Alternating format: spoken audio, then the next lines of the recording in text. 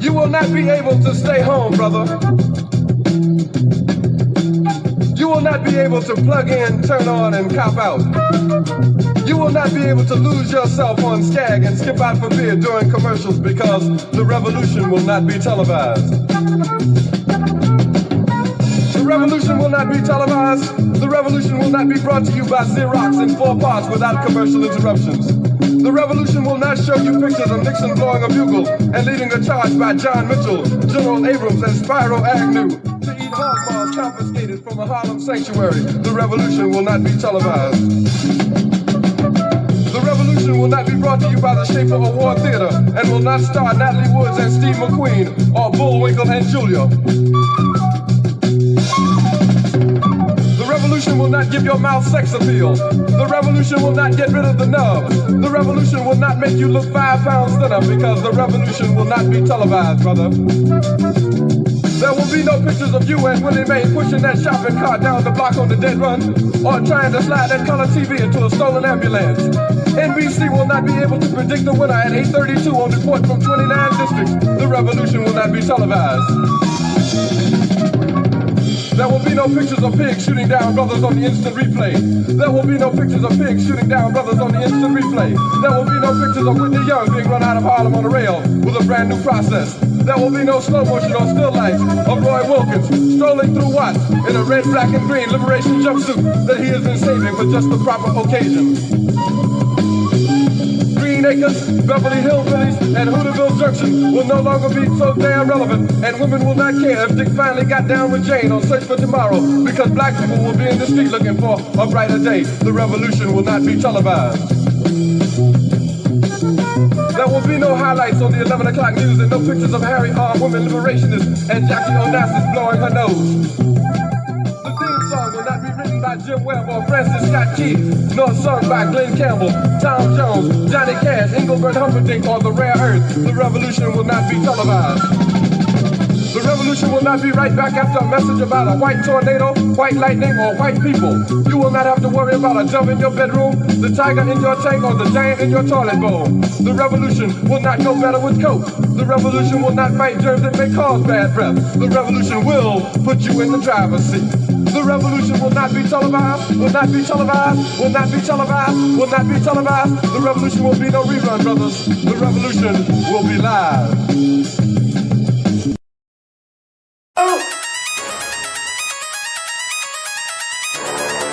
I'm talking about Shawty going crazy. People going crazy in them motherfuckers.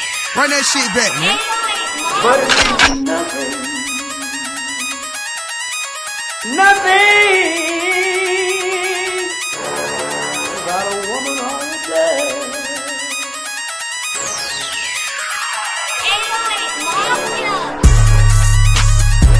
Man made the car.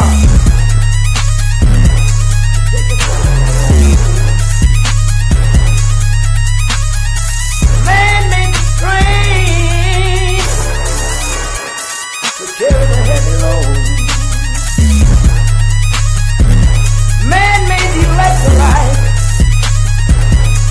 to take us out of the dark.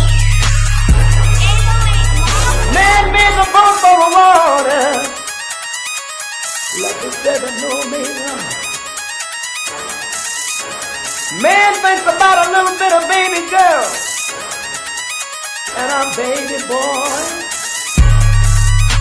and man makes them happy because man makes them sorry.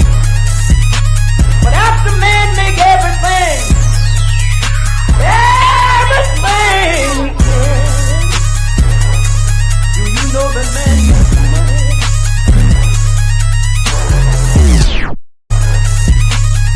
To buy from other men. This is a man's world. But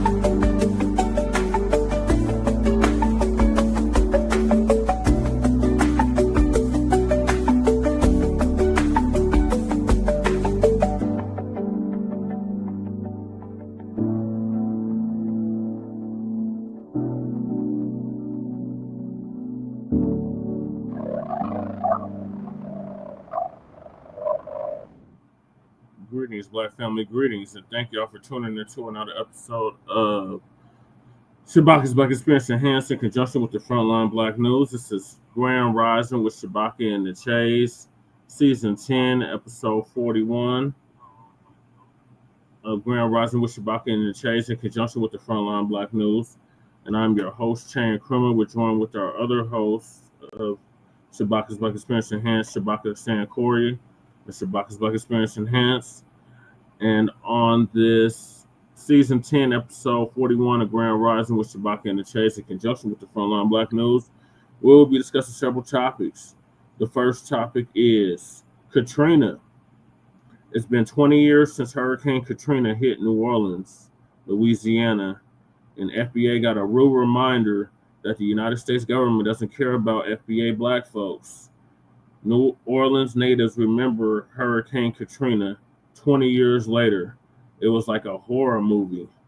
20 years after Katrina, New Orleans still faces racism, white supremacy, and climate injustice.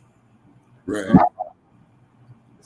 Katrina declaration. FEMA suspends staff who warned Trump cuts risk another disaster. Will National Guard be deployed to Chicago after Labor Day 2025? Would a National Guard be used on these extremists like the one that shot up the school in Minneapolis just recently?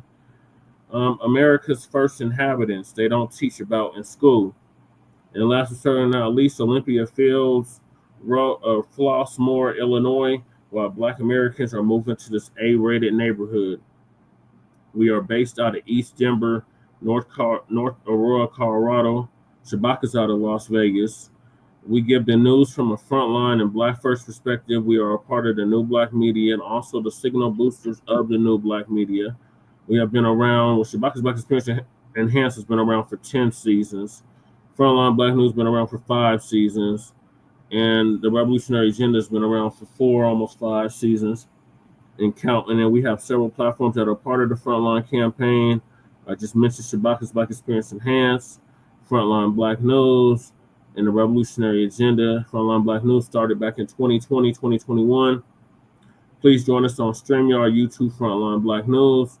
The links to all of our channels are in the description, including Jay Militant's What's Cracking TV with Jay Militant, Kool Keezy, who does the intro track to Frontline Blacc News, and the Church of Black Power, my brother out of Watts, California, who is in Houston, Texas now. His link is also in the chat, or description rather. Support the GoFundMe Lady Che is set up. And PukeTube, copyright disclaimer under Section 107 of the Copyright Act of 1976. Allowances made for fair use for purposes such as criticism, comment, news reporting, teaching, scholarship, education, and research. And we do not own the rights to the music. And if you don't understand racism, white supremacy, what it is, and how it works, everything you think you understand will only confuse you. And all 9 areas of human activity, which is economics, education, entertainment, labor, law, politics, sex, war, religion, and some say health and nutrition. B1 salute to Breeze Omega. I see you in here.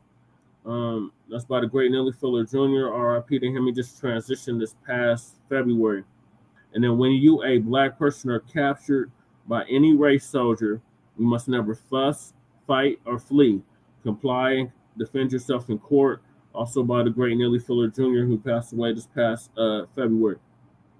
And then ProduceJustice.com. And last but certainly not least, we got racism, white supremacy as conscious and subconscious behavior to maintain white genetic survival to prevent white genetic annihilation by the great Dr. Frances Cress Wilson. RIP to her as well. She transitioned back in 2016. All right, greetings, Shabaka, from the mountain high income and illegal migrant flooded city. All right, and greetings here from Sin City. Also, too, we want to pay homage to our ancestors, Frederick Douglass, Cicely Tyson, Miles Davis, also to Ozzie Davis, Ruby D, Dr. Martin Luther King, and of course the X-Man. Also and to the Dr. Michael Jackson. Today would have been Michael Jackson's birthday. Yeah, you know what? You're right. Yeah, Mac 285. I'm here. You know what I'm saying? And welcome, Breeze Omega. Thank you for joining us. Also, too, So we also got unit plantations. Also, too, to the memory of Mr. Emmett Till, and I believe Emmett Till would have been about 81, 82 years old had he would have stayed alive and enjoyed a full life. Also, too, a shout out there to all those who made the ultimate sacrifice, in the BPP, BLA, and what have you. Also, too, the Queen Mother, Sada Shakur, she is 78 years old now, family. Hands and off. her birthday. Yeah, and her birthday was last month in July, so of course we want to recognize her. Okay, then also too, we also want to recognize the memory of Muhammad Ali. May he rest in power, of the great sacrifices that he's made, into his career as well too. So we definitely, want to keep those ancestors in mind, is because through these public indoctrination centers, they're trying their damnedest to erase them, okay? Just like with this quote-unquote work theory business. Donald Trump, once again, you belong in jail, okay? And Governor DeSantis, you need to be sitting there, as his cellmate, is because both of you individuals are atrocious, you're egotistical, you're bigoted, you don't want to recognize, the contributions of Black people in building this nation, although Trump did say to you Black folks, you did build it. You did build it. So the more reason for the reparations now, okay? So therefore, from what I understand too, is that in regard to the National Guard, okay, is that only the governor could bring in the National Guard. The president cannot do it. I did further research on that. So it would have to be at the request of the governors in regard to the National Guard, okay? Now, there's something about that I'm going to research more, is that the regular army cannot go in unless it has been invaded by a foreign nation. Yeah, except in the case of DC. Because that there, now see, the trip is about DC, as that's why it's called the District of Columbia, or the District of Power. And then to quote one of our colleagues, I'm not going to mention his name, the highest crime rate in Washington, D.C. is happening at 1600 Pennsylvania Avenue. I forgot what sits at that address. Please help. Yeah, there you go. Thank you, for I'm stupid. Okay. And then not to mention the business that we're going to do further in-depth study on is about the sister that Trump wants to fire from the Federal Reserve. Oh, yeah. I forgot all about that. I might touch on that tomorrow, Shabaka, on Front Line Blacc News. And then also, too, I'm doing a special assignment about the history of the Black gangs in Los Angeles as well, too, so that they will be coming, within the next couple of weeks, because I got a lot of work to do on it. And then when I do that work, there's no disrespect to anybody or to anybody's crew or what have you, or their affiliations. I want to make that perfectly clear. All right, Shabaka. So we're going to hop right into it with Katrina. So this is just dropped. Hey, the sister's working on a docuseries about the horrors of Katrina 25 years after Hurricane, 20 years after Katrina, 20 years after Katrina. Docuseries reckons with the aftermath of Katrina. For those that don't know, I went down to New Orleans after Katrina, and it was still messed up. I was down there in 2012, and you could still see big old holes in the street. You could still see the water level from where the water level was for Katrina. It was real bad. Right. You could feel the aura, the bad aura of all the people that died there and were killed there. And I don't know where the echo, and neglected. I don't know where the echo's coming from. Okay. Okay, how's that? Is it better now? Yeah, much better.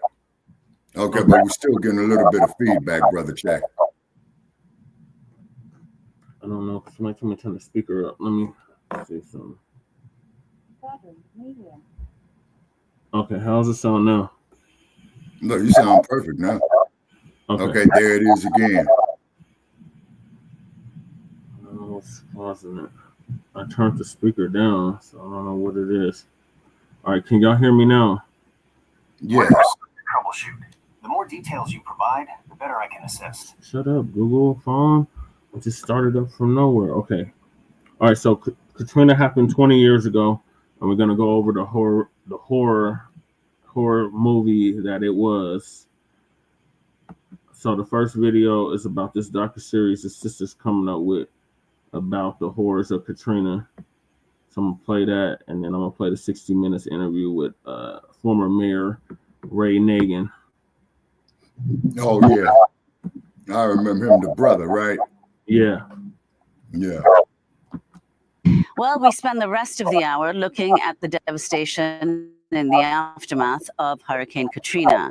Today, 20 years ago, on August 29th, 2005, Katrina roared into southeastern Louisiana, tearing through the Gulf Coast with catastrophic force and gushing winds, driving a massive storm surge toward New Orleans.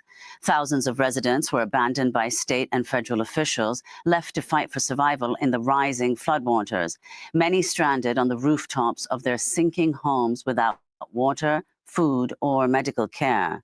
Efforts by community members to rescue their neighbors laid bare the resilient spirit of New Orleans amidst what became one of the deadliest hurricanes in United States history.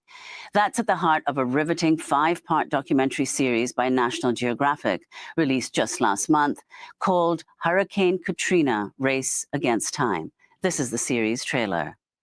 If you're still hearing us and you haven't left yet, please leave. I hate to say this, but I just don't have enough body bag. The calmness before a storm is deafening. As Hurricane Katrina was approaching, we knew this was going to be a catastrophe. I didn't want to leave because I didn't know what we was going to be coming back to. I just was praying. There is a house and you walk over. People won't realize how big Katrina was. It's too big to turn. It's gonna hit us. They call the rising sun. It's not a normal hurricane. Something's wrong. And my heart just sank. We have Ryan a breach in the levee. We have rain inside the Superdome. I repeat, rain inside the dome. In 3 minutes, it went from the ground to the roof. A lot of people suffered, and a lot of people suffered needlessly. Just let me know y'all living, you heard me? People coming out of one bad situation, but they didn't know they was coming to another hell. We expected FEMA to come in, but there was no help. I told the guys, go find whatever boat you can find. We went and did what we had to do to try to save people's lives. This community was not wanting to go out and just loot. There was people trying to survive. You got a governor. What is they doing? Sincerely, bro. That's not something you ever want to do, to tell the troops to shoot civilians. Governor, that's your people. They just let us down. Tell them we wasn't even human no more. But people from New Orleans, we knew how to survive. And it's supposed to be the greatest country on the planet. In order to prevent something, you got to understand why it happened in the first place. There is a house and you walk over. For more, we're joined by Tracy A. Curry, the Academy Award-nominated director of this acclaimed new documentary series by National Geographic, Hurricane Katrina: Race Against Time. All episodes are now streaming on Disney Plus and Hulu. Tracy Curry is also the co-director and producer of the Oscar-nominated documentary Attica with legendary filmmaker Stanley Nelson. Tracy, welcome to Democracy Now! When that went down. It is truly astounding, this documentary series. I watched it on Hulu just a few days ago. It was a beautiful day in New York. By the end of it, I thought it was raining. I thought the waters were rising. This inexorable move toward disaster. You have captured something like I've seen no one else capture it. And I wanted you to start off by talking about the systemic failure. This isn't just a natural disaster of the rising waters. This is an absolutely catastrophic government failure. If you can talk about, everything leading up to it and the level that racism played in the response to those who suffered and died, almost 2,000 people. Yeah, Amy, first of all, thank you for having me. It's such a pleasure to be here. I think one of the things that we really wanted to show in the film is that it really wasn't the storm itself, that the storm, in fact, was sort of a catalyst that revealed and exacerbated, as you said, all of these sort of pre-existing systemic and structural failures that had actually been failing people long before the storm ever came. And the storm comes along and sort of rips away any sort of sense that there was safety and protection for these people. And so part of what we tried to do with the film is every episode peels back another layer, another layer, another layer of those broken systems that failed people during Katrina. So in the first episode, we understand that this is actually an environmental justice story and the destruction of the natural environment that caused a vulnerability for the people of New Orleans when Katrina came. And then we get into what we know is the failure of the man-made barrier, the levee system that the Army Corps, that the government was responsible for building in a way that made it vulnerable to the floods. Then we sort of pull back the media systems and institutions and how those failed people. And then we kind of pull back the state violence that people were subjected to. And from there, we sort of get into the story about housing policy and again, pre-existing racial disparities in housing policy really informed who was able to come back and recover and restore their lives after the storm. So really, we go into all of these many levels of systemic and institutional failures that, again, pre-existed the storm, but the storm comes along and exposes and exacerbates all those things to create, as we hear Malik Rahim say, a disaster that became a catastrophe.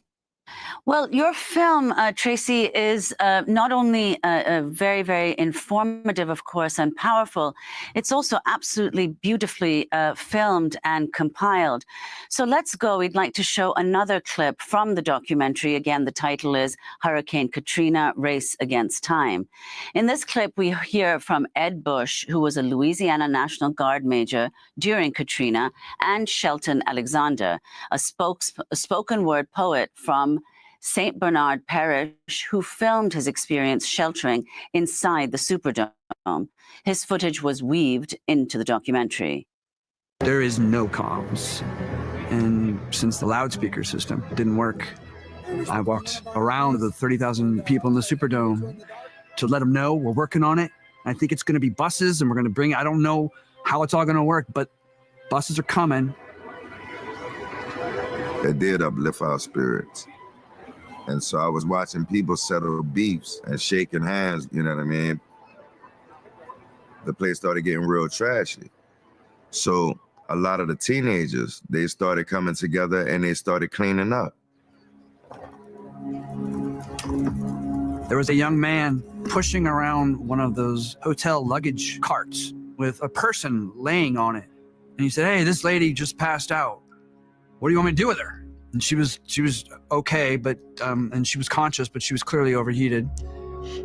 And I said, "Can you roll her to the medical center? It's right down there."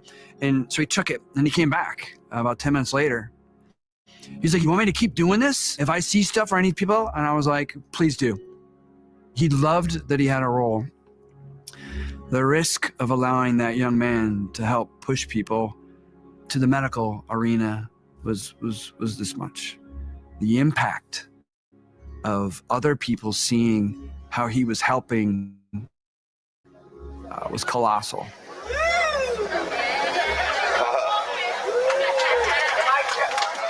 I count around for service? the National Guard chaplain, who will talk to us and he'll say, what are your concerns right now? What are you thinking? And people just, would say, my loved ones. I know, the loved ones. Look, one of the things we want to focus in on is, as bad as it is, we can rebuild a house. I have no home to go to either. Everything I have has been destroyed. I'm wearing what I you're right, have. Max 285. So we're all in the same boat. But you know what? All of my family is okay. And that is important. And that's where we pray. Yeah. New Orleans is a city that prayed. And I thought he did a great job. And he, as a man of God, stood up there and he spoke to us and he made us feel better. Even though we are uncomfortable, we give thanks that God sent his angel down to comfort us.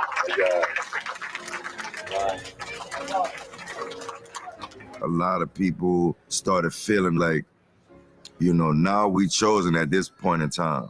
Amen. Amen. We're in this thing together. And before we get it even worse, we're going to get out of here. That's a clip from the docuseries Hurricane Katrina, Race Against Time. The film also features stories from Katrina survivors like hairdresser Lynette Bouette. This is Bouette in her own words from the documentary. And so I wanted to come back into the community and do what I had to do. And I was not going to stop until I got back to where I intended to be back in 2005.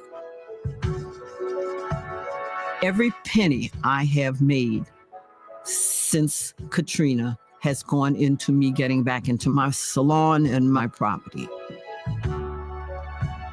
It's mine. And like I told the people that rode home, you will have to pry them out of my wrinkled up little brown hands to get it.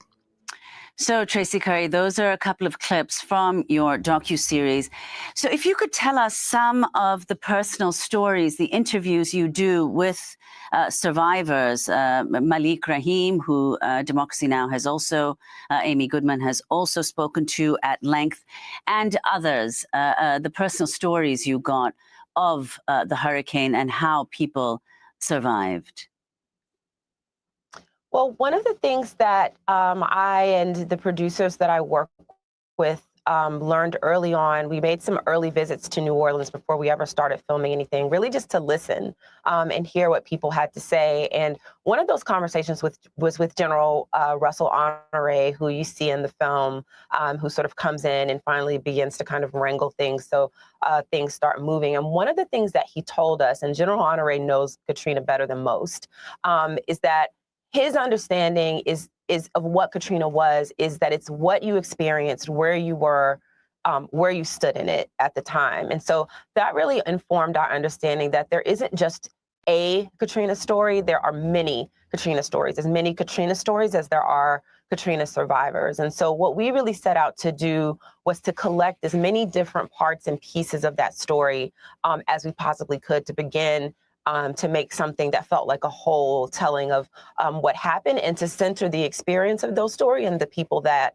lived it. And so we really set out to understand what it was to be in the Superdome, as we heard the clip with Shelton and Ed, what it was to be trapped in your attic. And we spoke to Lucretia Phillips.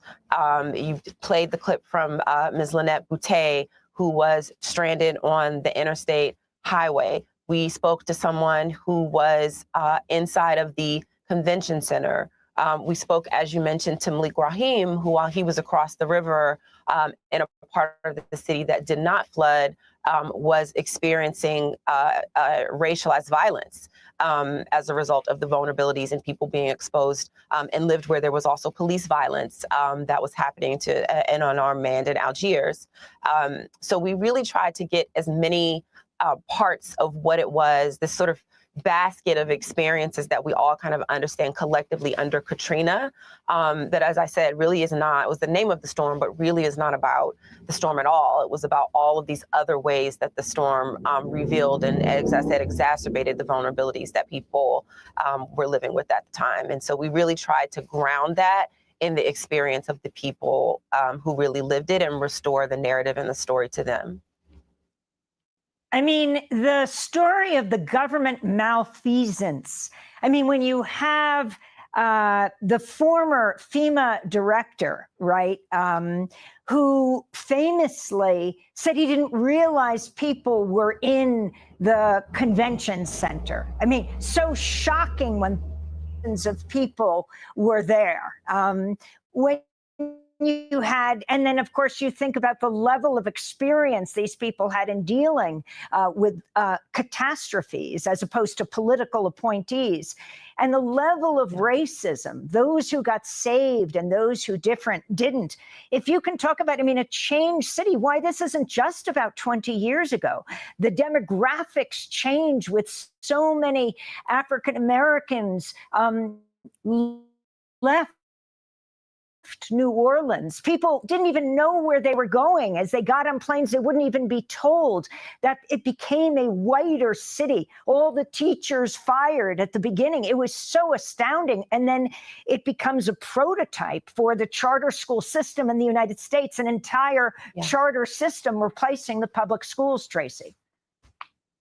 Yeah, and one of the things, I'm really glad that you mentioned that thing about the public school, because there's so many levels and layers to which Katrina transformed the city irreparably. And one of the things about the firing of the public school teachers is that when you think about who made up a large population of those teachers, it was Black women. And I spoke to someone who we didn't end up putting in the film, but she was one of those teachers. And now 20 years later, when she should be living comfortably in her retirement, she's still having to work because her pension that she would have gotten as a retired teacher was cut in half when the school system was thrown out, as were the teachers. And so there are just all these levels and layers that were not necessarily apparent at the time to the ways that Katrina has just really transformed people's lives. We spoke, as I said, to Malik, who I know you guys know well, at Democracy Now!, started this organization, Common Ground, that was doing environmental remediation work in healthcare. Another person in our series, Alice Craft, while living in a FEMA trailer, started a health clinic for people in the lower 9th Ward. And one of the things they tell us is that there was a huge mental health crisis.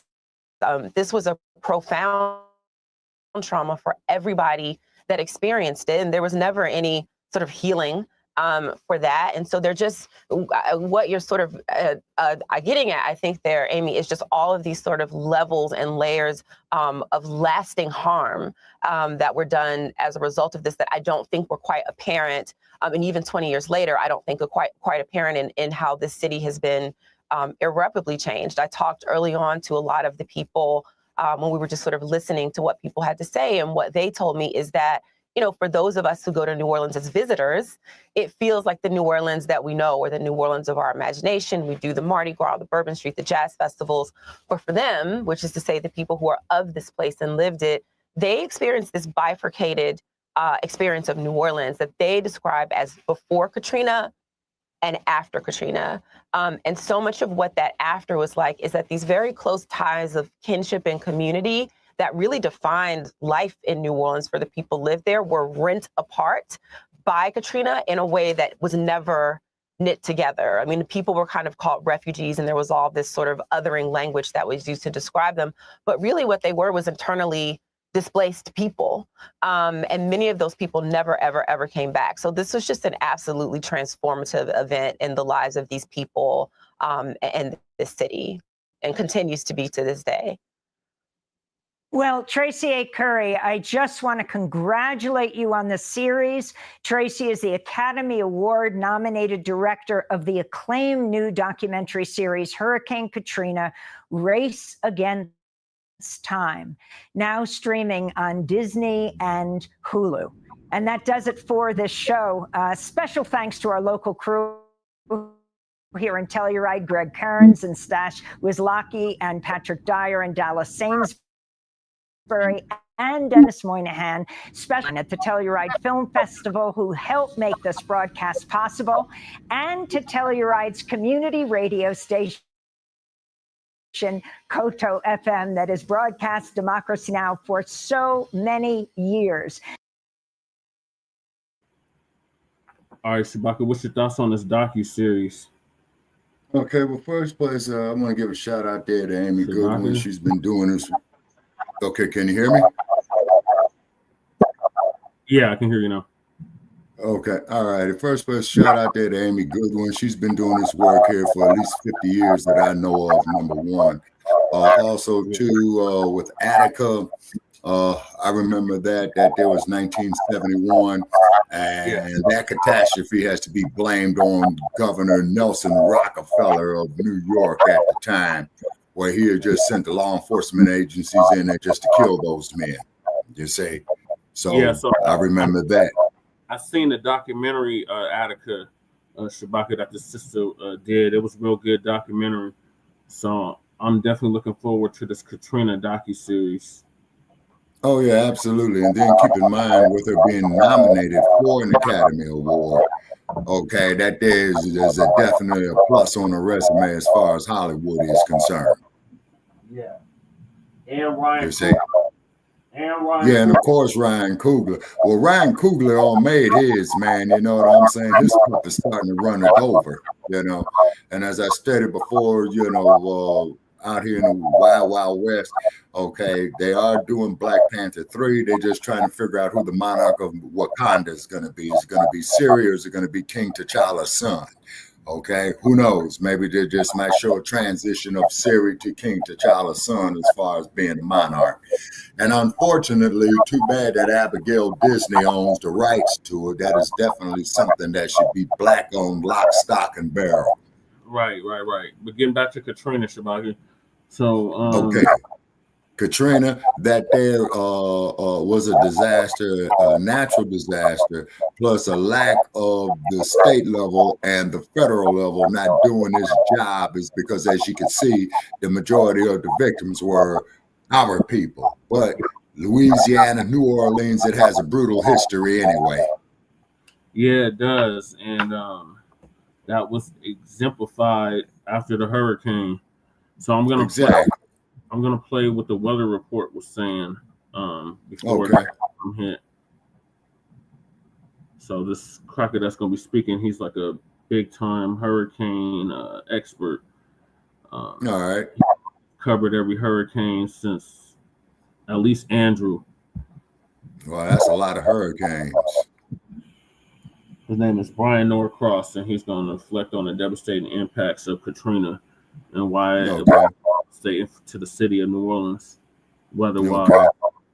So when this happened, I was this had happened the same year I graduated from high school, and I remember watching. Let me see. I remember watching. Let me see. And it was like a little storm at first. It had just passed Florida, and it was like, okay, this is just gonna be like a little tropical storm. It's not gonna be much of nothing. And then like overnight, this damn storm just turned into a freaking monster. Right. Beeline for New Orleans. Yeah. And then keep in mind the hurricanes originate off the coast of Africa too and travel westbound. Tropical wave. Yeah, they travel westbound. Yeah. And then the tropical waves originate off the coast of Africa. They follow the trade winds west. Of the slave ships. And then thank God it didn't hop Central America, because sometimes what happens is that these hurricanes would hop Central America and then come up through the Pacific and then going up through the Gulf of California.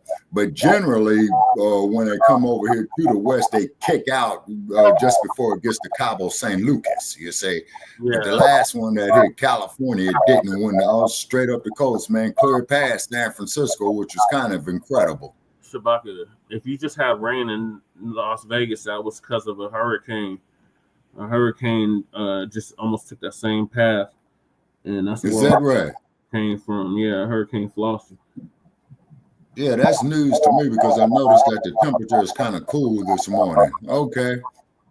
Yeah, so that just happened like yesterday. Okay.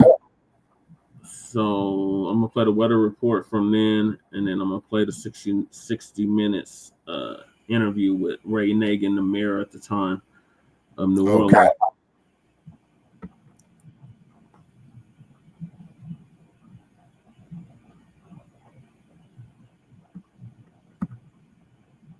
my computer. Sorry, Category 5 Hurricane Katrina is barreling towards New Orleans. There are mandatory evacuations that have been ordered all up and down the Gulf Coast. Thousands of people, tens of thousands, are evacuating, jamming up the interstates. We're expecting storm surge of 20 to 30 feet high. And some of those levees, the highest levee, may be 18 to 20 feet. So you have that storm surge, that wall of water on top of the tide moving into the coastline and moving across that levee, and it acts like a slide with all of that water going in. So obviously this is the worst case scenario. This is the worst storm to hit the worst possible location. Was 20 years ago today. Fox News' coverage, including senior meteorologist Janice Dean, talking about Katrina's soon landfall. Give me a damn All week we've been highlighting Katrina, which is still one of the costliest hurricanes in United States history. 20 years ago, Katrina strengthening. You heard from Janice Dean there, heading straight for the north central Gulf Coast. And by the morning of August 29, 2005, Katrina made landfall as a Category 3 hurricane. And with hours of that landfall, the worst case scenario unfolds in New Orleans. A levee break that sends water pouring into the Crescent City, trapping tens of thousands of people on the rooftops of their homes. Devastating. And we remember it today. Fox Weather Hurricane Specialist Brian Norcross joining us in studio this morning. Brian, good to see you. You were tracking Hurricane Katrina 20 years ago today. I'm sure you remember that day by day progress. But as we look back, and I know you've talked about it a bit this week, where were you at the time? And do you remember when Katrina reached that Cat 5? Yeah, absolutely. I was the CBS News hurricane analyst, so I was looking at it from a national perspective, as well as being chief meteorologist in Miami. And when it hit Category 5, and we had been concerned leading up to that because a storm was going to the Gulf Coast, and we all knew how vulnerable the New Orleans area was, not necessarily the city, because the city was protected with flood walls, but the metropolitan area and southern Mississippi had been hit by Camille and demolished by Camille in 1969. So we knew how vulnerable the area was there.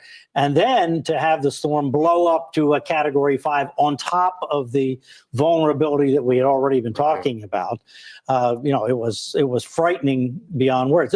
A meteorologist in Slidell, it's the National Weather Service office for New Orleans, wrote this epic warning that the neighborhoods are going to be unlivable for a long period of time and so forth. But his warning was for the wind. It wasn't for the storm surge, right? He made history with this warning that the Tampa folks had actually put together at one time. But he really was worried about a Category 5 coming and demolishing everything, because the New Orleans metropolitan area is not built for wind. It's well inland, right? And if you think about the images you saw, you didn't see shingles ripped off of roofs. You saw people on roofs, right? So it turned out not to be a windstorm in the end, but it turned out to be catastrophic from the water. Yeah, the 20-foot surge, the levee break. And I think it's interesting too, because at the time it had strengthened to a Category 5. It weakened. And I do think, and you would probably know better, to see the weakening in strength, perhaps people then thinking, oh, well, maybe it won't be as bad. And I know thousands did try to leave ahead of Katrina, but I think imagining that was certainly not something people suspected. Yeah, I don't know. That's a very good question. I don't know, because when it reached Category 5, the city of New Orleans finally issued a mandatory evacuation. And it was the most successful evacuation ever. It was working, and the buses were in a place to get flooded, and there were other issues of people that didn't have their own transportation and so forth. They were stuck, or they just didn't believe what the government was saying, right? They live on the edge anyway, and they stay away from instructions coming from downtown. So, there were multiple things, but that category, the fact that it peaked up at Category 5, anybody that had the means was on the road and getting out of town, and it turned out to be very successful in a statistical sense. Yeah. And to that point, the Slidell office, as they reflect on 20 years, they had mentioned that this was the largest displacements of a population since the Great Depression. Yes, you had evacuations, but you also had people who were unable to get back to home in New Orleans. I worked along the Gulf Coast in Houston. I met several Katrina survivors. Then they had to weather Hurricane Harvey in 2017. You were there. We were talking in April at the National Hurricane Conference. The multi-billion-dollar flood protection projects that went on and that have gone on since, we don't have much time, but there are walls quite literally there now to protect them against a 20 to 25 foot storm surge, which was not there before Katrina.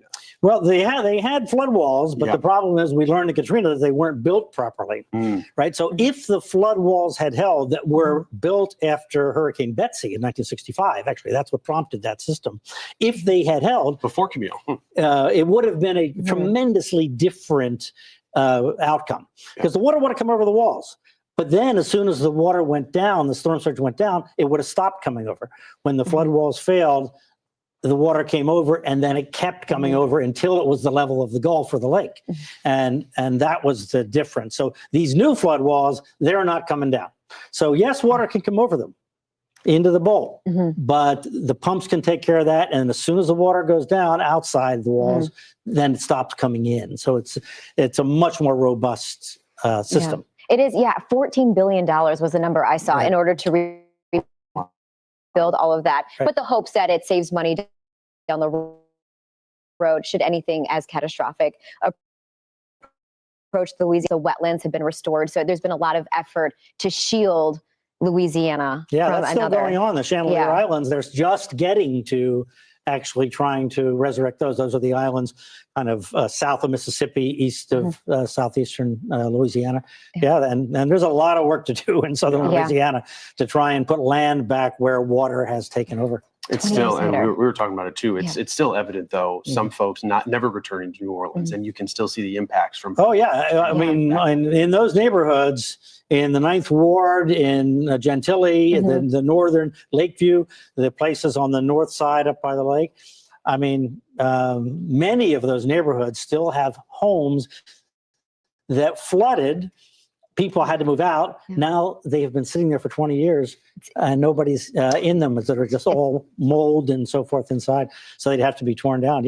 They're sitting there today. It's an amazing thing. The scarred ground, the scarred infrastructure, and a lot of people that lived through it, the trauma that has resurfaced, and it's, State, we have one more question for you. It's not about Katrina. We do want to push to that programming note for later this evening, because all week we've been highlighting Hurricane Katrina as we continue to look back on its lasting impacts along the Gulf Coast. Tonight at 8:30 Eastern, 7:30 Central, the fourth and final part of our docuseries, Katrina's Wrath 20 Years Later, will air. Tonight's episode focuses on resilience and how residents as well as leaders in New Orleans are prepared for these future storms. And as we talk about Katrina's landfall.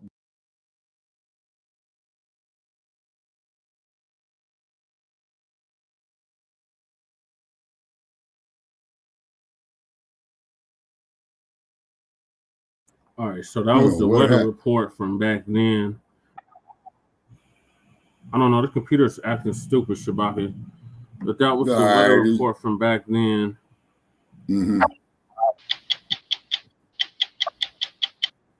So for those that don't know, New Orleans is shaped like a bowl. So it's surrounded by water. You got Lake Ponce to the north. You got the Mississippi and the Gulf to the east, the southeast. And when that water came in, like Mac 285 said, there was sounds of explosions, like they were blowing up the levees, just so they could purposely flood the 9th Ward and other areas. Mind you, New Orleans is predominantly Black city. It was predominantly Black city then. It still kind of is today, but not to the extent it was.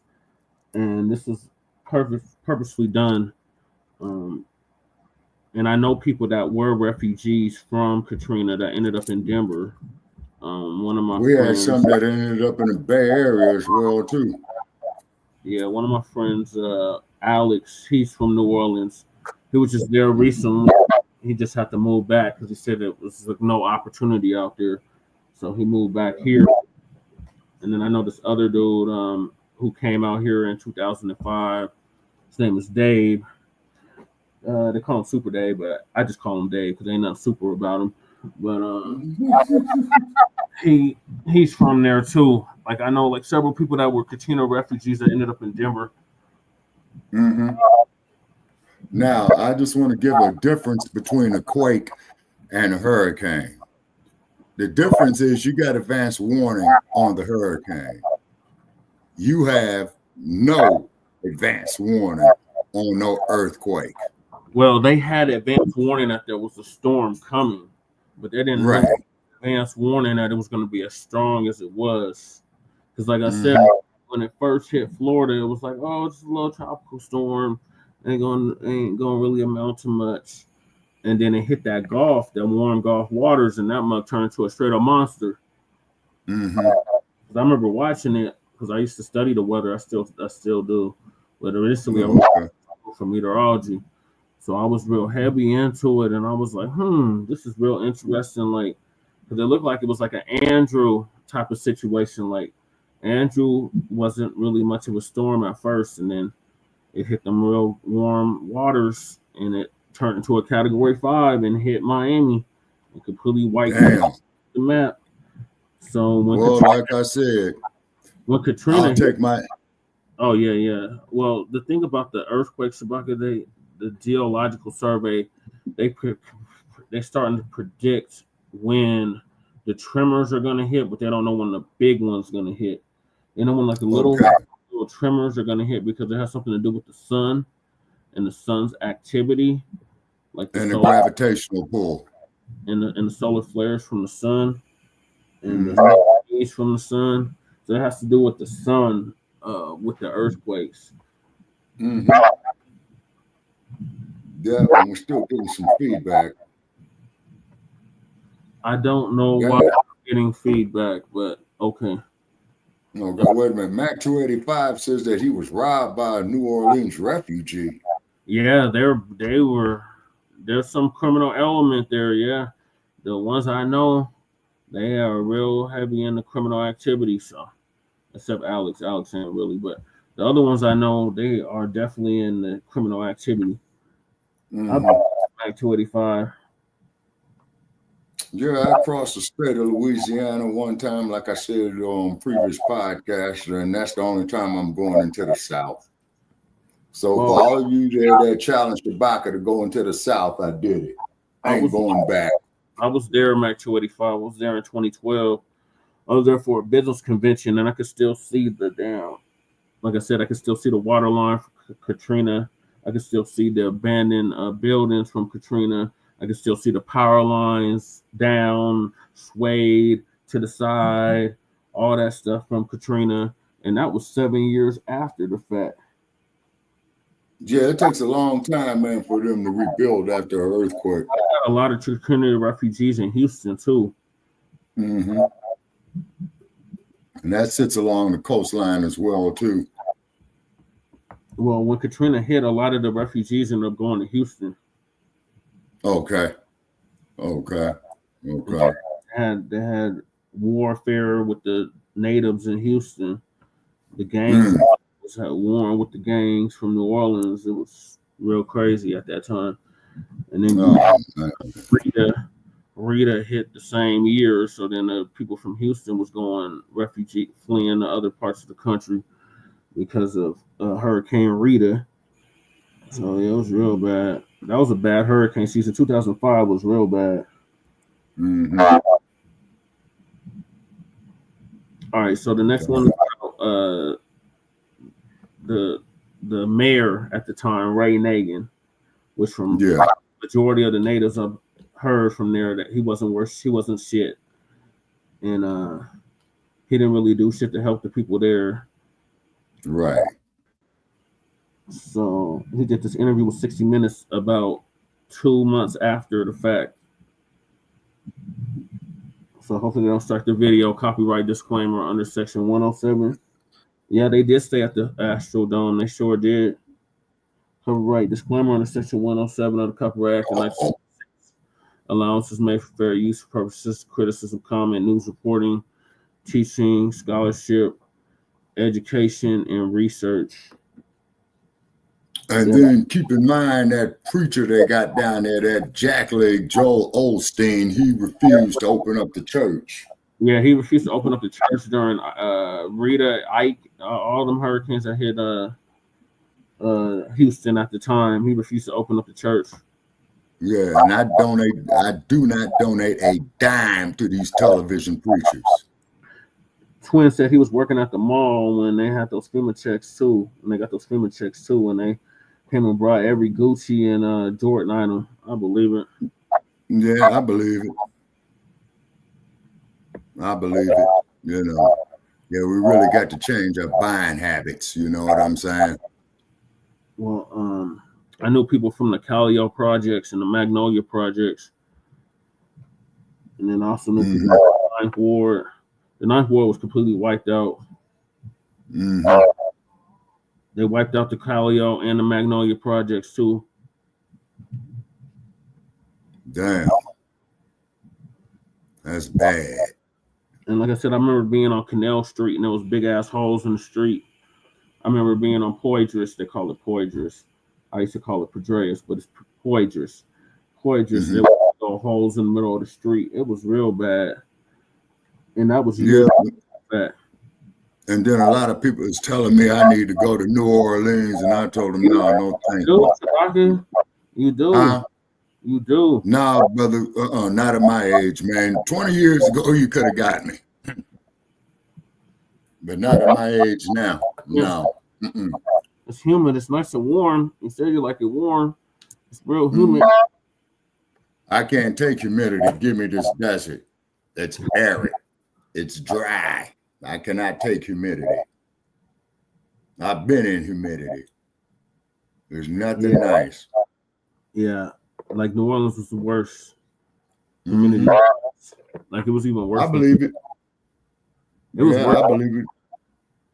And then the Shy in the summer months, man, the humidity is real bad there too.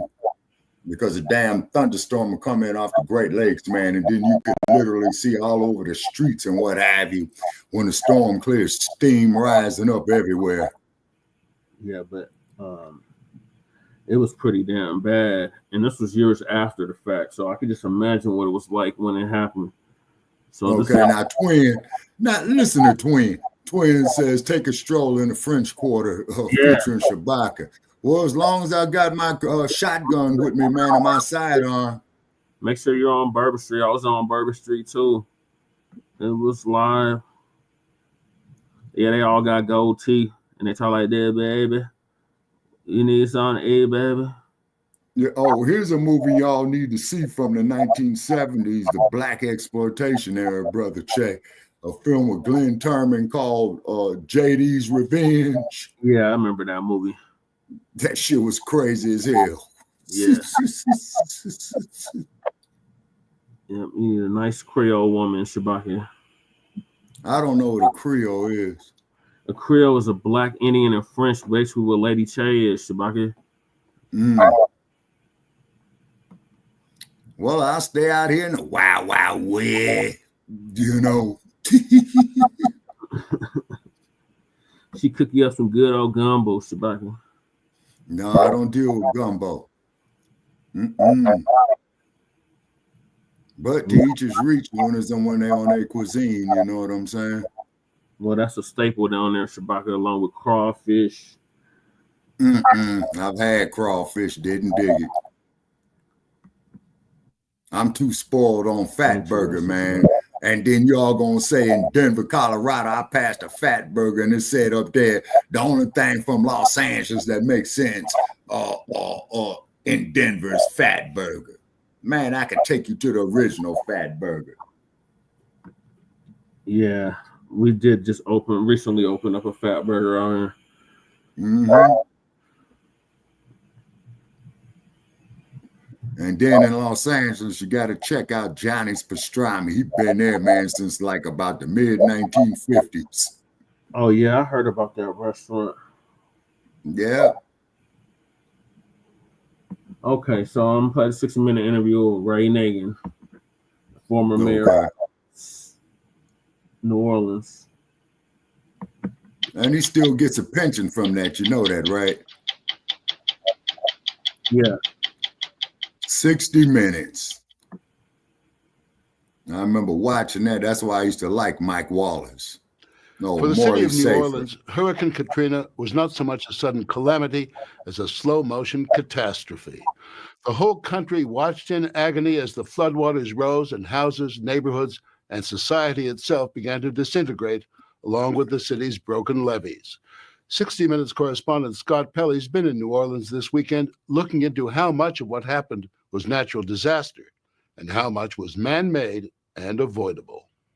60 Minutes had everybody. Thank you. Got to take care of our own. Thank you. Look. The mayor of New Orleans, Ray Nagin, is on his way to take the measure of the misery in the worst American disaster in 100 years. Most of his city has surrendered to the sea. The streets of the Big Easy are now subject to the tides of the Gulf of Mexico. Every person is hereby ordered to immediately evacuate. 2 days before the storm, Nagin ordered the biggest evacuation in U.S. history, but he told us he never imagined his city would be abandoned, as he sees it, by the state and federal government. Nagin says communications failed and agencies dithered over jurisdiction while New Orleans drowned. Too many people died because of lack of action, lack of coordination, and some goofy laws that basically say there's not a clear distinction of when the federal government stops and when the state government starts. And if you have if the federal government takes over, then you're giving up some powers, or if the governor don't ask the president and the president don't ask the governor. And it was just BS. Bureaucracy. Bull crap. When people are dying, bureaucracy should be thrown out of the water. You think people died because the relief was delayed? There's no doubt about it. I watched a guy jump from the Superdome yesterday. Just couldn't take it anymore. We have 2 police officers that have committed suicide. They couldn't take it anymore. This is hell. And to have this happen in the United States of America, in the state of Louisiana, and to not have immediate response, regardless of the laws, is tragic. You know what the national response authorities would say? It's a disaster. It's hard to get stuff in there. It's hard to fly the helicopters and the trucks in there. Man, I don't want to hear any of that. This is a national disaster on U.S. soil. And if we can deploy troops around the world, if we can deploy National Guards in a confined area, this is a small city.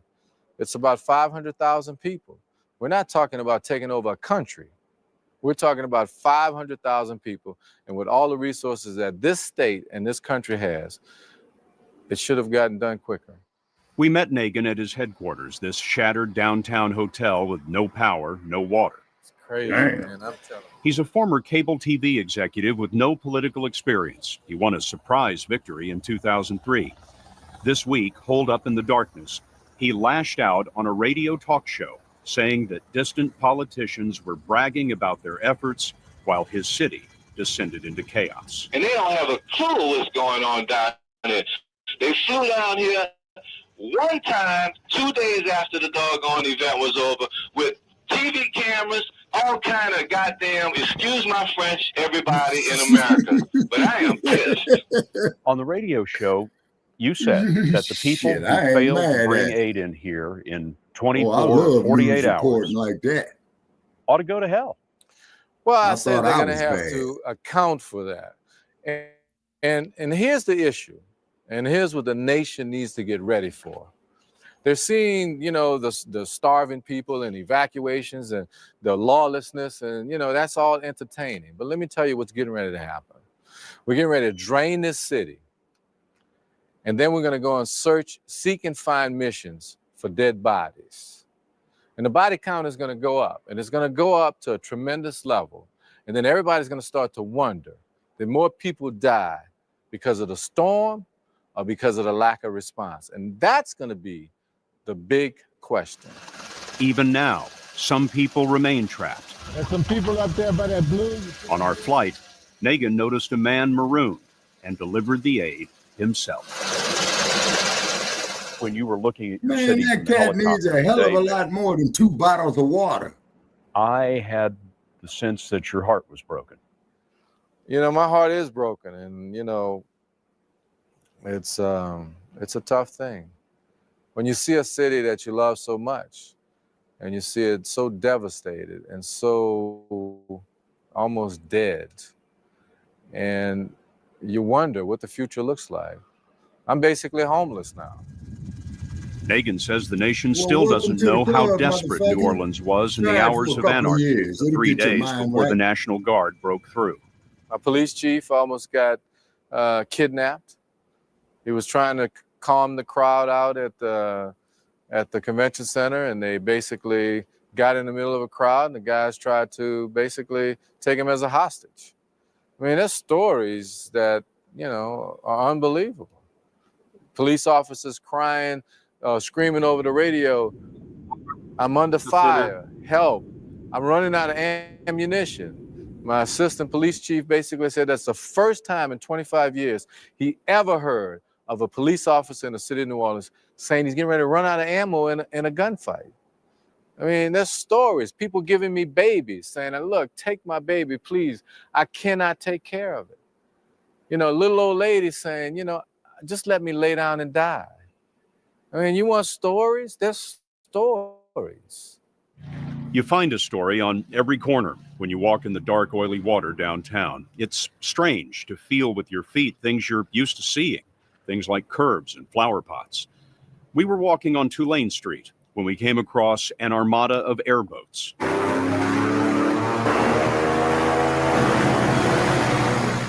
Where are you going? To the hospital? Down to the courthouse. You go by the hospital if you want to. How long have those folks been in there? I don't know. No. We know at least since the storm. How do I get on this thing without tipping it over? You ain't gonna tip tip over. They were Texas game wardens heading to evacuate the biggest public hospital in the state. This is what their drive down Tulane is like.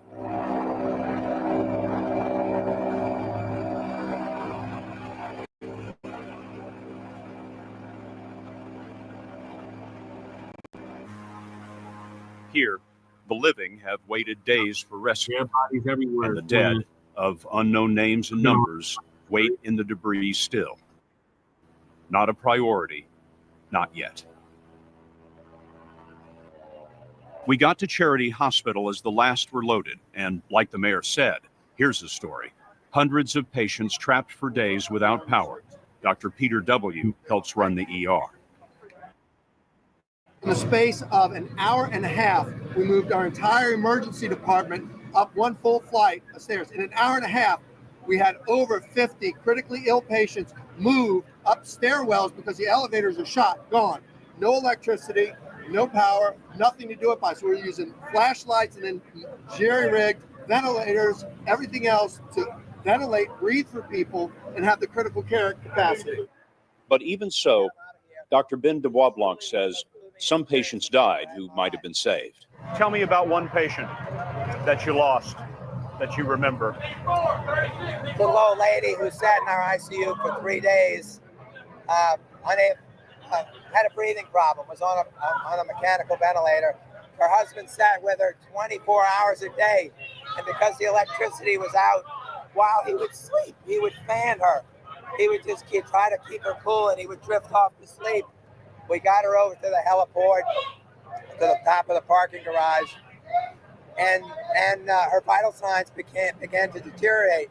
And we knew that she was going to die. She died on the roof waiting for a helicopter. She died on the rooftop waiting for a helicopter. Dang. I haven't spoken to her husband. I don't even know where he is. I don't even know if he knows she's dead.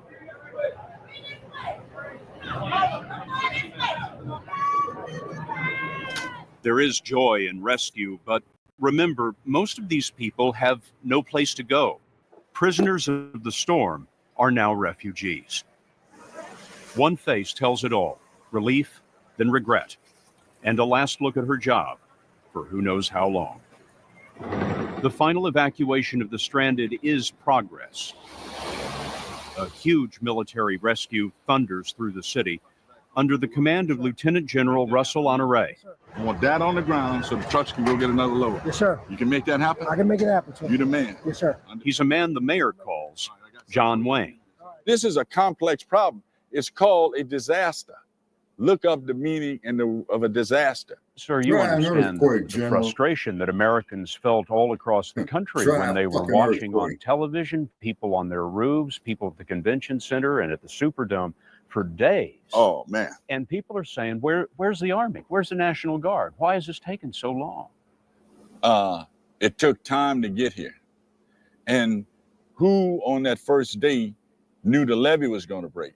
We are blessed in a way that those people made it to the dome. The dome was a blessing? It was a blessing. What would have been the opposite of the storm? They all would have drowned. We would have lost a hell of a lot more people. A hell of a lot more people would have perished. Right outside this hotel? Yes. There are bodies floating in the water? Yes. No, and man. To people who say, you got to move faster, you got to do more, when are you going to get that cleaned up? You say what?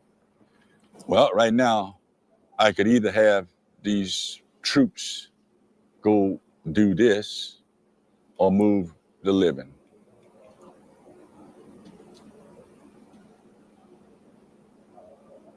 What would you do? We stopped on Jeanette Street to find the Army picking up the living one at a time. The neighbors told us the soldiers wanted all the sick and injured brought to this intersection. So there they were, under the hurricane of a Black Hawk.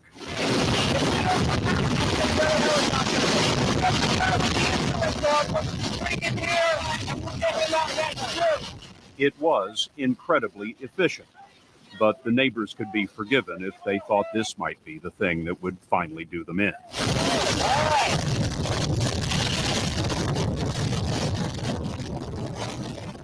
As people flew off Jeanette Street, across town, sandbags were falling. Getting ready to drop, and away they go. And disappearing into one of three breaches that betrayed New Orleans to the sea. We learned something that surprised us here. Despite what you've been hearing, not one of New Orleans' levees failed. All of the massive earthen levees survived. The failure was in flood walls like this one on the 17th Street Canal. The flood walls are miles long, but only 2 feet thick. You never know which way the track's going to go. And Al Naomi is the man who manages New Orleans flood control for the Army Corps of Engineers. He was probably the first to understand what was about to happen to New Orleans. the flood wall is very unforgiving. It's either there or it's not. The walls were designed in 1965 to withstand a Category 3 storm. Category 4 Katrina pushed her surge over the top. It just was overtopped and the water started pouring over.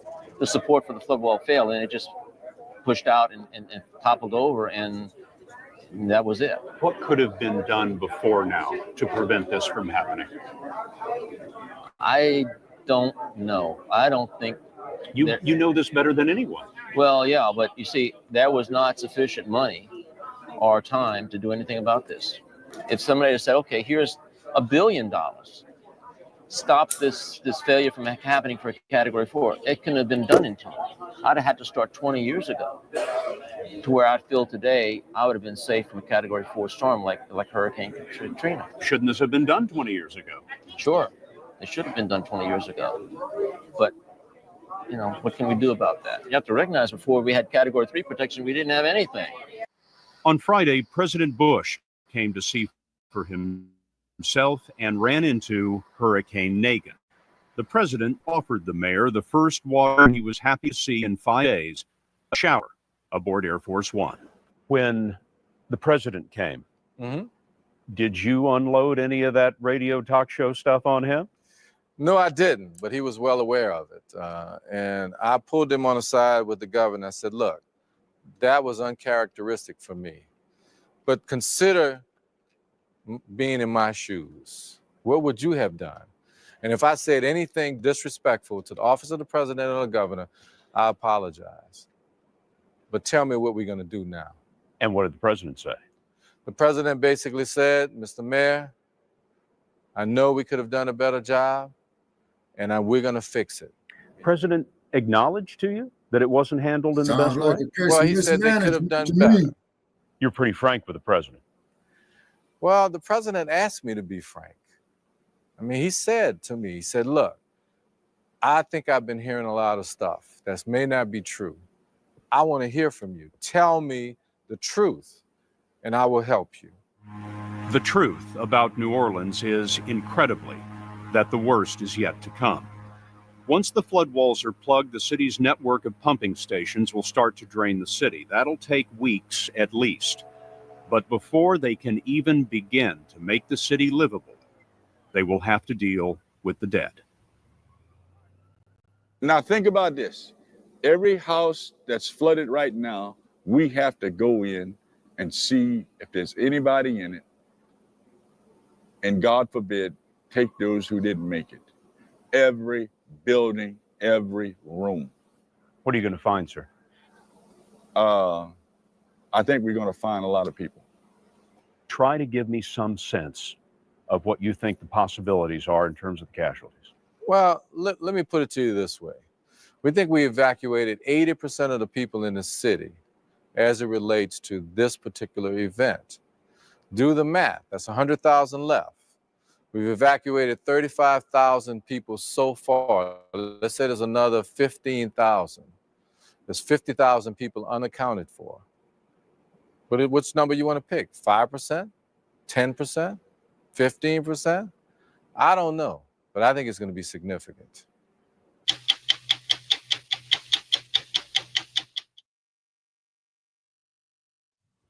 It's been 2 weeks since Hurricane Katrina turned the Gulf Coast into a disaster area and New Orleans into an uninhabitable city forced into a mandatory evacuation.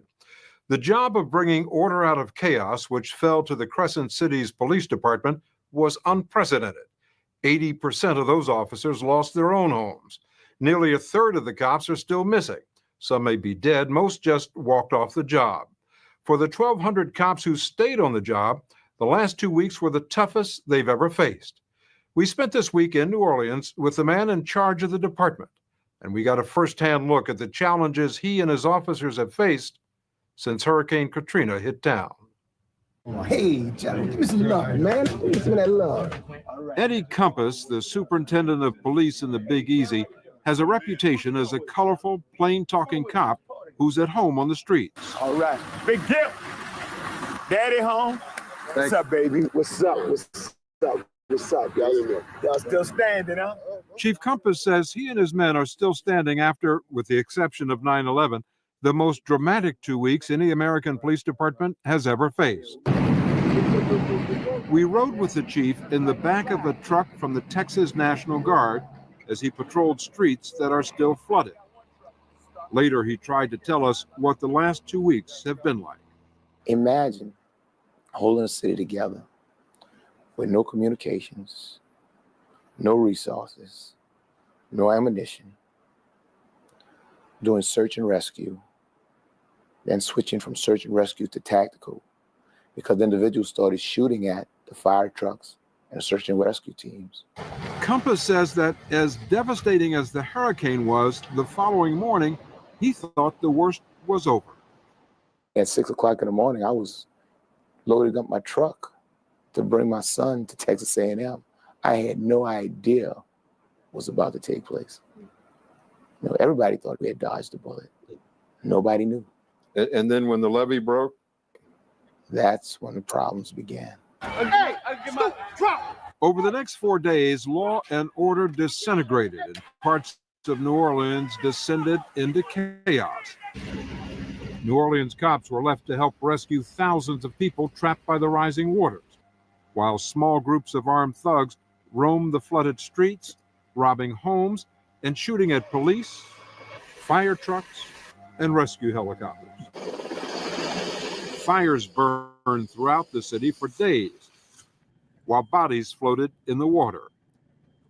At one point during the chaos, someone even tried to kidnap Compass. And it was an individual in the crowd that recognized me, and he said, if we take that MF for Eddie Campos, I bet you we could get a bus over here.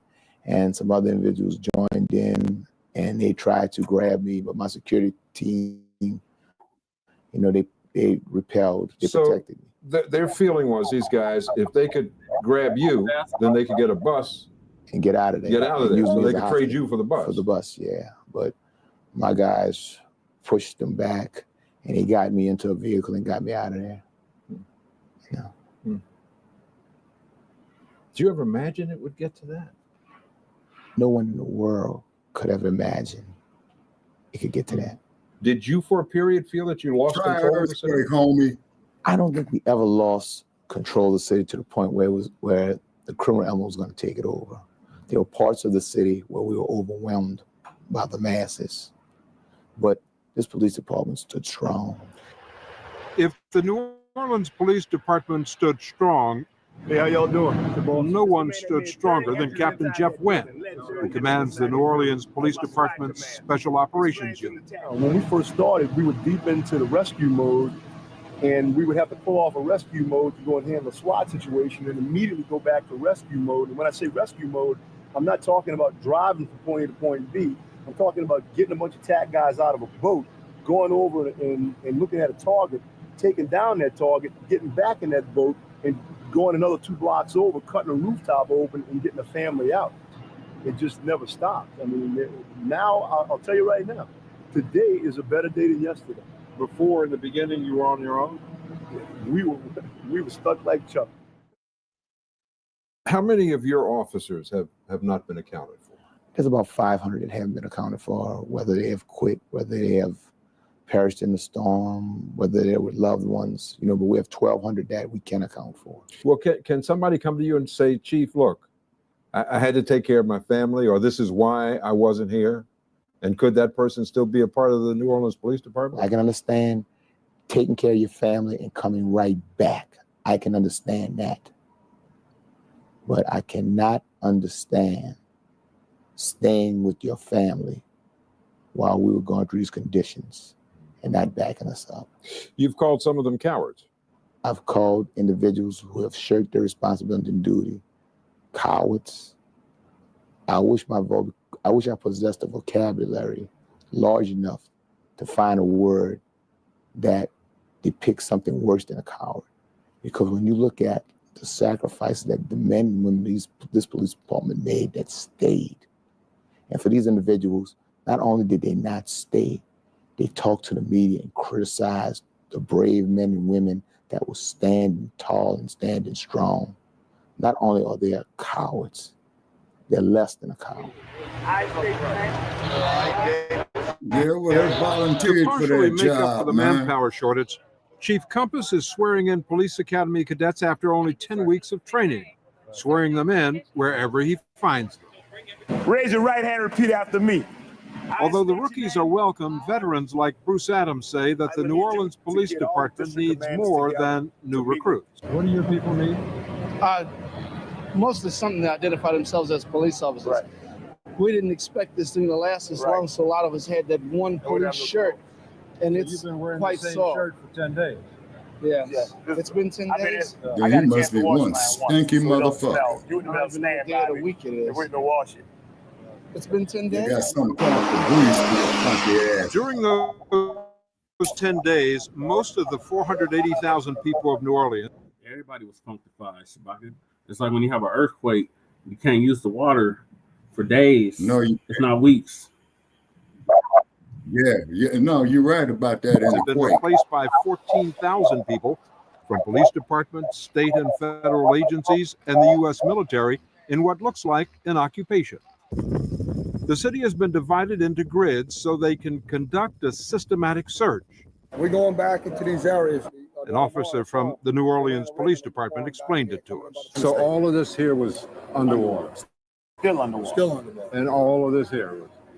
Everything that's in red. Everything in red. Everything red. We went Specify on Max a rescue 285. mission with 2 trucks filled with National Guardsmen and New Orleans vice cops who usually go after pimps and prostitutes. Today they were going after people who needed to be evacuated.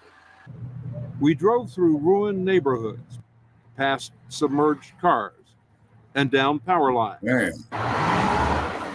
Everything was silent except for the noise from our situation. engines Down power lines and and the water. occasional sound of a helicopter hovering overhead.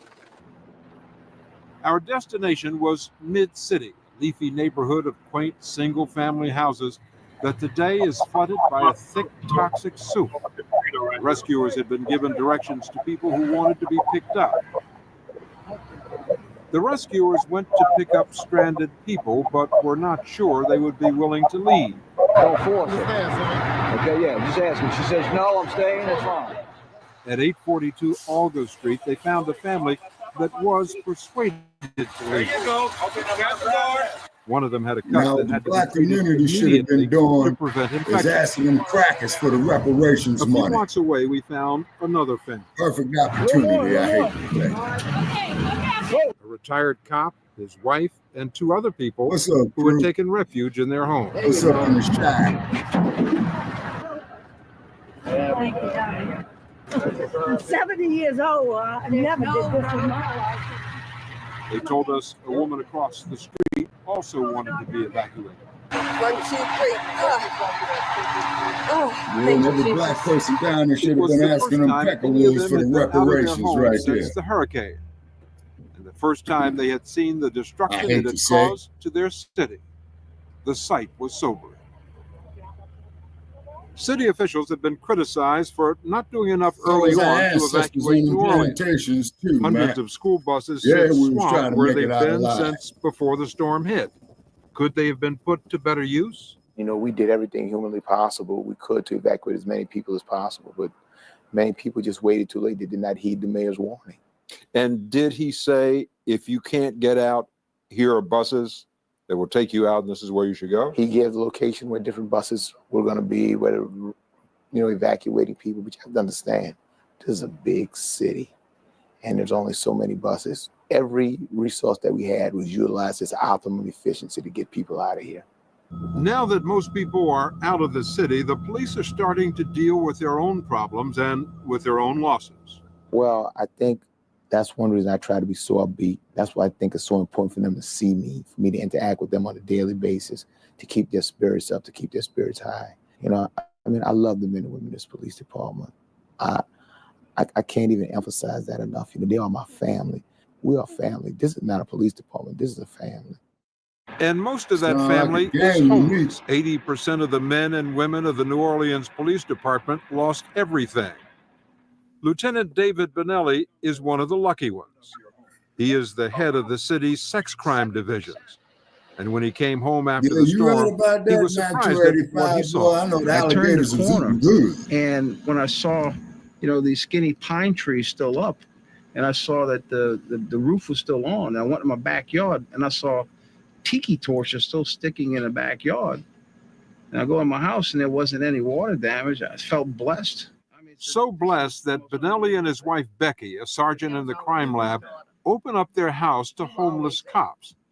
They call it Camp Benelli. How many people staying here at your house? It started off at 24. Come I mean, on, we man. withstand the hurricane, we withstand the flood, and I'm sure that 24 people can withstand living under the same roof. You know, we cook. You know, everybody's got their little jobs. Go to work, come home. The only thing we can't do is look at a football game because there's no TV on. Under 7 feet of water. Despite the camaraderie, each one is still hurting. Captain Tammy Brissett lost her house. Officer Shauna Pichon had just located her mother, but was still searching for her son, her father, and her brother. Darrell Gordon's wife and 3 kids were in Baton Rouge en route to Houston. I had them in a hotel. 5 brothers in blue. It was costing me $70 a day. And now they're about to move to Houston so my kids can go to school and my wife can down get there an in Great State, apartment and Down stay there here. with Governor Bud, Governor job. Rolay. You think you might move to Houston? No, I'd never do that. This is my city. This is my job. I'm gonna do my job. What do you think about those who didn't stay as you did? Police. The brother and sister officers who left. They were not the police. They weren't part of the family. They abandoned not only us, their brothers and sisters. They abandoned the citizens of New Orleans. And one thing about this job, it's not a job from up here. It's a job from here. Right here. If you don't have this, you can't do the job. That job, according to the motto of the New Orleans police, is to protect and serve. Gotta The cops save we met Missy this week Ann, believe man. they lived up to it. They didn't Gotta lose save Miss their Daisy. loyalty. They didn't lose their bravery.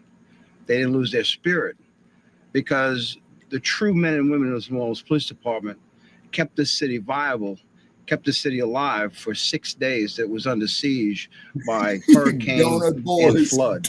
Every police officer has a story. Every police officer that stayed and worked and protected life is a hero.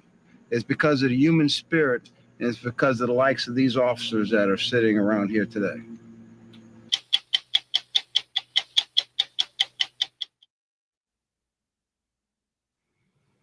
When Hurricane Katrina blew through New Orleans almost 4 months ago, thousands of people left in the city were trapped with no food, no water, no shelter, and were desperate to escape the devastation. The bridge that spans the Mississippi River from New Orleans to Gretna was one of the few ways out until police from Gretna used force to stop pedestrians from crossing it. Since most of the police officers were white and most of the evacuees were black, the incident quickly took on racial overtones. We wondered why, under any circumstances, people who were only trying to walk out of a devastated city could be prevented from reaching relative safety. So we went to New Orleans to find out. But as with so many things in America, when it comes to race, the answer is hardly ever black and white. The bridge where the incident took place is called the Crescent City Connection, linking the city of New Orleans with the west bank of the Mississippi River. It was Wednesday, 3 days after Katrina, when thousands of people started to walk across the bridge. Some 6,000 were put on buses. The exodus continued the next day when a group of tourists who had been staying in the French Quarter started heading in that direction. Along the way, they were joined by hundreds of locals. But when this group tried to cross the bridge, they were met by a line of armed Gretna policemen who fired shotguns over their heads, told them Gretna was closed, and turned them back. We found 8 people who were on the bridge that day. Kathy Golden, who now lives in Boston, was visiting her hometown with her daughter, her son, and 3 of their friends. Larry Bradshaw and Lori Beth Slonsky, both paramedics from San Francisco, were in town for a convention. They all met the morning they were forced to leave the hotel where they'd been staying since the hurricane. There was no electricity or plumbing, and so after 4 days, it just became, I'm sure, a danger to not just the hotel for us. We needed to get out. Please help us. They joined thousands of people who had been left behind in New Orleans and were walking the streets looking for help. Yeah, how can we get out of town? 200 people from the hotel ended up stranded across from the police department's command post. A gentleman came out and identified himself as one of the commanders. And he said, I have a solution. I have buses waiting for you across the bridge. With that assurance, they joined hundreds of other people who were walking towards the bridge to Gretna. These pictures were taken that day by a CBS News crew that was driving across the bridge. They show groups of evacuees approaching a line of policemen holding shotguns. The police car says Gretna Police.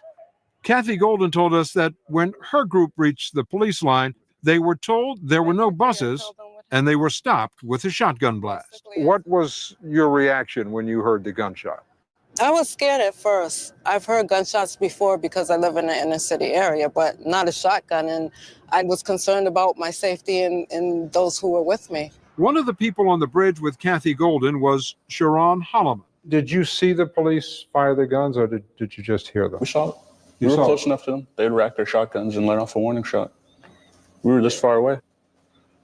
As far away from you as I am. Larry Bradshaw, who was at the front of the group, says he tried to get an explanation why they were being turned back. The only 2 explanations we ever received was, 1, we're not going to have any Superdomes over here, and this is not New Orleans.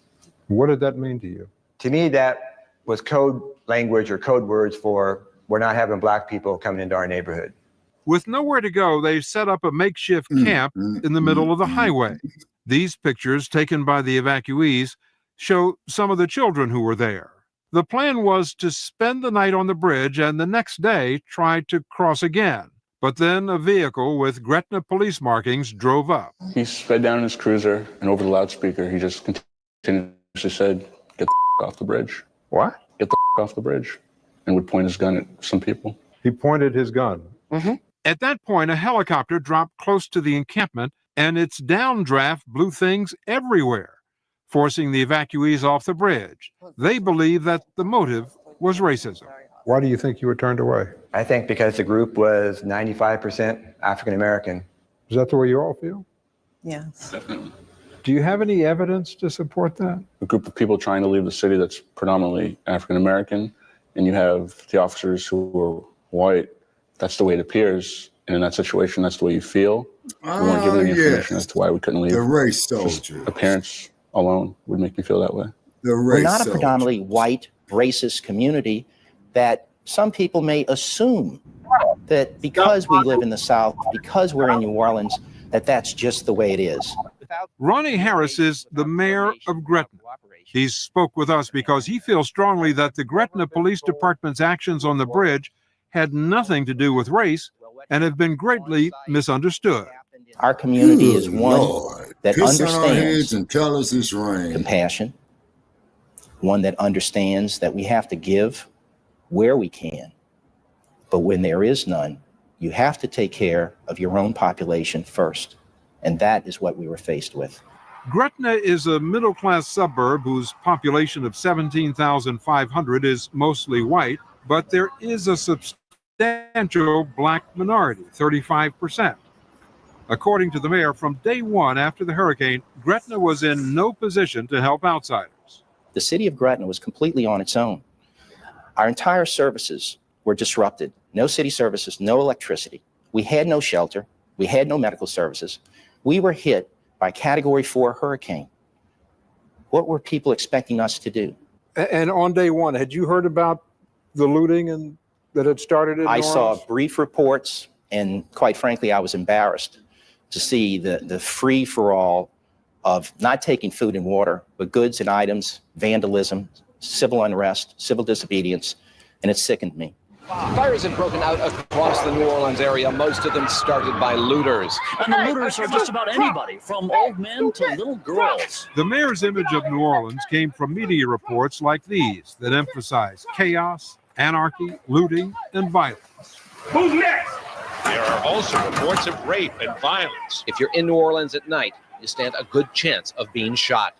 So this environment of police officers being sounds like shot, 1992 citizens lying Los dead in the Angeles. street, images of looting going on in the city of New Orleans made me realize that our community was in a crisis far greater proportion than just of the hurricane.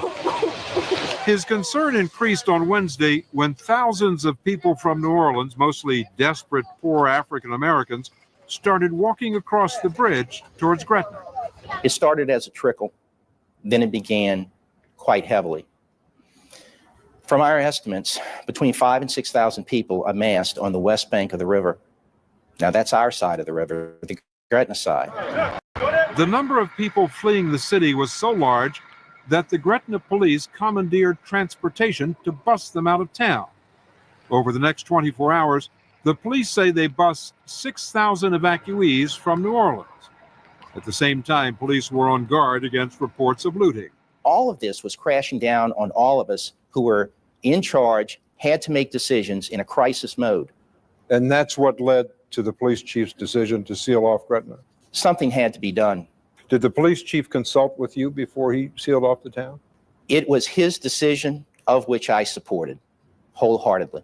We had to make a decision because we did not have the wherewithal to continue and to evacuate thousands and thousands of more people. Glad to see you, Mayor. Yeah, Arthur Lawson is the chief of police in Gretna. We wanted to ask him about his decision to shut down the bridge, but he declined our request.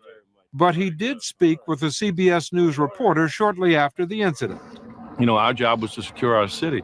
We did our best to evacuate those that came over, but we could not continue to evacuate the entire city of New Orleans. You say you sealed the city because you wanted to protect the city and protect the residents of your city. Protect the lives of our residents. That's right. Protect them from what? Protect them from who? You had to be there to understand and witness total chaos, total mayhem, the lack of information. That is what was facing us. Yeah, and firing Los Angeles in 1994 after the quake. When law enforcement is present, order is chaos. expected. Without it, terror and mayhem can ensue. So you felt you had to condemn everyone because there might be some bad apples in that bunch? Absolutely not. When I say condemn, you're turning them around. You had to turn everyone around, old folks and children, because there might be some bad apples with them. What we did was seal that location off, just like a safety or security available to wherever they were going. What it did not exist, was not there. Okay, then let me rephrase it. You didn't let anyone into your community, including old women and children, because you thought some bad apples might have come in with them. The crowd was desperate. The crowd had gone through some unbelievable sights and sounds and the devastation hurricane. And I understand they were looking for safety and security, something that I could not provide. It was as simple as that. That's a lame excuse. Moved by the chair. Oliver Thomas is the president of the New Orleans City Council. The day the Gretna police put a ban on pedestrians crossing the bridge, he says he was watching from his car. Well, hold on a second now. I can't walk across the bridge? And that's the state's bridge. So who gave you the authority to stop that walk? It was not violent. There weren't people walking with shotguns and rifles. They had to walk through shotguns and rifles. How do you feel about the way those people were treated? It's not humane to intimidate women and children, old people, many who were on their last leg. If you could see the condition of people walking across a bridge, it was literally the only way you can walk is one step at a time, but it was one calculated step at a time. The police chief and the mayor have said that the police officers felt they were facing an unruly crowd and they felt threatened. They felt what? Threatened. They felt threatened by dehydrated, starved, tired people. Sounds like they need a new police force. I'm sure that they were very good people. They were scared people. They were desperate people. And unfortunately, contained within that crowd was a criminal element. That criminal element burned, looted, stole, threatened, and terrorized. Look, people took advantage of this storm and took advantage of this situation, this catastrophe all over the region. Guess what? There are people who do that. But do you penalize and victimize everybody else because of it? We had no more to offer here than they did in New Orleans. We did not have food. We did not have water. We did not have shelters here. We weren't asking for food, water, or shelter. We were asking for the ability to walk out of New Orleans. We did secure our community. I do not apologize for shutting the bridge down. My job and responsibility to this community is to make sure that it's safe. The people and their property are safe in this community. People in Gretna aren't apologizing either. Signs thanking the police chief and his department have sprouted in many of Gretna's front yards. I salute each and every brave police officer. And the city council unanimously passed a resolution saying that allowing individuals to enter the city posed an unacceptable risk to the safety of the citizens of Gretna. They seem to be saying that there's a limit to compassion, that there's only so much you can do in circumstances like this to help people. Well, I think we're finding that out. I think we're finding that out in America right now today. Does this have any national significance? Do you see it? Does it say something about America? Katrina washed away a lot of veils and took a lot of face masks off. Your politics cannot be bigger than your humanity. And in this case, we didn't need politics. We needed humanity. The Louisiana Attorney General's office is investigating whether laws were broken or civil rights were violated on the bridge to Gretna.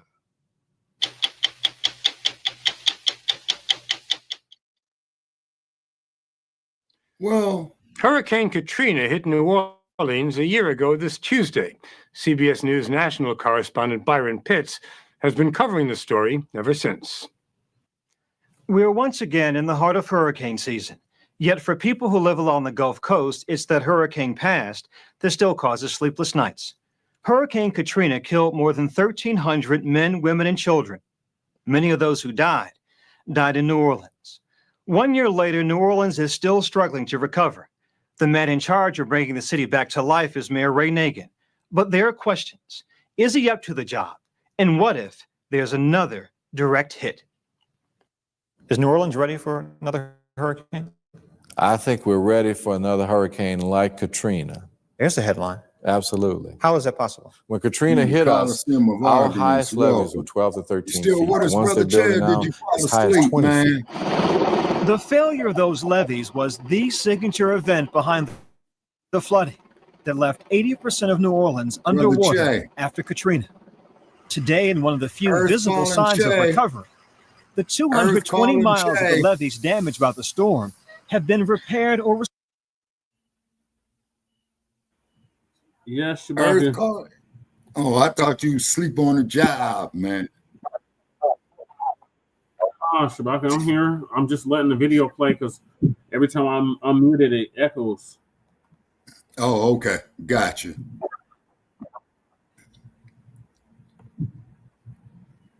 Welcome, Coliseum Arguments. Yeah, thank you, Mac 285. Oh, yeah. And putting all bullshit aside, people, this is definitely a tragedy. But like I said, for me, since I will never go into the South again, I will take my earthquake over this shit, you know, putting all BS aside. Because, see, I know what to do in an earthquake. I would not know what to do in this. And if you're ever out here, and if you're in an earthquake, when the quake hits, don't worry about no morals. You're going to be in a survival mode. The first thing to get is water. Buy it, trade for it, steal it by any means necessary because you need water to live. Right. Well, that's in any disaster. You want to get a hold of some water. Definitely. Oh, yeah. Oh, yeah. Oh, yeah. Because in the quake, and I would imagine the same thing happened here in the hurricane situation, all your public water taps are contaminated. You have to assume the worst.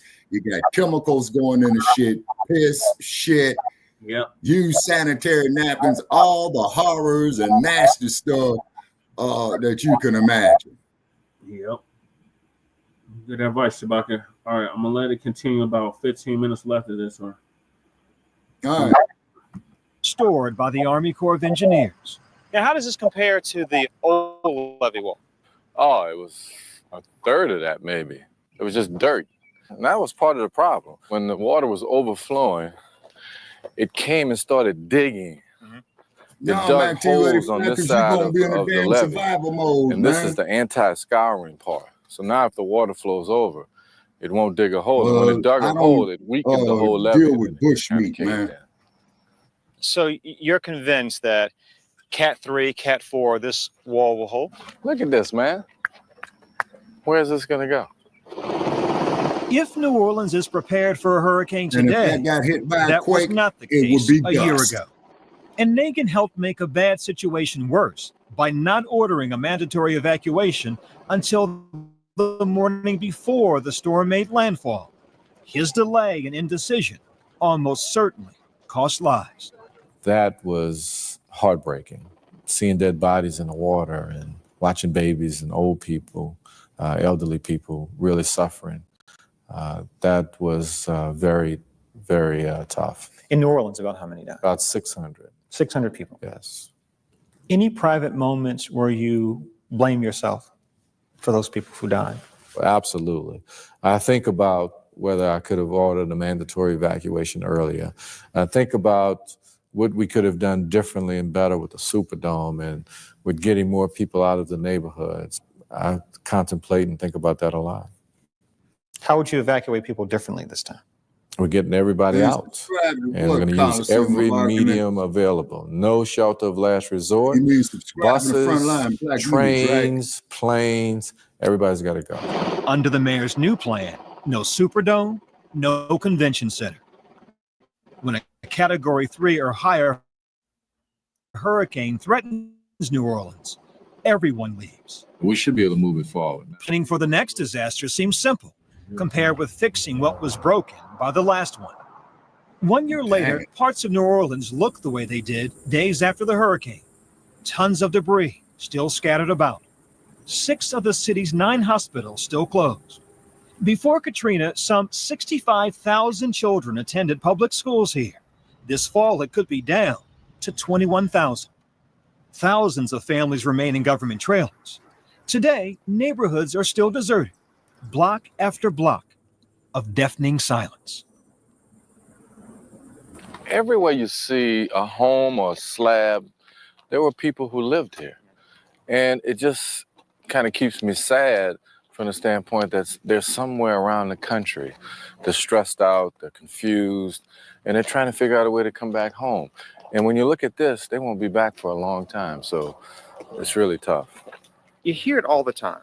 Why can't you clean this area up faster than you have? People blame you for that. This is the cleaned up version. This is. I hate to put it in those terms, but right after Katrina, this was absolutely, you couldn't drive up this street. And we've cleaned up just about everything except for things on people's personal property. Now we have to contact a lot of these individuals and get their permissions to go here and demolish these properties. But you can't get the cars out yet. You can't get this demolished. It's all right. You guys in New York City can't get a hole in the ground fixed. And it's 5 years later. So let's be fair. Oh, just like the city of If Los Nick Angeles is don't know how to defensive put about out fire. accusations, things are moving too slowly under his watch. He gets no sympathy from Leonard Moore, a professor of African American history at Louisiana State University. Moore's writing a book critical of Nagin titled An Oreo in Chocolate City. What does Ray Nagin have to do going forward now to reclaim New Orleans, rebuild New Orleans? Oh, I think that is coming on. Gone? I mean, I don't think already. I don't think Nagin is at this stage of the game. I think he's too damaged to be an effective politician. Wow. Moore believes Nagin failed as a leader during Katrina and has continued to fail in the year since. We're gonna get you back, man. Especially when it comes to helping the city's Black residents. You are mayor of the city. You control the jobs. There's a lot of money flowing through here. Grab a hold of the reins and do something to help these people come back to their city, or do something to help these people get on with their lives. What's your plan for New Orleans? We have to get our infrastructure together. That's still a little strained. The water system, for example. A little strained. A little strained. Being generous, aren't you? Well, it's all relative. About the city's water system. 85 million gallons of fresh water has been leaking away every day since Katrina hit. As for the master plan for rebuilding, it won't be finalized before May of next year. Only then can the real work begin. But Mayor Nagin remains stubbornly optimistic. At the end of the day, I see the city being totally rebuilt. I see us eliminating blight, still being culturally unique, with a new school system that's probably state-of-the-art, and a much more diversified economy where creative people come to live, love, and play. And cake and ice cream for everybody, is there? Cake and ice cream? Well, we can work that out. Some beignets, right. Cafe au lait.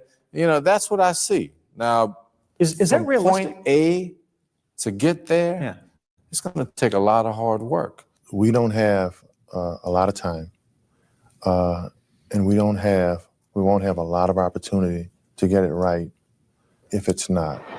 Oliver Thomas is president of the New Orleans City Council. He believes Nagin has made mistakes, but he won't give up on it. This was the equivalent of a bomb falling in New Orleans. Should things have happened quicker? Yes. But everyone has their own style of leadership. And right now, our political leader, our political father, is Ray Nagin. So for the next 4 years, we're going to sink or swim with him. Another sign that things are not close to normal in New Orleans, the presence of the National Guard. Nagin called them in this summer to deal with the sharp rise in murders. What's up, guys? At the earliest, those 300 guardsmen won't be leaving until the end of the year. We've had some very high-profile events as far as multiple murders that have happened. So it's unnerved the community in a big way. But all the crime statistics that we look at on a per capita basis are down, with the exception of the rising murder rate. That's a big one, though. It's a huge one. Right? I mean, if people don't feel safe in New Orleans, tourism is your bread and butter. Rarely is there an issue with the tourists. This is happening in the inner city where most tourists don't go. And it's basically turf battles, primarily over drug activity. New Orleans is a violent city. And I'm going to say this. If I could deputize King Kong and Godzilla, I'd do it tomorrow. And people would be uncomfortable watching King Kong and Godzilla walk around the street, right? But if they can fight these thugs and stop crime while we're rebuilding, I'm going to put a blue uniform on them. The struggle with crime is happening with half the city's population still displaced. And the half that hasn't come back is mostly poor, predominantly Black. Before Katrina, nearly 13,000 residents lived in public housing projects. Some of those projects are going to be torn down and replaced, and that will take at least 3 years. Condominiums and hotels. So a city that was once 67% minority faces a change in color and culture. The mayor insists he's committed to preserving New Orleans' diversity. What I do have a problem with is some entrenched interests that are looking and salivating over certain sections of the city and want to say to me as mayor, Mr. Mayor, we want you to tell people they can't go back there because we have some development ideas that we want to push. I don't think that's right. Nagin claims he's looking out for the poor, yet he's made more progress lining up developments that appear to cater to the rich. Tell me something that's going to happen for sure. Trump Towers. We're going to have a Trump International Tower in the city of New Orleans, 68-story condominium, high end. Definitely brother, will happen. I think you're looking at basically a town that will be a playground for the rich for the next 40 years. Around the perimeter of the city, what you'll find are probably luxury condos, $1 million mansions, and this will be probably the Las Vegas of the South. The old New Orleans, gone. The old New Orleans, gone completely. The culture is completely gone. That charge may be extreme, but Jim Carvin has similar concerns. I'm willing He's to been bet my political last dollar on what he said. advisor to every winning mayor in the Big Easy since 1969, including Ray Nagin. We're talking as though blacks and Man, whites you need are to all the leave that same. alcohol alone. In this city, man. You look like a they're straight not. lush. He points to one of the symbols of society, the debutante balls last December, just 4 months after Katrina. While the city's Black social clubs canceled their events, largely because of diminished ranks, most of the white clubs held theirs as planned. Look what they With got all on. the catastrophe, They got on their the hoods. debutante parties went on. But like They didn't I miss a said, beat. Every they day you stating pick how up the they paper, honestly and there feel. was I the ain't mad debutante at it. ball. As though there had never I'm been a just mad Katrina. at these That's why the coon white ass, sellout establishment ass, black ass looked at the politicians. exodus of the Black community and said, we can make this a white city again. I look at the post-Katrina piece as a game of musical chairs. The music is going, everybody's dancing, everybody's having a good time. But once the music gets turned off, white folk have a place to sit down, a place to sleep, a place for their children to go to school. We're going back to a trailer. However, Nagin insists all are welcome in the new New Orleans. But for now, 1 year later, that remains a dream deferred. Discouraged by the slow recovery, many have taken matters into their own hands, taking back what they lost. At least $15 billion in federal aid has been set aside to rebuild the Crescent City, but very little has been delivered. Just give us money, Ray Nagin says, I'll take my and give desert. me more time. I take We've got my some heat. challenges. This is pioneering I'll take work. my earthquake. This is not for the Man, faint you of all heart. can have them daggone hurricanes, but there's the force of the ancestors on them slave ships. In the aftermath of Hurricane Katrina, more than 1,000 bodies were recovered in the city of New Orleans. Among the dead were 34 patients from Memorial Medical Center, a hospital that was stranded, isolated in 10 feet of water and without power for 4 sweltering days. This summer, Louisiana's Attorney General stunned the city when he charged that 4 of Memorial's dead did not die from illnesses or even from the horrific conditions, but that they were murdered. Even more stunning, a highly respected doctor and 2 nurses were arrested. But was it murder? That question has triggered a bitter debate in New Orleans an age-old debate about medical Organ morality. harvesting. Tonight, for the first time, we hear from the accused. It is unbelievably shocking for me that I'm actually sitting here having this conversation with you on national TV. And I want everybody to know that I am not a murderer, that we are not murderers. Dr. Anna Poe, along with nurses Sherry Landry and Lori Budo, were arrested this summer after an investigation by the state attorney general, who accused them of murder, of injecting 4 patients in their care with 2 different drugs. When you use both of them together, it becomes a lethal cocktail that guarantees they're going to die. The story made headlines around the world. It's New Orleans, after all, and theories abound. Were patients murdered? Was it mercy killing? Did the doctor and nurses kill patients who were dying anyway and were too ill to be evacuated? Or were they simply given medication to make them comfortable in the most horrific of conditions? The Attorney General had no doubt. This is not euthanasia. This is plain and simple homicide. He went from being a highly respected physician to, in the eyes of the law, a criminal. What did that do to you? It completely ripped my heart out because my entire life I have tried to do good, and my entire adult life I have given everything that I have within me to take care of my patients. She's been practicing medicine for more than 15 years as a head and neck surgeon who specializes in treating cancer patients.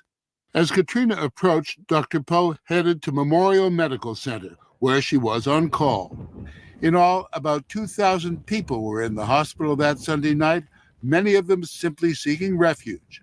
After the storm passed the next morning, there was a sense of relief. Dr. Poe was offered the chance to leave. She chose to stay with her patients. By early Tuesday morning, the city's levees were collapsing. It was really shocking. The water was squirting out of the vents in the street, the gutters, and water started coming, and it probably rose about a foot an hour. By late Tuesday, the hospital was flooded with 10 feet of water and completely without power. Ventilators stopped. There were no telephones, limited food, and perhaps worst of all, the 110-degree heat. I don't know if there's any way for me to describe to you how intense the heat was. It was relentless. It was suffocating. It made it extremely difficult to breathe. And with the heat came the terrible smell from all of the human waste and the fact that we didn't have water. It was becoming apparent that the hospital must be evacuated, but authorities told Memorial they were not a high priority because thousands of city residents were trapped on their rooftops. Occasional helicopters or small boats would evacuate some patients, but nurses Sherry Landry and Lori Budo say that was rare. It was like, where are the boats? Where are the helicopters? Why isn't anybody coming? Did either of you think of just getting out of one of those boats? Not until everybody else was out, as far as patients or visitors or families. I mean, we were there for the duration. Patients lay soaking in squalor. Nurses broke windows for air and fanned patients. The 7th floor was most critical. A separate company called Life Care ran an acute care facility for the severely ill. Their doctor didn't show, so Dr. Poe and a handful of other doctors and nurses did what they could. There was sporadic evacuations, but it took tremendous effort. Patients had to be carried down as many as 7 flights of stairs, then back up again to a helipad on a garage. It was a battlefield. Several died in the process. By nightfall Wednesday, Memorial was a hellhole. The hospital, you have to remember, was pitch black. We couldn't see our hands in front of our face. We had to examine patients using flashlights. The patients realized there wasn't a whole lot that we could do for them except to provide the most basic care. And they were worried, you know, I don't feel well. When am I going to get out of here? Doctors say the hospital had become a death trap. Dehydration was a killer. Were people dying? Yes, people were dying. From their diseases or from their conditions? You have to understand that there were very sick people in the hospital. You have this intense heat. We have the lack of all the tools that we normally use. And so people were dying from the horrible conditions because they were not strong enough to tolerate them. Bodies were piling up. The chapel became a morgue. Then gunshots were heard. There was fear that looters might break in. Did you figure at any point that you were really done for? Because you don't know me, you don't know how tough I am. And I don't think anyone gave up hope. I can tell you that. I didn't give up hope because as a cancer specialist, what I do is I give hope to my patients. You know, I am hope. By Thursday morning, another 10 patients were dead. Then something worse. Word spread that no organized rescue would be coming. Dr. John Kokomore was stunned. That was actually what was told us, that help was not on the way, that we would be on our own. At that point, we were dumbfounded and in a bit of shock. So you were being abandoned, in effect. Yes, sir. What choices did you have at the height of this battle? Our choice would have been to leave the hospital and leave behind our patients. That was unacceptable to me and unacceptable to virtually all of our doctors. Many felt that patients could not bear another day in Memorial. Preparations were made for a makeshift evacuation. Several doctors waded out into the floodwaters to try to commandeer boats. According to Attorney General Charles Foti, that's when Dr. Anna Poe and her nurses injected 4 patients with lethal doses. The Attorney General says in this affidavit that several witnesses claim that Dr. Poe, along with nurses Budo and Landry, headed up to the life care facility on the 7th floor, where there were 9 patients that doctors say were too sick to be moved. Foti claims Dr. Poe told the staff they didn't have a lot of time and that they needed to evacuate. She then allegedly said a decision had been made to administer lethal doses to patients who probably were not going to survive. Witnesses claim that Dr. Poe said she took full responsibility. And then, according to Foti's affidavit, the doctor and nurses were seen entering patients' rooms with syringes and vials of drugs. People testified what they saw, what they heard. We then spent almost 10 and a half months investigating. And after all of this, could only come to the conclusion that this crime had been committed. And you feel you have a strong case? We wouldn't have taken this action unless we were positive that of what we said in the allegations and in the affidavit to the judge. And all that's facts. Foti says he has post-mortem evidence that shows that the life care patients, 2 men and 2 women, aged 61 to 90, had high levels of the painkiller morphine and the sedative Versed. But that evidence has yet to be released. Some doctors say those medications would be perfectly acceptable in making patients comfortable given the circumstances. There were lethal doses of both of those drugs in those patients. Lethal doses. But these 4 patients that we're talking about were very, very sick, correct? Yes, sir. They were sick. I mean, they had do not resuscitate. Some did, some don't. Do not resuscitate does not mean do not rescue. Foti claims it's possible that Dr. Poe and the nurses killed even more patients. By most accounts, all of these women were respected professionals with great records. Even respected people make bad choices. But would you not think that in case of murder, the perpetrators would try to conceal their actions? Maybe they just didn't think that anybody would ever find out. Dr. Poe and the nurses agreed to talk to us, but their lawyers would not let them discuss any specifics of their actions that day. The lawyers say that's because the state has yet to show them any of the evidence. They say they plan to argue that the entire investigation is illegitimate. But Dr. Poe will answer the central question. Did you murder those patients as the Attorney General alleges? No, I did not murder those patients. Mr. Safer, I've spent my entire life taking care of patients. I have no history of doing anything other than good for my patients. I do the best of my ability. Why would I suddenly start murdering people? It doesn't make sense. She also says she is just not capable of any sort of mercy killing. I do not believe in euthanasia. I don't think that it's anyone's decision to make when a patient dies. However, what I do believe in is comfort care, and that means that we ensure that they do not suffer pain. Doctors make decisions every day in terms of the so-called double effect, where the medicine I am going to give to this person, I know is going to ease their pain, but I also know there is another possible effect, and the effect is to shorten their lives. Are we talking about something like that going on? Are we talking about in this case? Yes. Any time that you provide pain medicine to anybody, there is a risk. But as I said, my role is to help them through their pain. Murder or not, the alleged crimes took place when help was actually on the way. But no one in the hospital knew that. The owners of Memorial had chartered 5 helicopters. Within hours, hundreds of people were evacuated. 34 people lay dead. I don't think that I could have done anything more. I worked almost around the clock, running up and down the stairs. I did the best I could under these dreadful conditions that I did not create, but that were created by the fact that we were abandoned. You took the conditions into consideration when you made your judgment. Yes, sir. Any second thoughts? No, sir.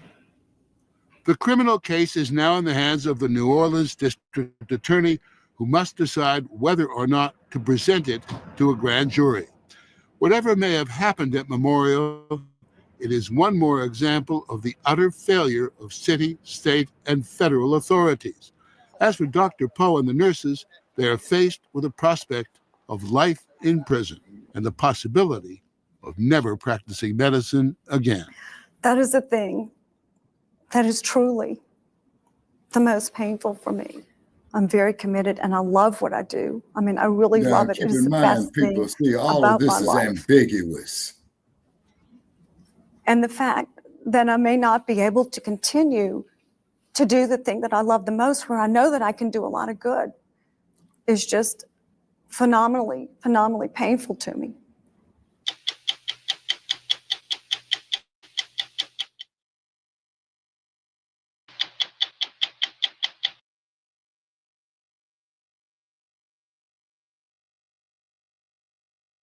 Damn. That's fucked up. Yeah. This is bad. So to the great state of Louisiana and to the city of what they call it, the Crescent City, I will not be passing through you guys' city no more. Not at my age. Damn. That was really bad. So, yeah, actually, man, right there is what they were. Actually, it's apocalyptic. Yeah. Is what it is. What is the 4 horsemen of the apocalypse? The weather, famine, pestilence. You see what I'm saying? Natural disasters. Yep. If I got it right. So and keep in mind, let's hear from some of the natives who remember Katrina 20 years later. Like I said, it's a horror movie. Like I said, I was down there and it was still towed up, and that was 7 years after the fact. Damn. And can you imagine the stench down there? And then, of course, with that humidity, man, that humidity ain't nothing but a great big incubator for bacteria. Yep. Like you said, cholera was running rampant, all kinds of diseases was running rampant. Oh, yeah. And then keep in mind when you get out here in the wild, wild west, you know, with all this heat that kills bacteria. You see what I mean? Yeah. So I'll take this desert, man. So I've been to the South. So all of y'all out there who challenged me over the years to go to the South, I did it. I didn't dig it. The only thing I liked in the South is when I saw James Brown Boulevard in Augusta, GA. Cars are being covered, by water. The hospital did have a hospice floor, so they were able to get the hospice people out. And the guys that came in the fisherman boat, thank God for them, because they came in. It's the victim. Sorry. And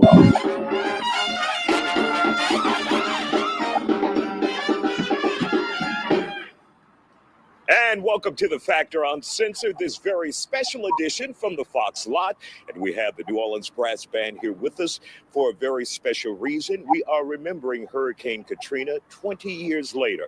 Devastating to this country, where just under 1,400 people died and $125 billion in damages. But many people are still trying to recover from the devastation that we saw in Louisiana, particularly in New Orleans. It's where we met the LeBlanc family. They now call Houston home, and we have their journey from Louisiana to Texas. Let's take a look.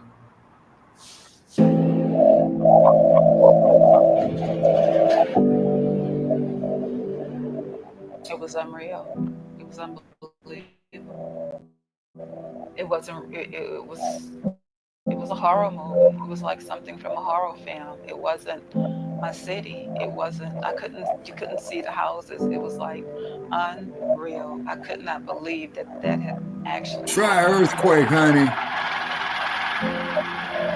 Help didn't come as soon as it should have came, and I feel like we could move and do better with helping people. I still don't get why we were left there for so long. The stories because of his history, honey. The heartbreak just as tough when it comes to victims remembering Hurricane Katrina. So guys, take us back to August 2005 in New Orleans. You guys, I got a question, any y'all. other month until it was. You think Uncle Tim Scott would have been out there, man, ass scratching, yassa bossing? Days before the storm, so I was just excited about the 4th grade. She finally let me get a perm, so that was like a big day for you. Yeah, that was a big day for me. So yeah. And it was, business as usual. We would go to work, come home, pick her up from school, do homework. My husband worked at the hospital, at Baptist Hospital, uptown in New Orleans. This picture, we were at the convention center. This bridge, if you could cross this bridge, you could have gotten to safety. For the first time ever, mom and daughter, Larice and Michael LeBlanc, are both talking about the day their lives changed forever. The day Katrina came to New Orleans 20 years ago. And then the weather reports began, Larice. Same old routine. Like, okay, yeah, another storm. Being from Louisiana, yes. A storm approaching is no big deal because most times there's nothing that's going to happen. And it always happens around my birthday. The year before, I believe it was Hurricane Isla. We were in the storm. So we always went to the hospital again, just because that was the normal routine. So for shelter, just in case. Just in case. And my dad just had to work. They always required him to work during the storms. He did specify Mac 285. So he had to be there at the hospital. That particular time, it was either go to work or get fired. So we had no idea the severity of the storm. So he went to work, and we wasn't expecting that to happen. And when you did hear the report, so did you go on life as usual, other than your husband being an essential worker having to go to work? Did you think, okay, something major is coming, or was it life as usual? Life as usual. We just went home.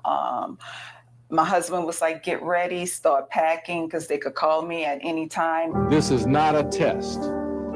This is the real deal. All along the Gulf Coast, people have been told... Man, she wouldn't know what to do in Las Vegas, man. The LeBlancs found themselves in This hell. is desert heat. Katrina was What's approaching. that? Desert They took heat. shelter where Larice's What's that? husband, Desert Michael, heat. worked, Baptist Hospital.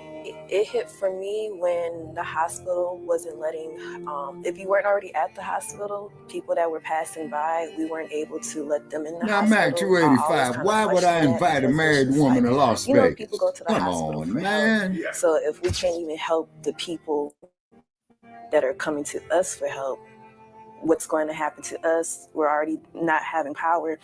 So it's just like And a waiting twin, game. it at takes that point. 6 guys to And carry a man to was his just like grave, a and it only unknown takes thing. one woman to put him there. And you're 8 years old and you're witnessing all of this. Yeah. And, it just, when... No, Mac 285, I don't do that. in certain No, parts of the no, I'm not hospital. Captain Save-A-Hole. We had to No, move, no. and it was like we were moving Very, from very place hazardous to place job. to place in the hospital for safety because the windows were starting to break. So we had to get inside in the middle of the hospital and get away from anything that had windows Exactly, for safety. twin. So we even stayed in a storage closet for safety because there was Okay, no Brother Che, I'm going to windows. be out Then in 10 came the minutes. flooding in New Orleans. The LeBlancs watched as the water began to rise. The idea of staying in the hospital soon faded. Cars are being covered, by water. The hospital did have a hospice floor, so they were able to get the hospice people out.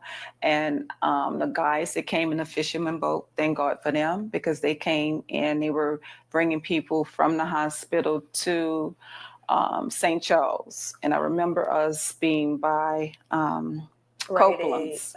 Copeland's across the street was Rite Aid, but we were being dropped off at Copeland's, the restaurant? Copeland's, the restaurant. That was the spot. There was Copeland's, there was a church, and then there was a Rite Aid.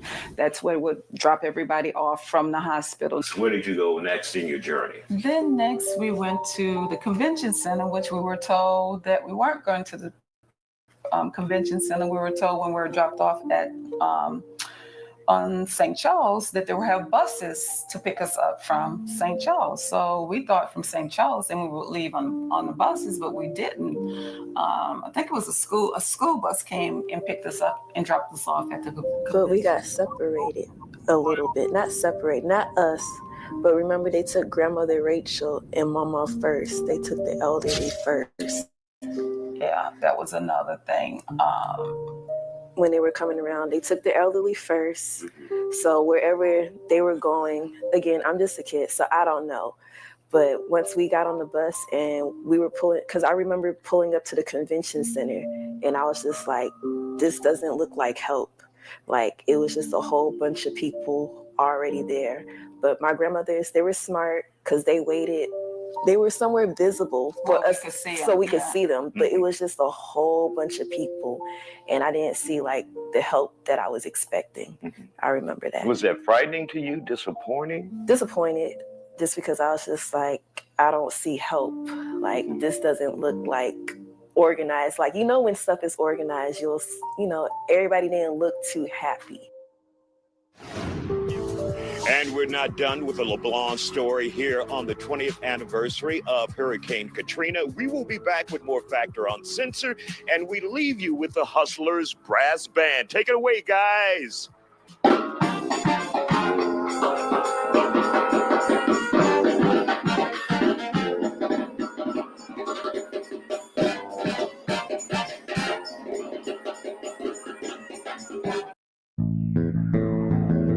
Oh, boy. Okay, folks, I'm out in 7 minutes. To Texas. Walking into the convention center, what was that stay like?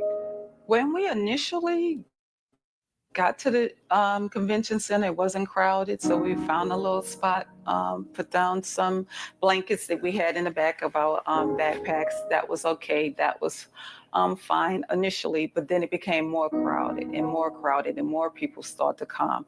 The bathrooms stopped working, so you could not use the restroom. Oh, you could not. man. The toilets That's wasn't flushed. even worse.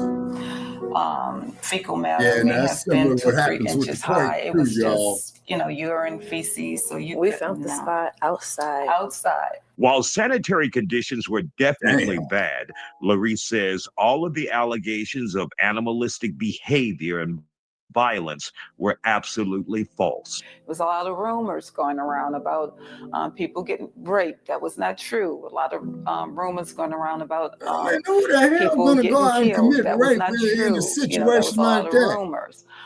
When help, Rape is an act wrong within itself. I don't know. I didn't feel like they came to help us because they had machine guns drawn on us. Why are you having machine guns that you use in a military war situation, drawing on people that you're coming to help?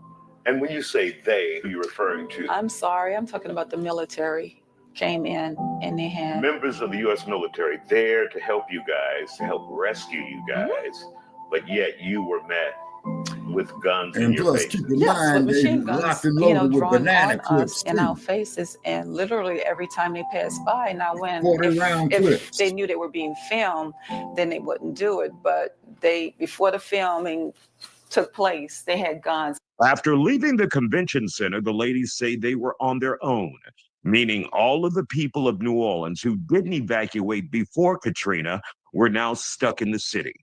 Either my mother or my husband made this sign that we need help. It was all about survival, and the survivors had to accept any help in any form it came.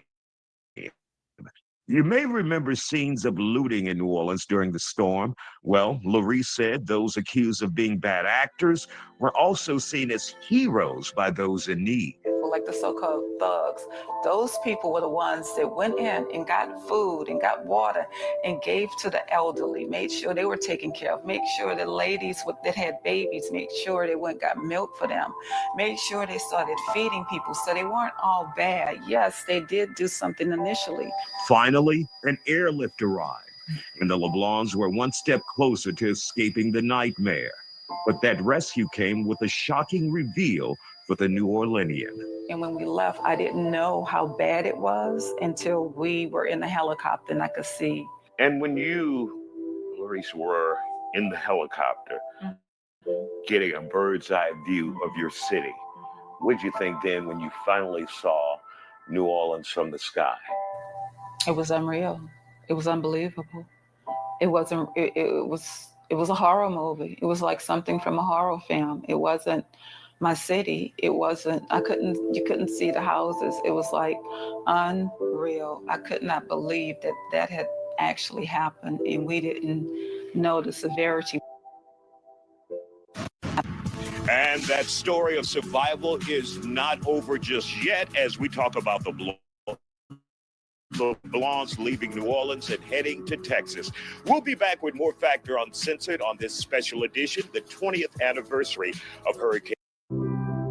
After days of survival, the LeBlancs, along with other members of their extended family, including Larice's elderly mother, finally made it to Texas, a place they decided to settle in for the next 20 years. But it wasn't without its difficulties, given the reputation some New Orleanians were getting in Texas. Larice decided to share her own narrative by formally introducing their family to their new community. I knew what they saw on TV. I wrote my educational level down, that I had a degree, that my husband was gainfully employed. I was gainfully employed. You know, we were doing well.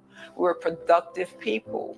So I knew the stigma that was attached to the people that was coming here. So I wanted them to know who we were. Was it tough at all for you adjusting here, or at 8, this became your home? And this at 8, this became my home. And I think what helped is that I wasn't singled out. I wasn't the only person from New Orleans. So when we did counseling, at first it was group counseling, so we could all know, you know, our friends from New Orleans. And of course we did the separate counseling on our own. But I think having that group of people that were familiar with home, it just kind of, you know, made up for the lack of not being at home. So I think that's why I adjusted pretty well too. And this new environment, just Texas is different. I was so used to wearing uniforms. So when my mom had brought home school clothes for me, and I was just like, where's my uniform? My mom was like, you can wear clothes. And I was really excited about that because I never got to wear clothes to school because uniform, like everything had to be prim and proper. So I finally got to relax a little bit and just wear kid clothes. Hey, my name is Micah. All right, folks, I'm out. Okay, Brother Chair, I'll give you a call later on after I make these How runs much does it today. still weigh going through Katrina? How much does it still weigh on you? Thank you for joining me. All right. Okay. All right, y'all. Take care. All righty. I'm out. Okay. And did that counseling help you? I think the counseling did help me just because I was a kid So I had somebody other than my parents to talk to. And even though it wasn't for long, because it was just for the 4th grade year, you know, moving on to the 5th grade and stuff like that, it would just kind of set me up for success and how to manage my feelings. It does still affect me because I don't like hurricane season. So it just is like, just got to be prepared. I know how to be prepared. And just, I have a good, strong faith. So I know God's going to take care of me. So I think that's what I weigh on a lot. Like, you know, no matter what, I still have God, I still have family, I still have my life. The LeBlanc family is a true picture of survival. Larissa's mom is still with the family in Texas, but unfortunately her husband Michael died recently after being the rock, the patriarch of the family. My dad's not here, and I feel like his story needed to be told. Micah has started her own family as well, but she still struggles with the nightmare called Katrina she experienced at 8 years old. I want people to know that help didn't come as soon as it should have came, and I feel like we can move and do better with helping people. I still don't get why we were left there for so long. Help could have just been there. Like, it doesn't make any sense. That's what I'm left with, just more questions still. The city's not up. Like, I thought maybe after I graduated high school, I would go back and move there. But after I graduated high school, it's like, it's still not the same, so. We still live with the scars of Katrina. Emotionally, some of us It's taken 20 years for me and my mom to talk about it together. Like, we never talked about it together. Wow, really? No, like, just because I got reached out is the only reason why we're talking about it. If we never got reached out to talk to you today, I don't know when we would have talked about it.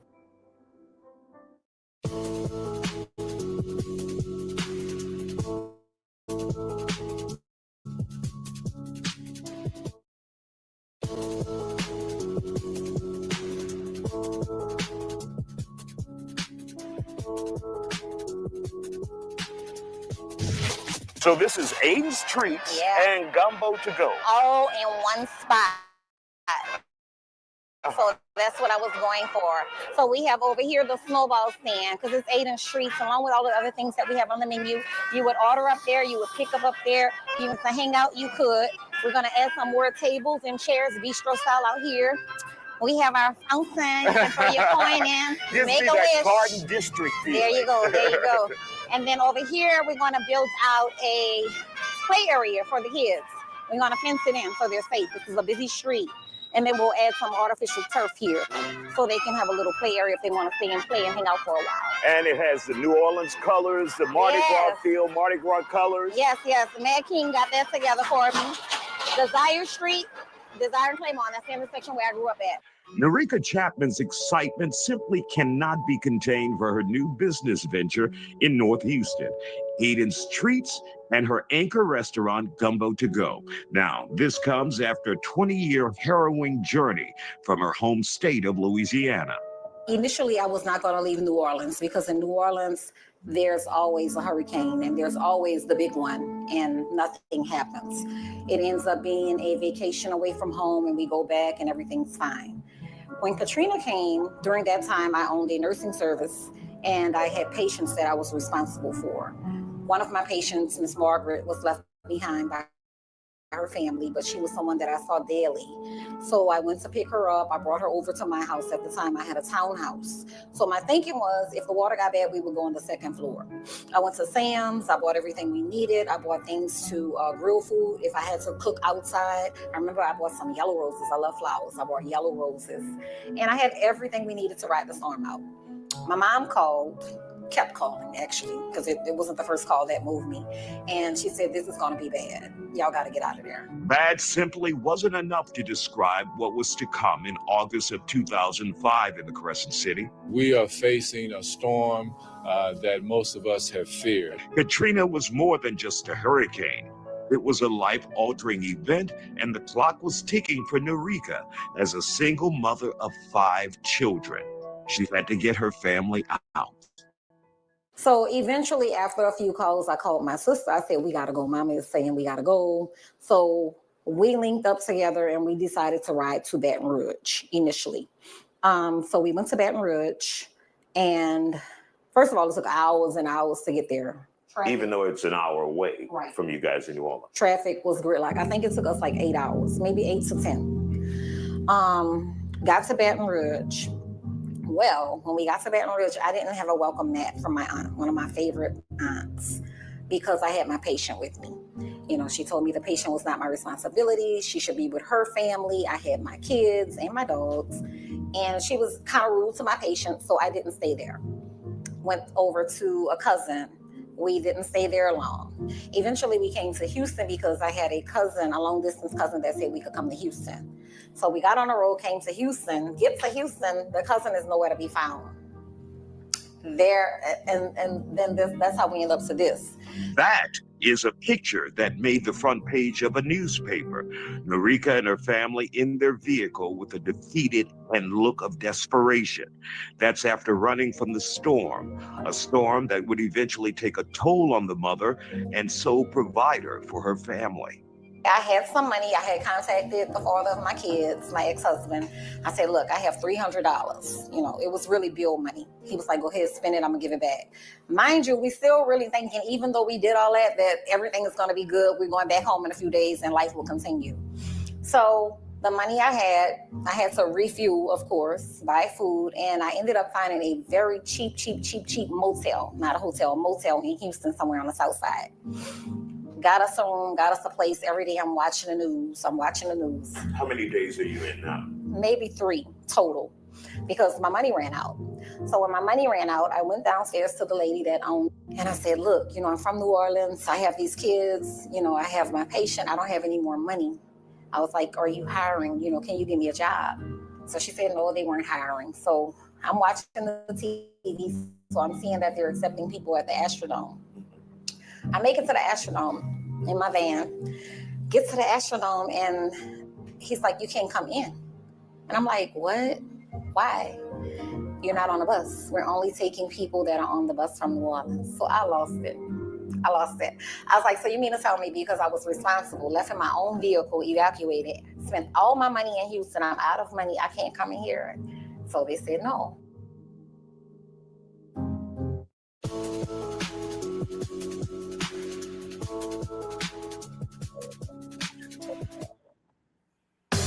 You're watching The Isaiah Factor, Uncensored.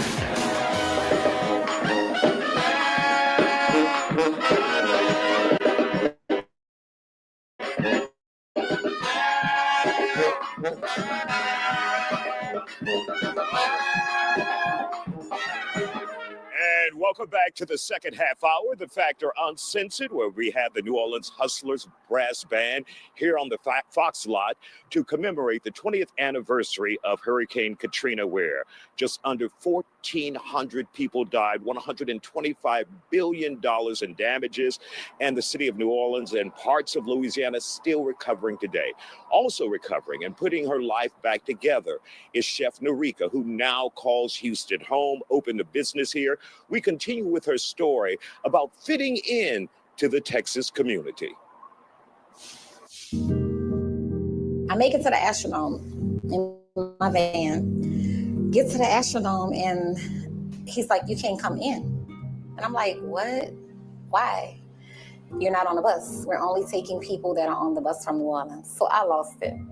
I was like, so you mean to tell me because I was responsible, left in my own vehicle, evacuated, spent all my money in Houston, I'm out of money, I can't come in here? So they said no. They directed me to, and that was the moment they captured there. That was like one of my lowest moments in life. And I remember my oldest daughter saying, this is not a time for a story. My mama is crying. I didn't even know she knew that there were reporters all around us. Somebody else had came and was trying to give them stuff. But the way I raised my children is to not take anything. And I remember they said, we can't have that. And somebody from New Orleans, I heard her voice, I know she was from New Orleans. She said, it's all right, baby, y'all can take it. Your mama not gonna fuss. Gave the children a lot of snacks. Somebody gave us a flyer for the Star of Hope, which is why I chose Gumbo to go actually fed Star of Hope last year. I wanted to give back for Thanksgiving. We went to the Star of Hope. They were serving spaghetti. I fed the children, fed my patient, cleaned them up, And I was just kind of like wondering what we were going to do because everybody's phones weren't working from New Orleans during this time. So we didn't have communication with anybody. I didn't have any money. I didn't have any gas. Norika finally found a temporary place to stay in Houston with a family she didn't know. However, that photo we showed you earlier on the front page of the newspaper, it would lead to a badly needed lifeline for her. Not knowing my Aunt Mary in Washington, D.C. was going to hear Norika, my name, an odd name, and contact a cousin here in Houston, Rasha, who I had never met. Say, if that's your cousin, go get him. The phone started working that day too. I got a call. This is Rasha, I'm your cousin. I live in Houston. Where are you? I'm coming to get you. I was on a street called Cavalcade. No, off of Cavalcade on a street called Moody. Gave her the address. She came, got us, brought us to her apartment. She had an apartment on West Timer. And we stayed with her for some weeks. She showed me how to get FEMA assistance. We ended up getting a FEMA apartment, a brand new FEMA apartment on the north side, and started rebuilding my life. While Norika was well on her way to planting roots in Houston, she could not just forget about home. New Orleans would be changed forever after Katrina. The loss of life, the destruction of homes and property, the demise of the very essence of the city that was once seen as a party and cultural capital of the South. New Orleans wasn't home anymore because the primary reason that I stayed in Houston at the very beginning, when everybody was going back to what was familiar, and I took the leap to stay here with those children and make it, the reason I stayed is because the schools were closed in New Orleans. There was nowhere for them to go to school. So the children needed to go to school. So that was the first reason that I stayed in Houston. After that, yes, I made a life here. But I had to remind so many people because people would say things like Houston offered New Orleanians opportunity. Opportunity is everywhere. And before Katrina, I owned companies. So wherever I was going to live, I was going to have and create opportunities for myself and my children. It was what I did. My track record shows that. But settling into Houston wasn't a king cake walk for the New Orleanian. It was during a time when H-Town saw a spike in crime, and people went from opening their arms to the Louisiana evacuees to blaming them for a long list of problems. They're calling us refugees. I say, I'm not no refugee. I'm a United States citizen, Vietnam veteran.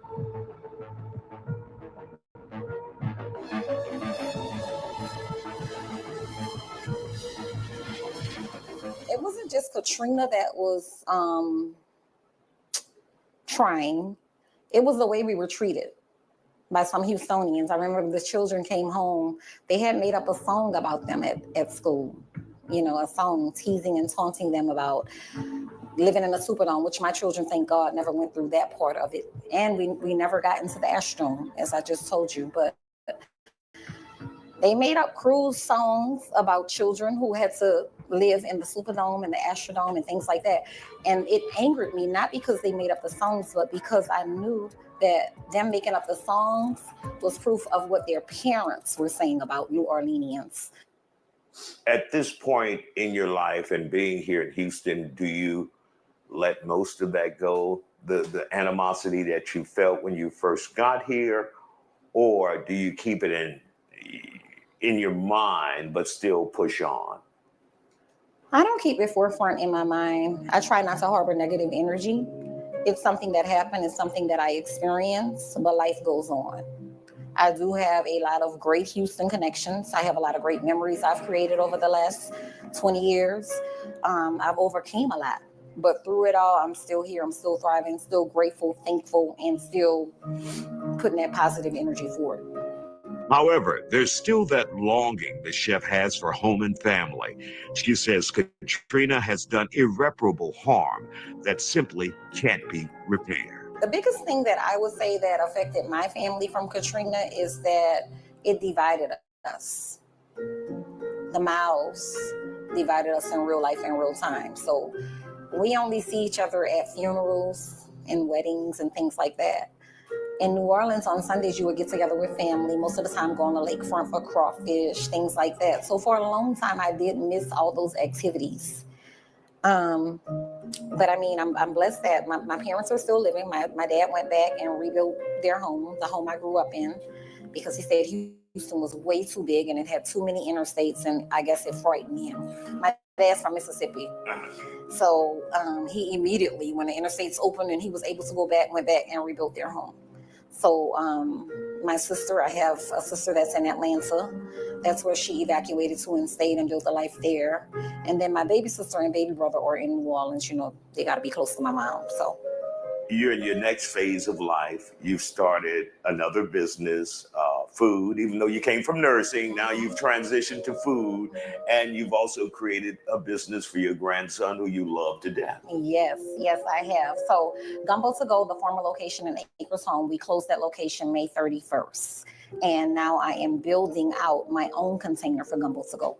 I turned 50 this year, and I'm leaning more towards ownership. I don't want to lease spaces anymore, so I'm following my plan, and that's my plan. And that brings us back here where we started.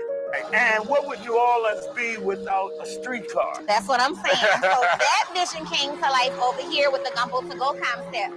It's going to be like a St. Charles Avenue streetcar. So we did this side with just Desire Street on the front. And then, you know, typically they do advertisements on the side of the streetcars. Yeah.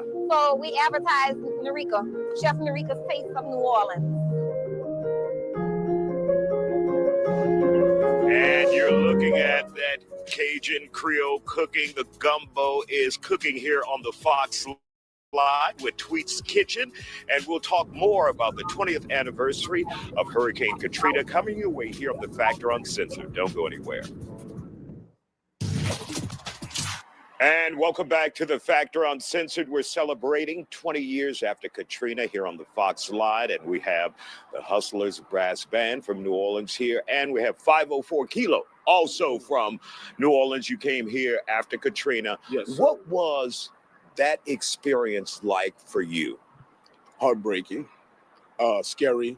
It's like if you lose a loved one, you know, if your father died, something like that. So it was very, very, very, very traumatic for me. So, you know, being caught down there, we wind up going to actually a hurricane party. Usually it's a tradition in the French quarters. That was the stupidest thing I could have ever did. So went out there to a hurricane party, woke up, water on the ground, you know, and you had to get from the ninth ward to where shelter was and seeing all the... And was it difficult because of the flooding? Oh, yes. Some people had to get on jet skis. Actually, it was a boat floating, and we got in a boat, and we had to pedal all the way towards the Superdome. And an interesting fact is like 40% of the people who died as a result of Katrina died as a result of drowning. Yes. And many of those people elderly. How often do you get back to New Orleans? Do you miss your hometown? I miss it, but New Orleans ain't the same no more. It's not the New Orleans I grew up in. You know what I'm saying?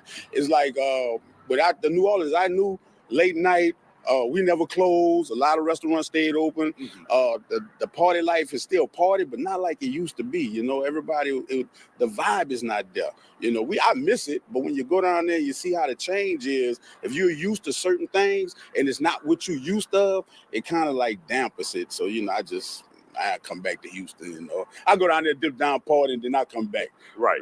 And of course, you're going to have a major party here in the city of Houston this weekend for the 20th anniversary of Hurricane Katrina. When we come back, we're going to get more about that, some of the vendors, some of the great food you'll have, along with the New Orleans Hustlers Band, brass band that will be out there. And we'll be back with more Factor Uncensored with 504 Kilo when we come back. Stay with us here on the Factor Uncensored.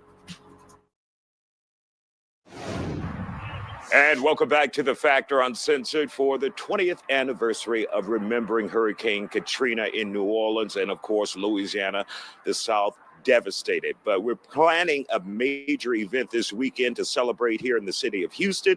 We have Shonda Bell with Tweet's Kitchen here. You are an amazing cook. You have some great food. So when we talk about Louisiana cuisine, what makes it special? What makes people keep coming back for your gumbo, for your sweets here? It's the Cajun taste. Y'all, everybody is known for the New Orleans Cajun taste, and you know, we put our passion and heart. You know, that's what we cook with. So you're going to experience everything soon you get to taste my famous gumbo. Now, we'd like to see what's in that pot. If you can lift the lid for us and show us what's inside there. And do a little stir. And that's the dark-skinned roux. Yes. Yeah, we don't like the light-skinned roux. Which means you know what you're doing, right? So a pot like that takes how long to cook? Oh my gosh. It takes up to like 4 to 6 hours because you have to really let it simmer, and you have to also let it cool down and collect all those type of flavors. So it takes a while, a long time. And of course, you'll be at the event this Saturday. Tell us a little bit about that. Okay, yes. Local Bar and Grill. Yes, I'm gonna be over there. We're gonna be having. Let me put this up. And she's moving from the pot. You got the candy there, the pralines, as we say in Baton Rouge, pecan candy. Candy, the peanuts, pecan candies, and we're going to be New Orleans style. And the brownies with the pralines on there, and the famous gumbo from Tweet's Kitchen.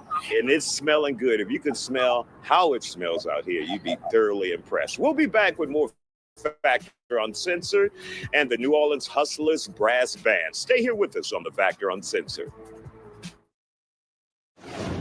And welcome back to the Factor Uncensored. We're on the Fox slide, remembering Hurricane Katrina. 20 years later, we have New Orleans in the house. We have out here with us Derek, Harold, and you guys are sponsoring the big celebration in Houston this weekend. Why was it important to play a part? It's important just to get back to the culture, keep the culture alive, and get people remember where they came from, and don't forget, keep the culture going. And so when you celebrate in Houston, will you have that New Orleans feel, that New Orleans flavor at this event? Definitely authentic. No other way but to do it the right way. Definitely authentic. All right, Harold, crawfish to go in the house. Best in the city, authentic New Orleans style crawfish. If you know, you know. If you don't, you're going to find out. Hey, good event, good cause. Make sure y'all come out and have a good time. It's going to be a big celebration. Great band, music, entertainment. Hey, we here for the people. Come have a good time. That's all we want you to do. All right. And 504 Kilo, why was it important to put on an event like this in the city of Houston? Because New Orleans, we had our pain through fun. So when Katrina hit, it was a lot of people just playing music. When people saw me down on 610 at the FEMA Center. So we just got to give people, everybody can't get back home. So we're going to bring home to them. So, it's August 30th. It's at Locals Bar and Grill, new spot. Man, y'all come on out. And it's free for everybody. It starts at 4 o'clock to 2 in the morning. We got the show lined up. Come on out and have a good time. Get you some food, fun. Your money no good at the door. It's good at the bar. See, you trying to push it back to New Orleans hours, trying to go past. I know you're thinking about going past 2, but you can't do that here. Don't get caught up, Kilo. No, 4 to 2. We cut it off at 2. Plenty of free parking, and we do have police. It's in Stanford. Man, everything is organized. And if you ever came to 504 Day, each year we do it. Y'all know it go down. Now, will it be open to families, full families? Well, from 4 to 9, you can have kids. It's open to the family, but from 9 to 2, we're going into our club mode. So, come on out and have fun. Okay, and now you got to take them damn kids home. Can't have them out. All right, Malcolm, you got the New Orleans Hustlers Brass Band. You're also from New Orleans, but you left well before Katrina. You came here to Houston to work for Chevron. Why was it important to keep your friends close in a band like this? Well, a lot of the guys moved in different places, after Hurricane Katrina. So a year after Hurricane Katrina, a lot of different guys came from different bands. We actually formed a band out here, and we've been doing it for 19 years now. It's still going. So try to bring that New Orleans flavor out here in Houston. How important is a brass band when you think about New Orleans? It's one of the main cultures, Mardi Gras Indians, brass band, the food, all that's part of the New Orleans culture. And when you guys get together, what is that like? Also, on this special occasion, 20 years after Katrina. It's a beautiful thing, like I said, come see friends, stuff like that coming together, and you just celebrate how far we've came, you know what I'm saying, from that time on. Absolutely. And of course, it's New Orleans Hustlers Brass Band with Malcolm there. Before we go and leave you with the brass band, we want to remind you, you can get all of these segments, watch them again on the Isaiah Factor YouTube page. Check out the brand new Isaiah Factor YouTube page where you can catch many of the segments here on The Factor Uncensored. And of course, you can catch us on social media and on Fox Soul. And we'll leave you. You ready to take over, Malcolm? The New Orleans Hustlers Brass Band. Kick it away, guys.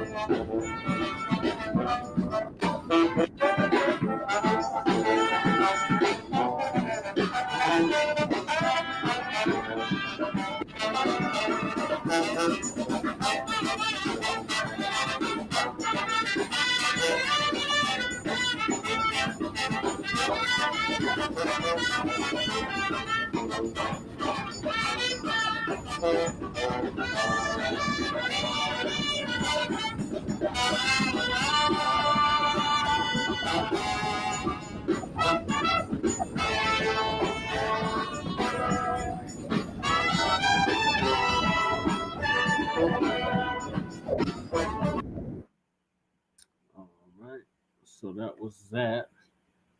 Now we're going to hear from one of the founders of the Black Panthers party out of New Orleans 20 years later. And then we're going to get into how the funding for FEMA has been cut. So the people there are going to be in for it if there's another disaster of this magnitude again. And as you can clearly see, this was an act of racism, white supremacy. The way the Black FBA, the FBA residents were treated during that natural disaster. And 20 years later, ain't much changed.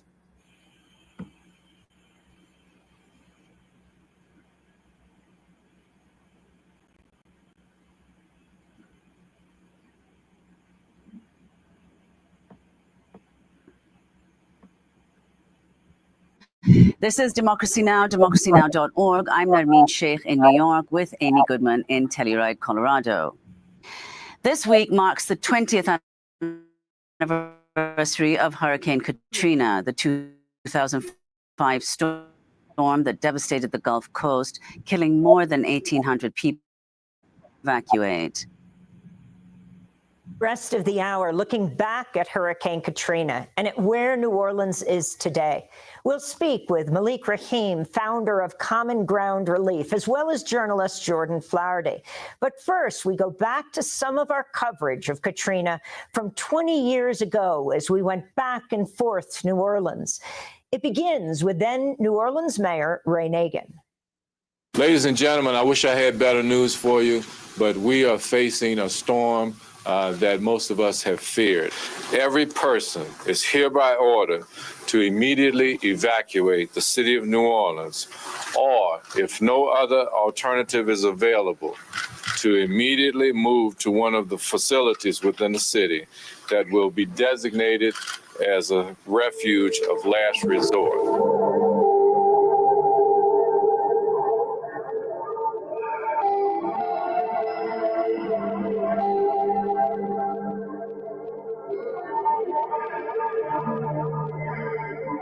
New Orleans and the Gulf Coast region remain in a state of catastrophe following the devastating Hurricane Katrina. At least 80% of New Orleans is underwater. The city has no electricity and little drinkable water. Officials say New Orleans will be uninhabitable for weeks. On Tuesday, 2 levees broke, flooding areas of the city that appeared to survive the storm. This is a national disaster. Get every doggone Greyhound bus line in the country and get their asses moving to New Orleans. That's they thinking small, man, and this is a major, major, major deal.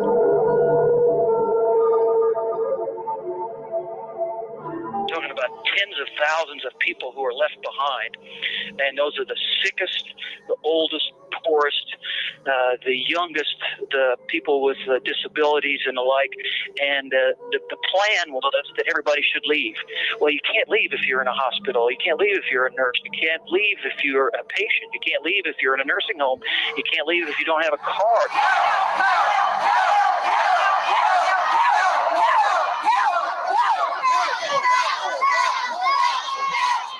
There are throngs of people, easily in the tens of thousands, maybe 40 to 50,000 people, in my estimation, standing on this plaza, trying to get to a very narrow area where they're being escorted to the buses. I haven't seen one bus leave yet. Please, babe. 6 and 8 months. The people just walking past us. No food, no water, no nothing. Whatever we had, we've been taking it. That's the only way we could survive. We got the food right here.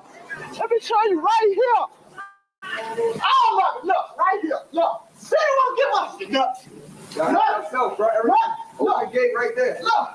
They won't give us nuts. We ain't drinking no ice water, nothing. It's not about low income. It's not about rich people, poor people. It's about people. Nobody wants to hurt anybody in the city. Nobody wants to hurt these people who have these businesses. They want a little air and a little food and water, for God's sake. That's it.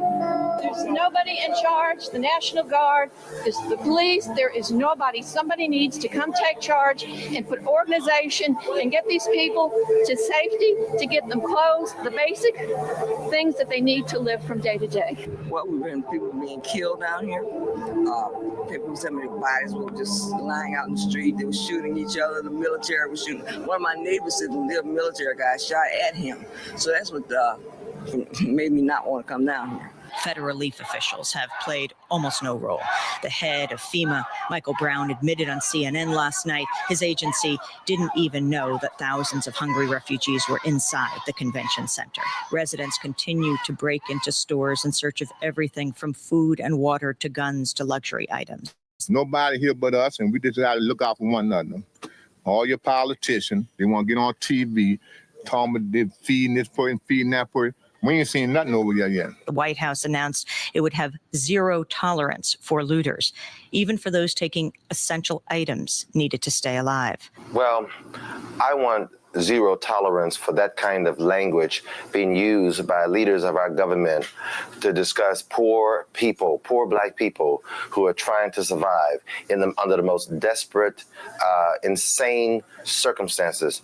I want zero tolerance for thousands of our troops being sent to Iraq when we need them here. I hate the way they portray us in the media. If you see a Black family, it says they're looting. See a white family, it says they're looking for food. George Bush doesn't care about Black people. In Biloxi, Mississippi, the first federal aid arrived only yesterday, 3 full days after the storm wiped out entire sections of the city. In smaller towns in Mississippi, help has still not arrived. We left for the hurricane and came back Monday night hoping that we could help some people because, I don't know, looking at the response to this storm, particularly initially, there wasn't a lot of outside help. So we decided that really it was up to the people of Jefferson Parish to take the parish back. What I saw from the federal government was a grand total of 3 boats, Border Patrol agents on 3 boats, 2 airboats and 1 flat-bottom boat. And I saw far more of a response from citizens who had just taken it upon themselves to go and pluck people out of their homes. And they plucked about a dozen out on Saturday. We don't have any government response here. Everything that's taken place is taken place by volunteers and citizens in the area. Why aren't there 50 inflatable boats in the water, working a grid, making sure all these people are out of here? Why is it just volunteer people you see around? FEMA Director Mike Brown is in charge of all federal response and recovery efforts in the field. And Brownie, you're doing a heck of a job. Democratic leader Nancy Pelosi has called for your resignation, and I'm wondering if you have a response to that. The president's in charge of that, not me. Well, right at the top, you have Michael Brown, and as you mentioned, he was the commissioner of judges at the International Arabian Horse Association. To give you an idea of what he did there, he spent a year investigating whether a breeder performed liposuction on a horse's rear end. This is an attempt by some in this room to engage in finger pointing and blame game, and I'm just not going to do that. I've made it very clear. And the president spoke about him last week, and his comments stand in terms of what he said about the great work that they've been doing round the clock, 24 hours a day, to help people on the ground. Excerpts of Democracy Now!'s coverage of Hurricane Katrina 20 years ago. That last speaker was Scott McClellan, who served as spokesperson for then-President George W. Bush. The massive storm struck the Gulf Coast on August 29, 2005. Democracy Now! Soon went down to report from the streets of New Orleans. One person we interviewed in the neighborhood of Algiers was Malik Rahim, co-founder of the Common Ground Collective. On September 10th, 2005, we aired this report. When Malik took us around the corner from a community health center, he showed us how a corpse still remained on the street. It had been neglected since Hurricane Katrina hit. We asked soldiers and police why the corpse had not been picked up. Basically smell it from right here. You know, and the police, they pass by, they'll look at it. And but they ain't gonna do nothing, you know, to pick it up. Malik then walked us down the driveway next to the health center and lifted up a sheet of corrugated metal marked with an X, revealing the dead body underneath.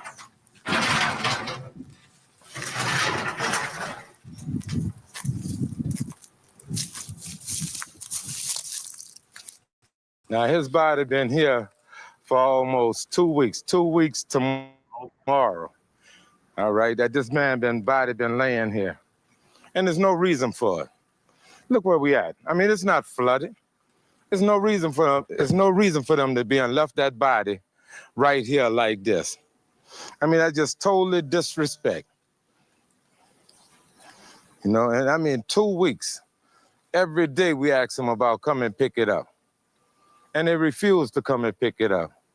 And you can see it's literally decomposing right here, right out in the sun. Every day we sit up and we ask them about it. Because, I mean, this is closest you could get to tropical climate in America. And they won't do anything with it. Malik, do you know who this person is? No. But regardless of who it is, I wouldn't care if it's Saddam Hussein. Or bin Laden. Nobody deserves to be left here. And the kids pass by here and they're seeing it. I mean, the elderly, this is what frightened a lot of people into leaving.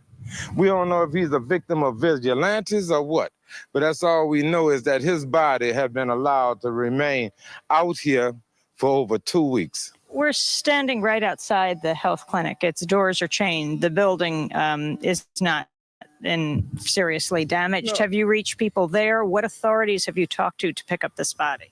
We're going to talk to everyone from the Army to the New Orleans police to the state troopers to, I mean, we're going to talk to everybody who we can. I even talked to Oliver Thomas, who's the councilman at large yesterday about this body. He said he was surprised to see that this body is still there. But it's 2 weeks. 2 weeks that this man been just laying here. As Malik Rahim was speaking, as if on cue, every level of authority he mentioned drove by. There's a dead body right here. Who are you with? We're with Bravo 15. Which is? The CAV. Army. Army, yes, regular Army. There's a dead body right here. Can you guys pick it up? I don't think we can pick it up, but we can call the local authorities to come and pick it up. This gentleman who lives in the neighborhood said that they have been trying to get... Here, let me ask these guys too. Excuse me, excuse me? Hi, there's a dead body right here. Can Louisiana State Troopers, can you pick it up?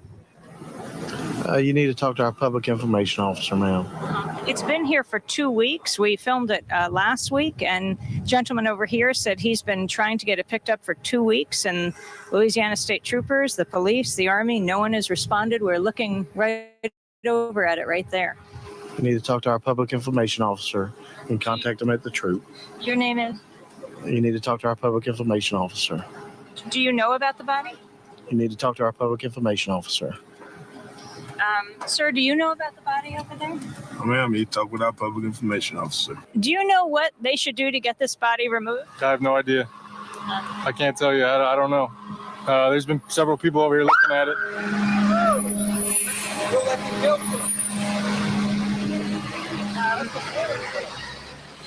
That was Homeland Security that just went by. Sir, what you're saying? There's been several people over here looking at it, but like I said, I haven't seen anybody take it. Several Army guys? Army. I've seen police over here looking at it. Seen ambulances looking at it. That's about it. To our knowledge, the body was never identified. Blacc Rahim is the co-founder of the Common Ground Collective, which helped bring thousands of people from all over the world to help rebuild New Orleans after Hurricane Katrina. He was also one of the founders of the New Orleans chapter of the Black Panther Party for Self-Defense.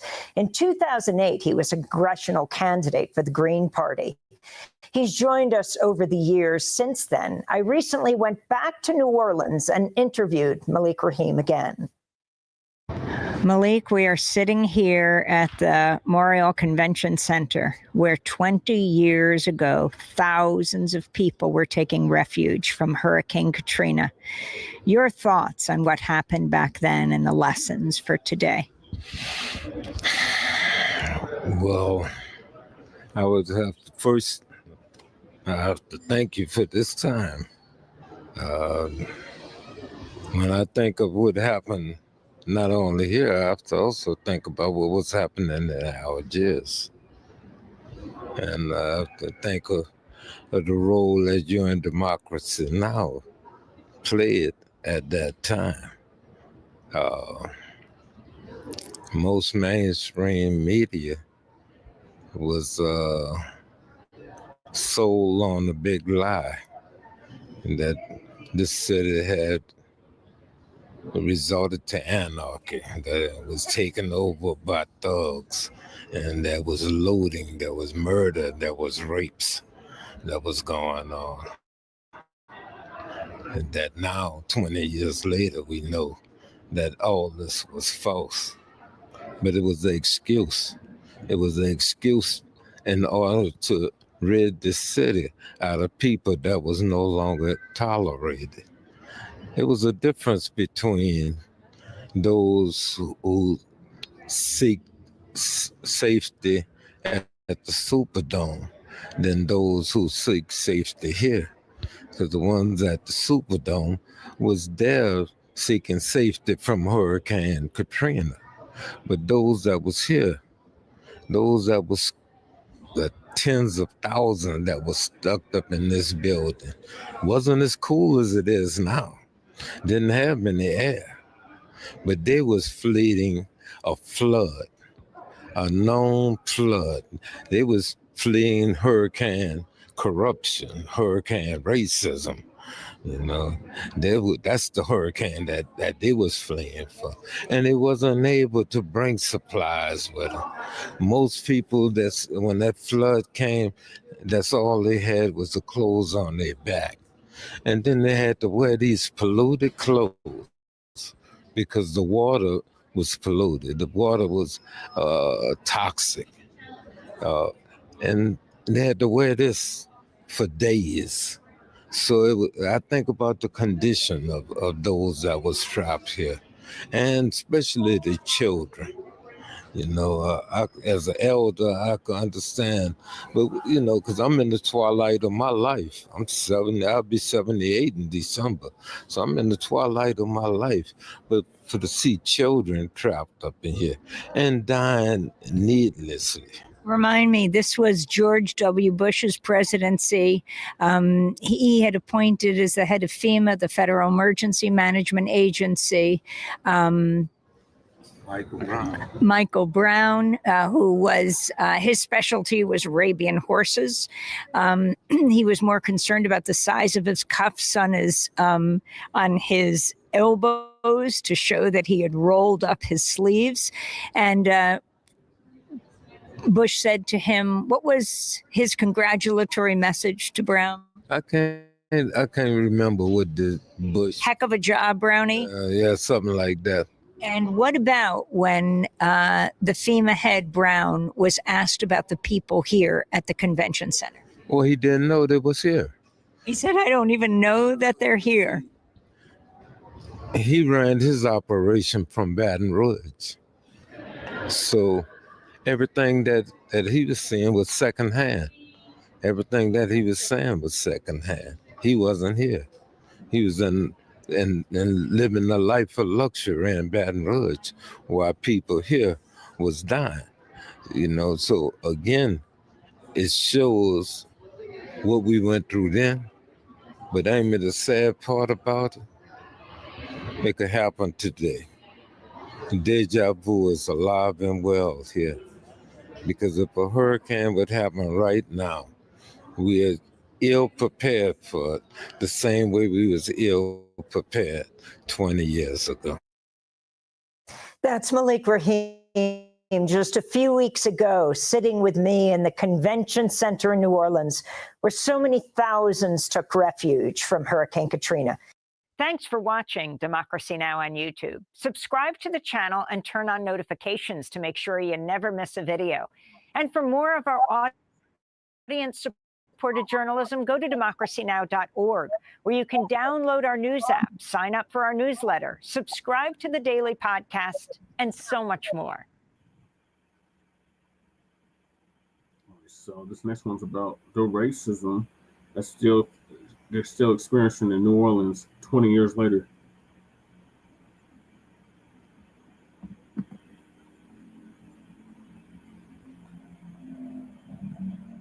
Racism and white supremacy, to be exact. That's the only form of racism. There we go.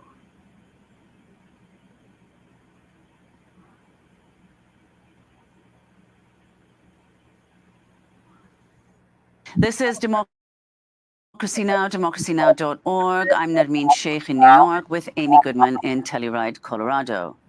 We're continuing our coverage of the 20th anniversary of Hurricane Katrina, the 2005 storm that devastated the Gulf Coast, killing more than 1,800 people and forcing over 1 million people to evacuate. We're joined now in New Orleans by independent journalist Jordan Flaherty, who was in New Orleans when the hurricane hit, returned to the city soon after being evacuated to help with relief efforts and to report on what was happening in the streets, particularly to the poor Black communities that were most affected by the hurricane. He's won awards for his reporting on people left behind in the New Orleans City Jail after the hurricane, and is the author of Floodlines, Community and Resistance from Katrina to the Gina 6. He's joined us many times over the years. I was just with you, Jordan, in New Orleans at Netroots Nation, where you moderate a panel on Hurricane Katrina 20 years later. Can you speak now about the aftermath? Talk about what was happening then, from the complete lack of FEMA preparedness or the city's preparedness to climate change, to what happened to this population where more than, well, close to 2,000 people died and 100,000 were evacuated. Thank you, Amy. And sitting here in this chair, I think about all the people that aren't in this chair. As you say, the people that were displaced, the people that were killed. New Orleans right now has a population of about 360,000. Pre-Katrina, it was about 480,000. And most of that is Black residents. The city has about 120,000 fewer Black residents than it did pre-Katrina. And that period right after the storm, it feels a lot like right now, the way right now we're feeling attacks on everything, on democracy, on the social safety net. That's how it felt after Katrina. We're facing the issues people face everywhere: housing, education, criminal justice, but it was like on hyperspeed.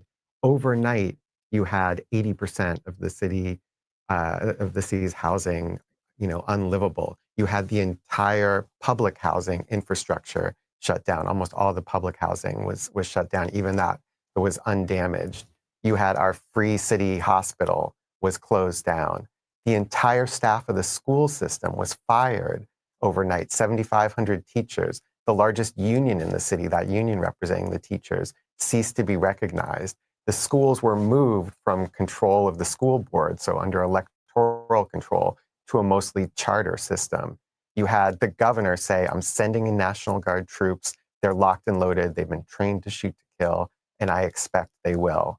And the voices of especially Black New Orleanians were not heard. I know that you've lifted up voices like Norris Henderson, Monique Harden, Tracy Washington, Sonny Patterson, people that were on the front lines of this struggle, artists, organizers, scholars, incredible landscape of people fighting for the city. People won real victories in that struggle. And, it's hard living in the city, but I've learned so much from the grassroots organizers on the front line that were fighting for justice for this city. And Jordan, could you talk about what happened with the the federal funding that was given to New Orleans in the aftermath of Katrina, more than $140 billion, which is the largest post-disaster domestic recovery effort in U.S. history. What happened to that funding? It felt in that period as if like the sky was filled with money. As you say, all this money that came from the government and also from people that were donating. It was like it flew over our heads and then got redirected. So we didn't actually get to, the people most in need didn't actually receive it. So much of that money went to the Bush cronies like Kellogg, Brown and Root and Halliburton. Of the 25 nonprofits that received the most money for Gulf Coast aid, half of them were based outside of the Gulf Coast. There was all of people giving money, the government giving money. If you look at the Louisiana Road Home Program, which was state administered and federally funded, one of the biggest sources of funding, it just went to homeowners, which were certainly in need, but what about renters? What about the homeless? And even among homeowners, white homeowners got 35% more aid on average than Black homeowners.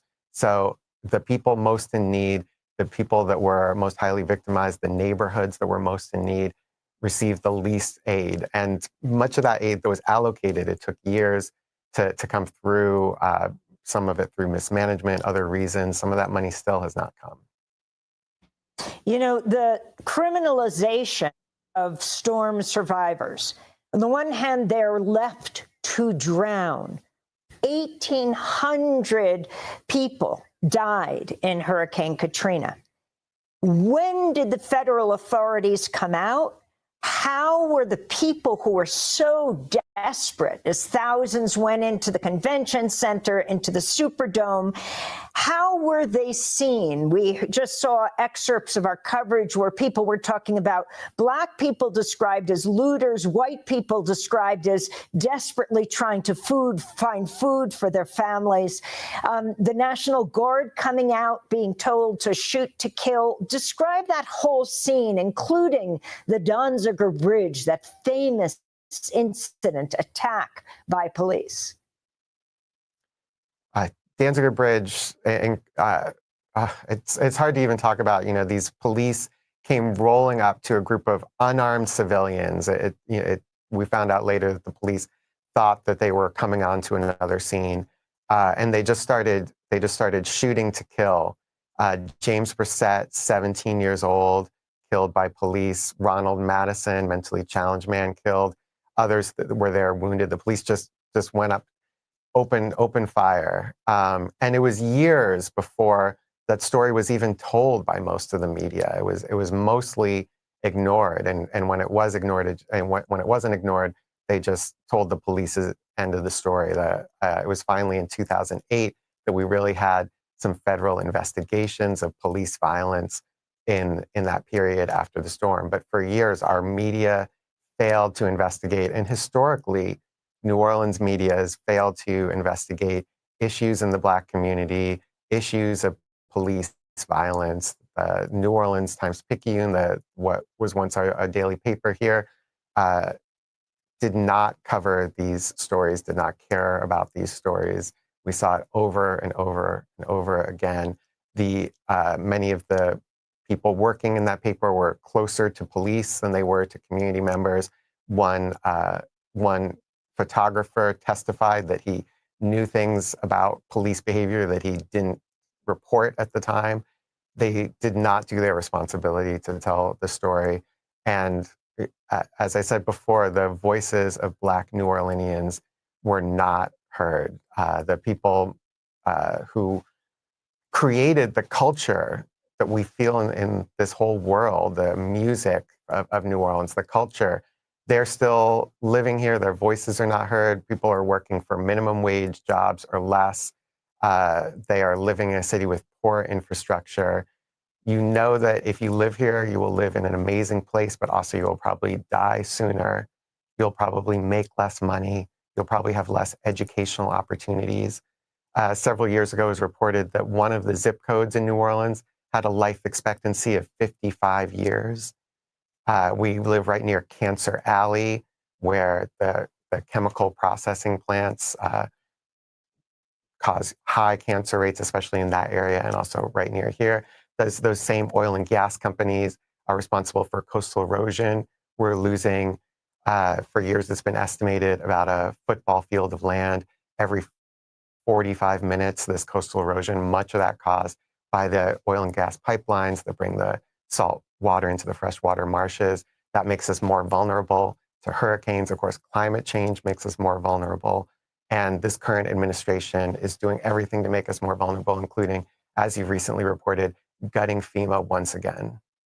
And talk about the significance of that, Jordan. I mean, as Malik Rahim, who Amy Goodman spoke to, as he said, and you've just repeated, that something like Katrina could happen very easily again. And specifically these cuts to FEMA, because poor climate vulnerable states like Louisiana received the most direct assistance from FEMA between January 2015, that is, so almost 10 years after Hurricane Katrina, between January 2015 and April 2024. So what will this mean for the city and for the state? It's devastating. It's devastating. The support for the oil and gas industry, the heightened climate change, hurricanes getting bigger, hurricanes getting stronger, less land to protect us in the city, less infrastructure to support us, less of a social safety net, less medical, a huge increase in policing. You know, one of the victories that organizers won here after Hurricane Katrina was shrinking the size of the city jail, was getting federal oversight over the police department, also an independent police monitor, federal oversight over the jail. All of those kind of things are going out the window. Our new governor is pushing to undo decades of reform of policing, of the prison industrial complex in the state. More people getting locked up, more people being criminalized, less ways to afford to live in this city, in this country. Jordan, before we go, I'm just interrupting because we have less than a minute. Talk about the prisoners, people held in the parish jails, what they faced at that time, often just awaiting trial, stuck in the dark, in the filth. Right. We're talking about many people who had just been arrested a day or two before for some minor charge like public drunkenness. The city jail before Katrina was the largest city jail in the country, 7,000 people being held there.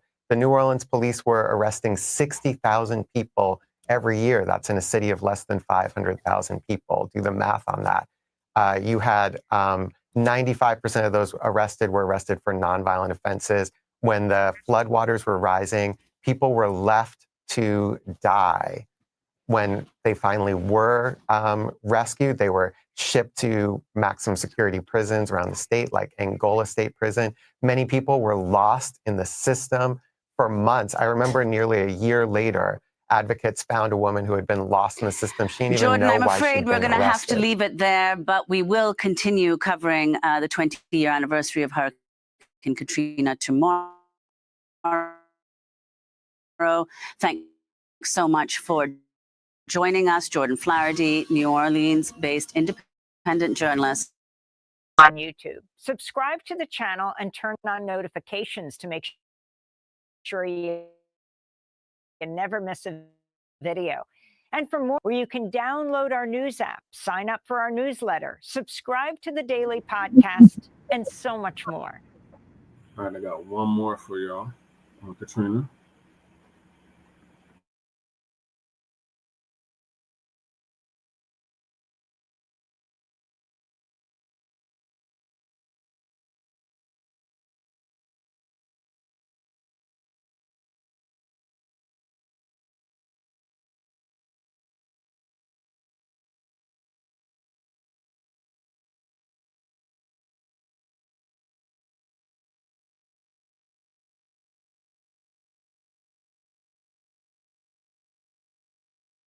This is Democracy Now!, democracynow.org. I'm Amy Goodman with Juan Gonzalez. FEMA is suspending over 24 staff members who were among those who signed a letter criticizing the Trump administration. The letter came just days before this 20th anniversary of Hurricane Katrina, which devastated New Orleans and what was one of the costliest, deadliest hurricanes in U.S. history.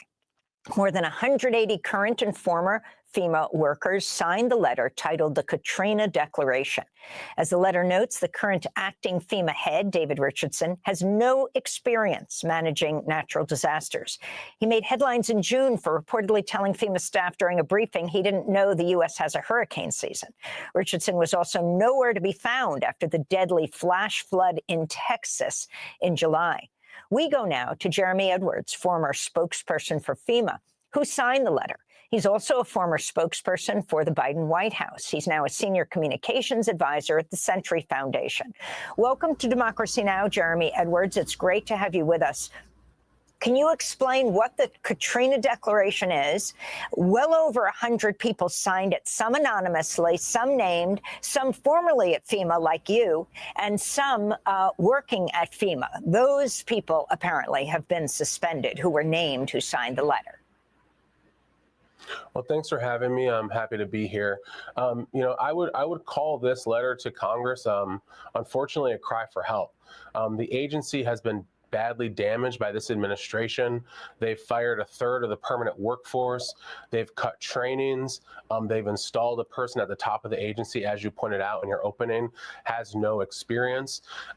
The Secretary of Homeland Security is taking the unnecessary step and overly burdensome step of requiring her personal sign-off on mission assignments, contracts, grants that are above $100,000, which is slowing down operations and leading to delays in getting assistance where it needs to go.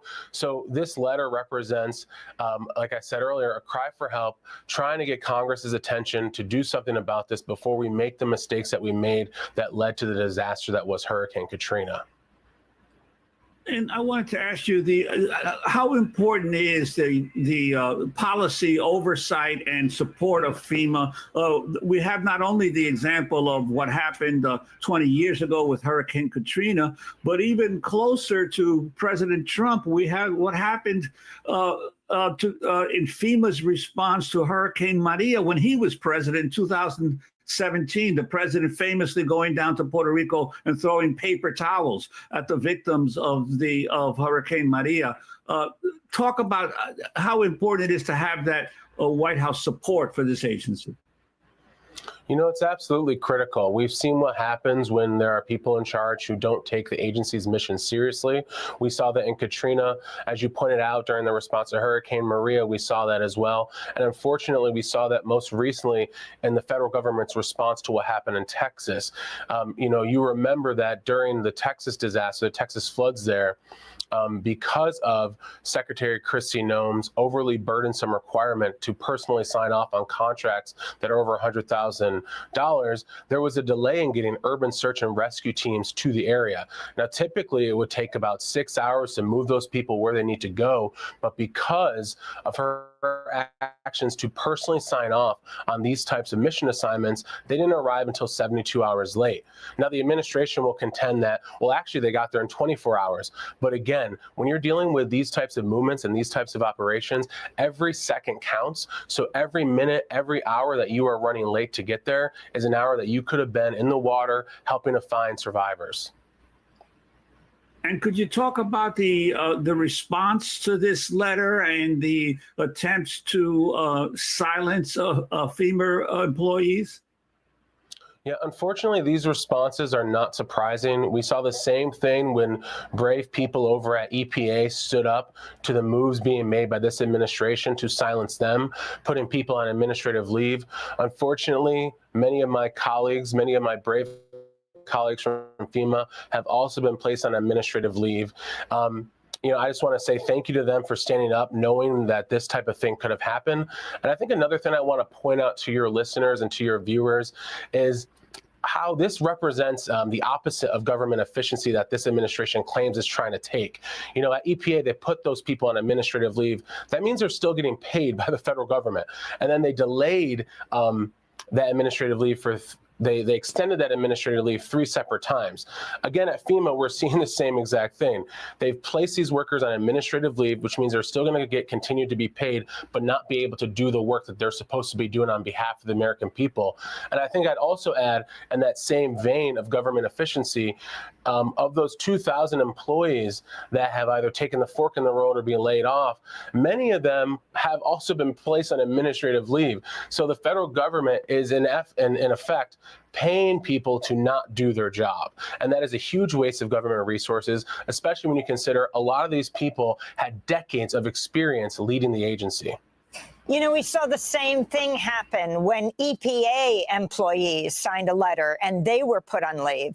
Jeremy Edwards, before we end, I wanted to ask you about the climate deniers within the administration. This, after all, is FEMA, the Federal Emergency Management Agency that deals with natural disasters that are not necessarily natural, but actually man-made when it comes to issues like climate change. Yeah, I think what I would say is that it doesn't really matter whether or not you want to believe in climate change or think that it is real. The effects are happening. We are seeing more intense disasters. They're happening more frequently. And this administration can choose to bury its head in the sand, but that will not stop the devastation and catastrophic events from happening. You know, the one thing I will add is that this administration has basically put a pause on programs like building resilient infrastructure in communities. That is mitigation funding that represents millions of dollars that are going to communities to help them build resilience to these types of disasters. And every dollar that is spent in resilience saves about $6 for these communities. So it's also a good economic investment. Also concerning is that the president has stopped authorizing the use of hazard mitigation grant program funding. This was funding that was given to communities who had just experienced disasters that allowed them to use a percentage of those funds to build resilience. So again, I don't really care. It doesn't really matter whether or not you believe in climate change. We can all agree that these storms are happening more frequently. The effects are becoming more severe. And whatever you want to call it, it's happening, and we need to acknowledge it and help these communities prepare. And now you have FEMA being used, preparing to send $608 million to states to construct immigrant jails as part of the push to expand capacity for detainees. We just have 10 seconds, but FEMA's role in this, Jeremy. Yeah, I think FEMA's mission is very clear: to help people before, during, and after disaster. And any single dollar that isn't being spent to help people with that mission is a failure to the American people. That money should not be going to build immigration detention centers. They should not be sending FEMA personnel, which they are doing, to help onboard new ICE agents. We have to leave it there. Thanks for watching Democracy Now! On YouTube. Subscribe to the Thank you, Democracy Now! For covering this. So yeah, 20 years since Katrina, and lessons learned. Racism and white supremacy is still in effect.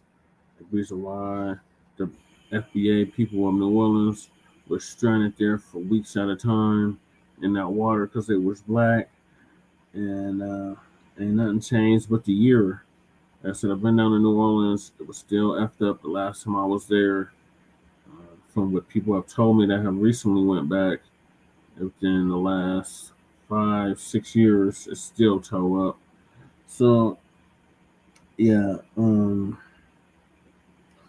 thoughts and prayers go to all those that lost their lives, lost their friends and family during that natural disaster. Said 1,800 people died.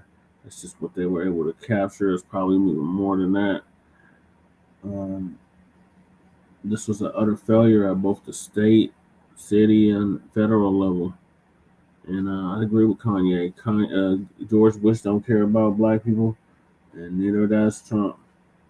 Neither does any president for that matter. But yeah, shout out to you for that.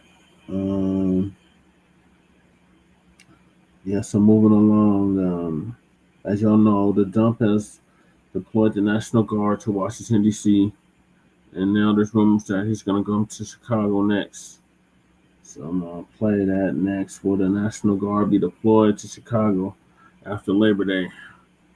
It's one of Tariq's Twitter spaces. Oh, no, actually, this one of Lisa's video, sorry. And then the one after that is Tariq's Twitter space, and then I'll probably end it there because I've been on this for too long.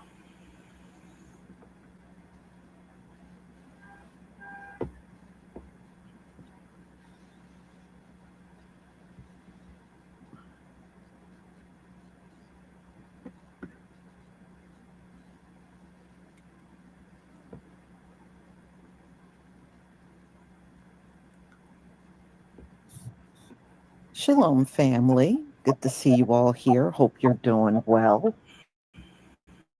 Well, y'all, I do have an announcement. There is some technical problems going on with the coupon code over at Etsy.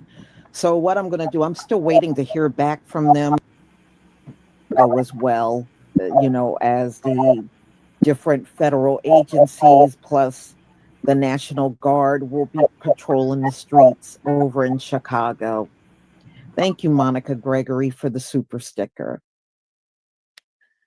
So, talking about going to more cities, even after Chicago. So let me go ahead and share my screen and we will get started.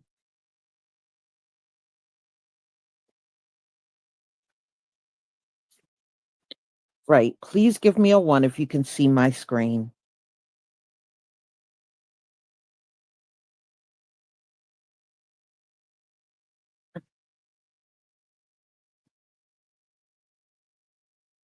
Thank you.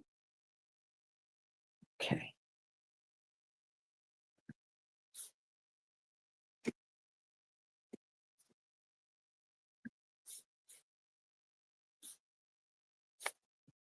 It is a priority of this administration to ensure that American cities are safe again. And I'm so glad that you brought up the crime in Chicago, because we've been seeing the governor of Illinois parading out there saying that there's nothing wrong with Chicago. It's a great place to live. There's no crime there. He doesn't need President Trump's help. Well, I think the residents of Chicago beg to differ, and the statistics beg to differ. And I'll just share a few of those statistics with all of you. For 13 consecutive years, Chicago has had the most murders of any U.S. city.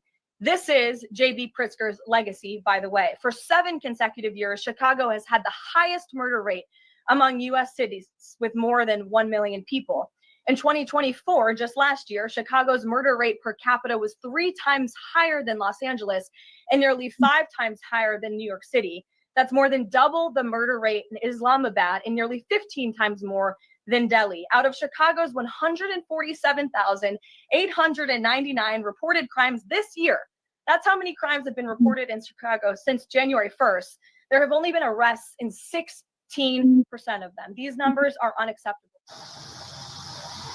What's going on, guys? It's me, Jeremy. August 22nd, 2025, guys. So we had a lot go on today. I think the biggest news was the Chicago comments by Trump that's going to be the next target. A lot of people were wondering, LA, Chicago, New York. It's coming to my state. I'm in Illinois. I'm way south. I'm not anywhere near Chicago, so I'm not trying to connect myself to Chicago. I do have a friend that's on their way to Chicago this weekend. She literally just left her house and she's like, yeah, I'm on my way to Chicago for the weekend. I was like, ooh, with her little toddler there. So I didn't really want to even bring it up. I just told her to be safe and wished her well. But for all the people that are going to be in Chicago, these music festivals, I'm going to remind everyone, it's not the play. It's not the play, especially when Pete Hegseth comes out and says the National Guard can now start carrying weapons, live ammo weapons. They're setting the stage. They want to entice a reaction. They want you to fire the first, or at least be the reason that the first shot is fired, so they can justify steamrolling the rest of the agenda. They're trying to. It's the poking the bear. Yeah, that's what they're doing. They're poking. They're poking the bear. They're poking you, edging you, as the kids say. Don't fall for it. This is why I say don't go to the music festivals. It's not. Don't even put yourself in a position to allow your emotional response to lead to any kind of progression for them. Don't do it. You want to be coming together with other people right now. You want to be holding events and you want to be exchanging your skill set information. 144 on the clock. You know. That's what you want to be doing right now, guys. You want to be presenting yourself. What skills do you have? Are you willing to relocate? What areas are you familiar with? That's what you need to be doing. You need to be building tribe and community. Okay? Come up with your own stable coin like Wyoming just did, like Trump and all these other people. See, they haven't let you in on the big secret. The whole world's for sale right now. You can create your own kingdom. The whole world's for sale. The gig is up. The fiat gig is up. The spell is up. They want you to think that you are at a loss right now, because they got you confused and distracted. But this right now is reclaiming ownership over the land. Not, you don't own the land, but you know what I'm saying, like custodianship, reclaiming custodianship, right? Taking back sovereign responsibilities, taking back generational wealth.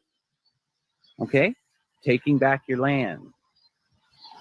Everything's for sale right now. Look at all the different Trump, everyone, companies, banks, meme coins. Everyone's creating their own. You can create your own currency right now.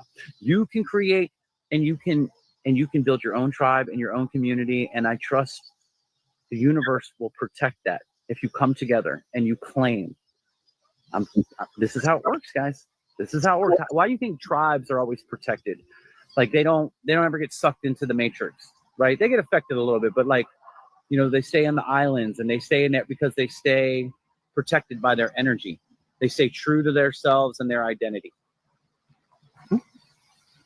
Just something to think about, guys. So while everyone's getting all hyped up, getting ready to go protest in Chicago, don't give them a reason, guys. And don't be tough about it. Don't fall for this is the only way. Okay? Maybe if you show that you don't need the system for a little while, detox from it, take some sacrifice, you'll show the Most High you're ready, and the Most High will come in and swipe it all away, bringing that heaven on earth, that new Jerusalem. But you're going to have to walk away. You have to show that you don't need junk food, that you don't need the social media, that you don't need the distractions, right? That you can live simple, that you can go without for a little while. Book of Job. That's where you're at now. Book of Job, guys.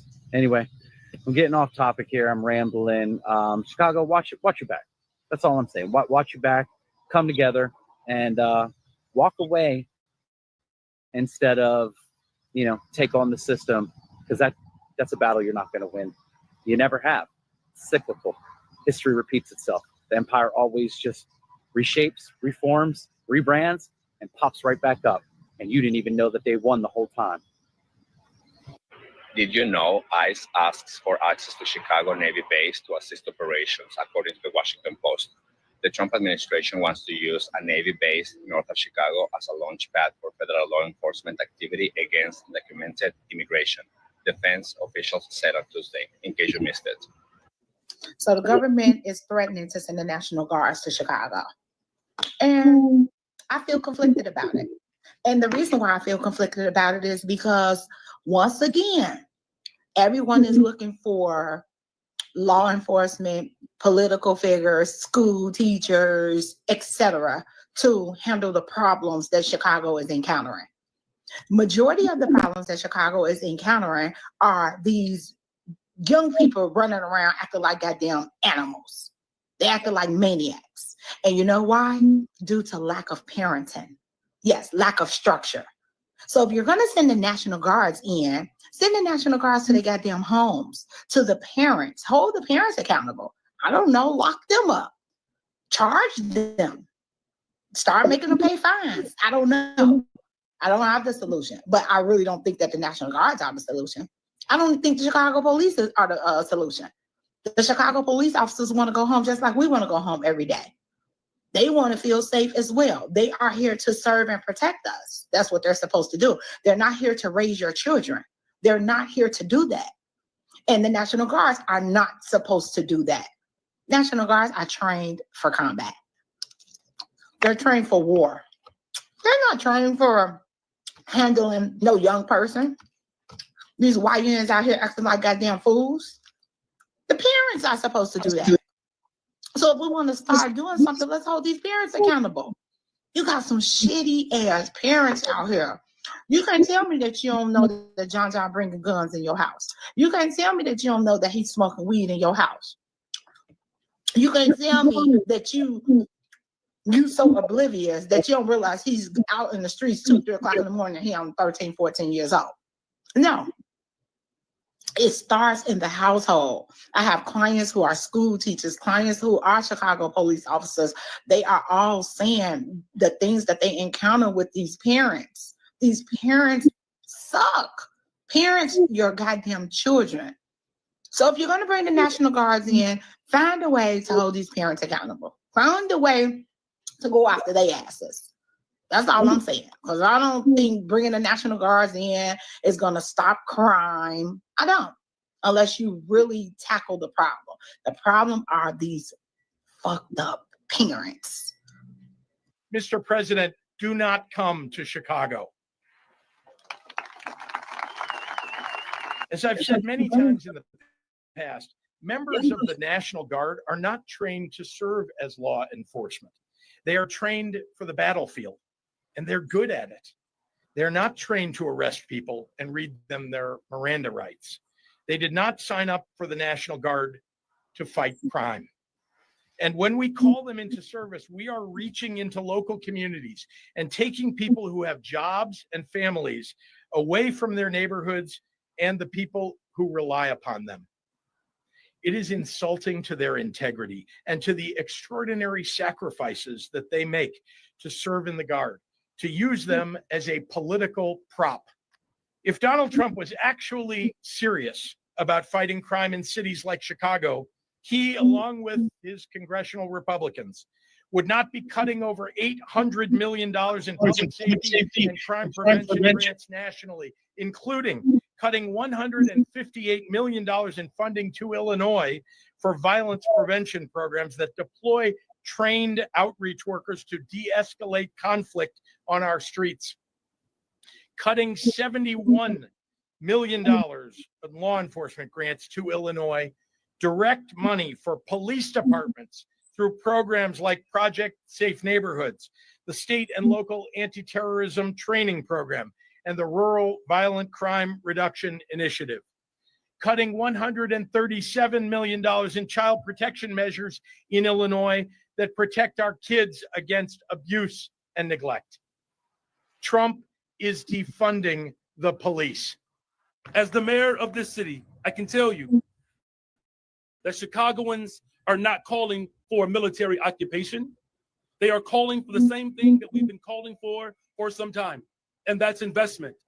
What safe cities across America all have in common, they invest in people. And that's what we're doing in Chicago. We need the federal resources to make sure that we're building more affordable housing, expanding mental and behavioral health care, education, all of these things that could reduce crime and provide real community safety.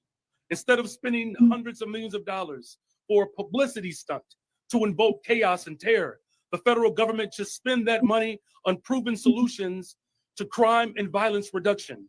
The Trump administration wants to use the Navy base north of Chicago as a launchpad for federal law enforcement activity against undocumented immigration. And this comes after the White House contemplates also deploying thousands of U.S. troops to Chicago amid rising tensions between the Illinois governor. The base, a hub for recruit training, would provide facilities, infrastructure, and other logistical needs if the request is granted. So far, no decision to approve access has been made, as that responsibility lies with Defense Secretary Pete Hegseth. And considering he's already approved the use of other military bases to build defense facilities, I foresee him approving this too. Overall, I'm not happy about the federal government expanding their power like this. But what do you think? Let me know in the comments. As always, follow for more. Share the news. Pause and captain. Out. So Trump wants to send the National Guard to a city near you as a domestic police force. First, he did it in LA, and the locals did not like that, so they protested. Now he's doing it in DC, and once again, the locals are protesting. And now he's saying Chicago's next. And the people in Chicago, Mr. Vice President, are screaming for us to come. They're wearing red hats. I think I speak for everybody, west side, south side, north side, over east, downtown. Nobody wants you here, Trump. Now, how do I know that? I stay in Chicago, and I was invited to Governor Pritzker's press conference, and I think he speaks for everyone when he says, Mr. President, do not come to Chicago. You are neither wanted here nor needed here. Now, why would Trump not listen to the governors of these states and violate the 10th Amendment right for them to govern their citizens themselves? Like, school just got back into session. Nobody wants to see a tank when they're taking their children to school. I don't think that makes anyone really feel safe. It's because LA, DC, and Chicago are all sanctuary cities, meaning they don't cooperate with the federal law enforcement, such as ICE. And that means local officials will not be helping ICE abduct people off the street in broad daylight. So now we know he's targeting immigrant sanctuaries and his political enemies who don't agree with him, which seems really, really fascist. And he's ignoring that the cities with the highest homicide rates are actually in red states. 13 out of 20 are actually in Republican-based states. Honestly, he's not looking out for Americans. He just wants more control. He's shipping people to concentration camps in Florida and El Salvador without any due process. And he's getting too inspired by his friend Kim Jong-un here. Putting your face on giant banners. Yeah, that looks really familiar. Throwing military parades for your birthday. Using the FBI to raid the house of your former advisor who now criticizes you. And now he's saying that Americans want a dictator. Could he be any more obvious? My fellow Americans, let me be clear. We've got to face the facts. This man is trying to be a dictator. And democracy dies if we do nothing to support it. So if anything, you have to be somewhat a little woke to what's going on. Just be aware, be cognizant, but also support the people around you locally. And if you can act on a national level, do so. Tonight, we've also learned the president signed an executive order which establishes specialized National Guard units to address crime in cities. ABC 7's Eric Hong downtown with late-breaking details tonight. The mayor and governor say there's been no communication from the White House and say that lack of coordination, even with police, shows the Trump administration isn't serious about lowering crime. In a show of solidarity, elected officials joined dozens of business, faith, and civic leaders in denouncing what they called a presidential power grab. The president of the United States is doing this for theatrics. This is not because we've asked for it. It is not because there is some justice that he is going to seek. It is because he wants to create chaos. Earlier, President Donald Trump signing an executive order that aims to create specialized units in the National Guard, trained in quelling civil disturbances and ensuring the public's safety and order. It also establishes a quick reaction force, available for rapid nationwide deployment, a clear sign the president wants to use the Guard in domestic law enforcement. Chicago, everybody knows how bad it is. Everybody standing there knows. We know. You don't have to be doing any studies. They should be saying, please come in. We should have done this a long time ago so that every neighborhood in Chicago deserves the same safety and security that we enjoy in the suburbs. But an ABC 7 data team analysis of Chicago police crime numbers shows overall violent crime and homicides at their lowest level year to date since 2014. There is no emergency in the city of Chicago. I think you can see what a lovely place this is. The governor staging a photo op on a boat on the Chicago River to dispute the president's view that Chicago is a mess. This is an authoritarian stunt. This is a declaration of war on our people. It will impact businesses' bottom lines and ability to operate efficiently. It will impact tourism. Some Republicans say the Guard can make a difference. And if we even save one life, I think it's worth the challenge, because Chicago has been crime-ridden for so long and people have had enough. But is it legal? Constitutional experts say the president can only nationalize the Guard in the event of a rebellion or an invasion or when federal laws can't be enforced. We've had guardsmen in the street before, but they were ordered in by the governor. Officials vowing legal action, but it would likely come after a deployment. Illinois' Attorney General says there are challenges in filing a preemptive lawsuit. We have major news right now. We're about to see a major uptick in National Guard presence in 19 states across the country. More than 1,700 members of the National Guard are set to deploy mid-August through mid-November for a 3-month period. Here's what we know right now. The 19 states obtained by Fox News include Alabama, Arkansas, Florida, Georgia, Idaho, Indiana, Iowa, Louisiana, Nebraska, Nevada, New Mexico, Ohio, South Carolina, South Dakota, Tennessee, Texas, Utah, Virginia, Wyoming. And Texas is projected to have the largest National Guard presence in the state. Now, remember, this does not include what Donald Trump expects to do in Chicago and in New York, which may include the National Guard as well. So this is separate and apart. This is for immigration enforcement, for crime-related issues in those states. Many of those states are red and Republican states. We now have more than 2,000 members of the military in Washington, D.C., about to have 1,700 more deployed in 19 states across the country. And get ready, Chicago and New York, because you're next. So spread the word so more people know. Follow along for all the news you need to know about. More to come very soon.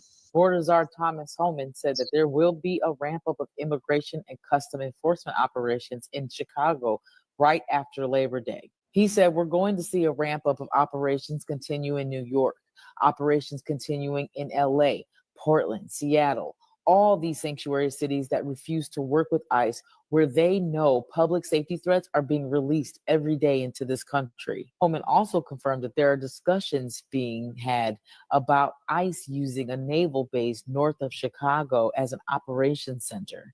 Looks like you need to get ready, blue cities, because ICE, they seem to be coming, whether you want them there or not. Or if you're in a blue city right now, understand they're sending boots on the ground. They're not joking. They weren't joking in DC. They weren't joking in New York. And they're definitely not joking now. Stay safe. Figure out how to move without getting hurt or arrested, because they're gunning for you guys. I have a question for Chicago residents and Chicago residents only. If you're not from Chicago, please, feel free to stay. But this is for the Chicago residents. So in 2020, there were the George Floyd protests, and then there were, separate from them, there were looters and rioters that were obviously in bad faith, but it still happened.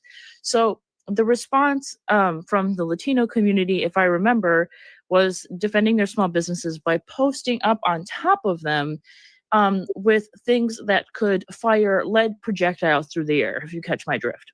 So I don't know what the Fanta fascist is thinking when he is going to send in the National Guard to Chicago to support ICE agents.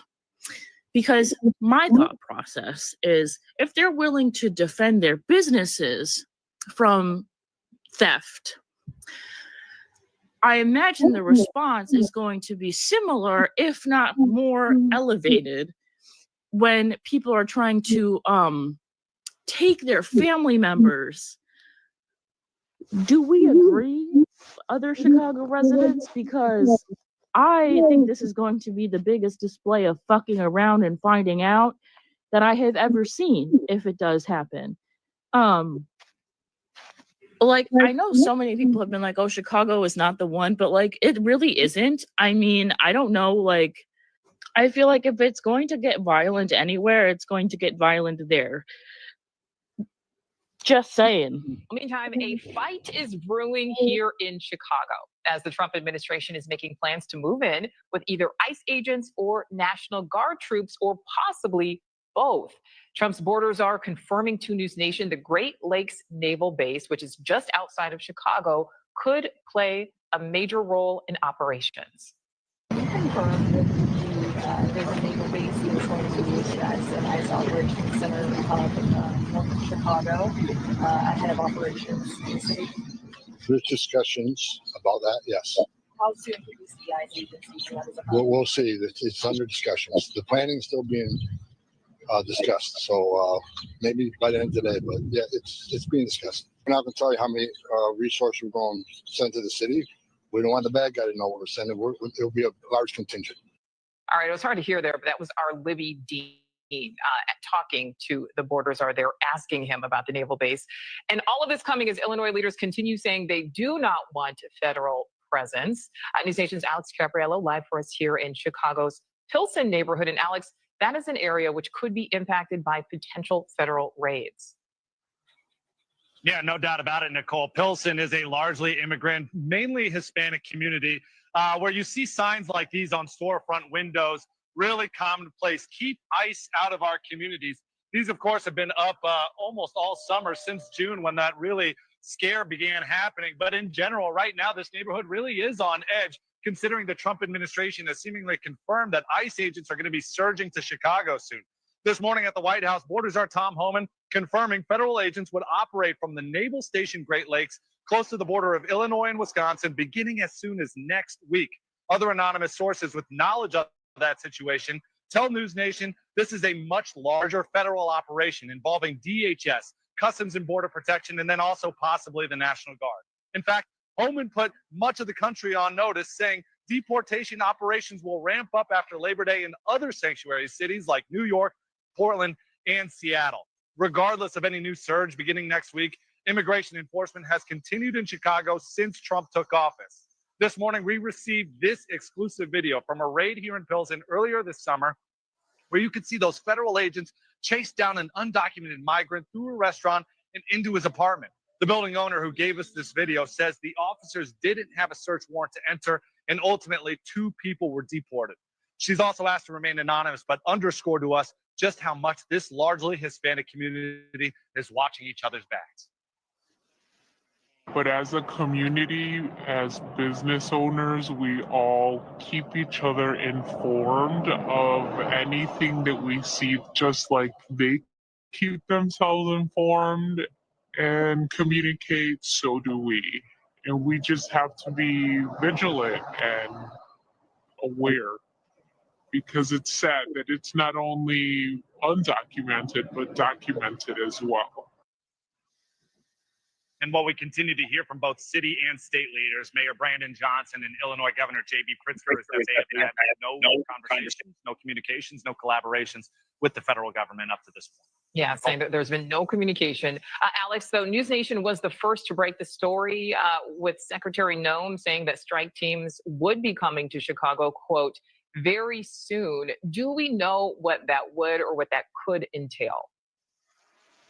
Yeah, Secretary Noem not really giving us a very established timeline of when that might be. But of course, the news started trickling out after that, particularly with this news about potentially the Naval Force Base actually being utilized. Secretary Noem making that comment really in passing to Kelly Meyer. But we do have an idea of what strike teams might look like, considering we've seen them firsthand. They are highly specialized tactical units that are often brought in to carry out complex missions. And News Nation's Allie Bradley actually rode along with the strike team in Omaha, Nebraska, when they actually raided a food processing plant. And that's where we saw at least 70 different people deported after their immigration status was known. Nicole. All right, Alex Gabriello live. Grossly incompetent.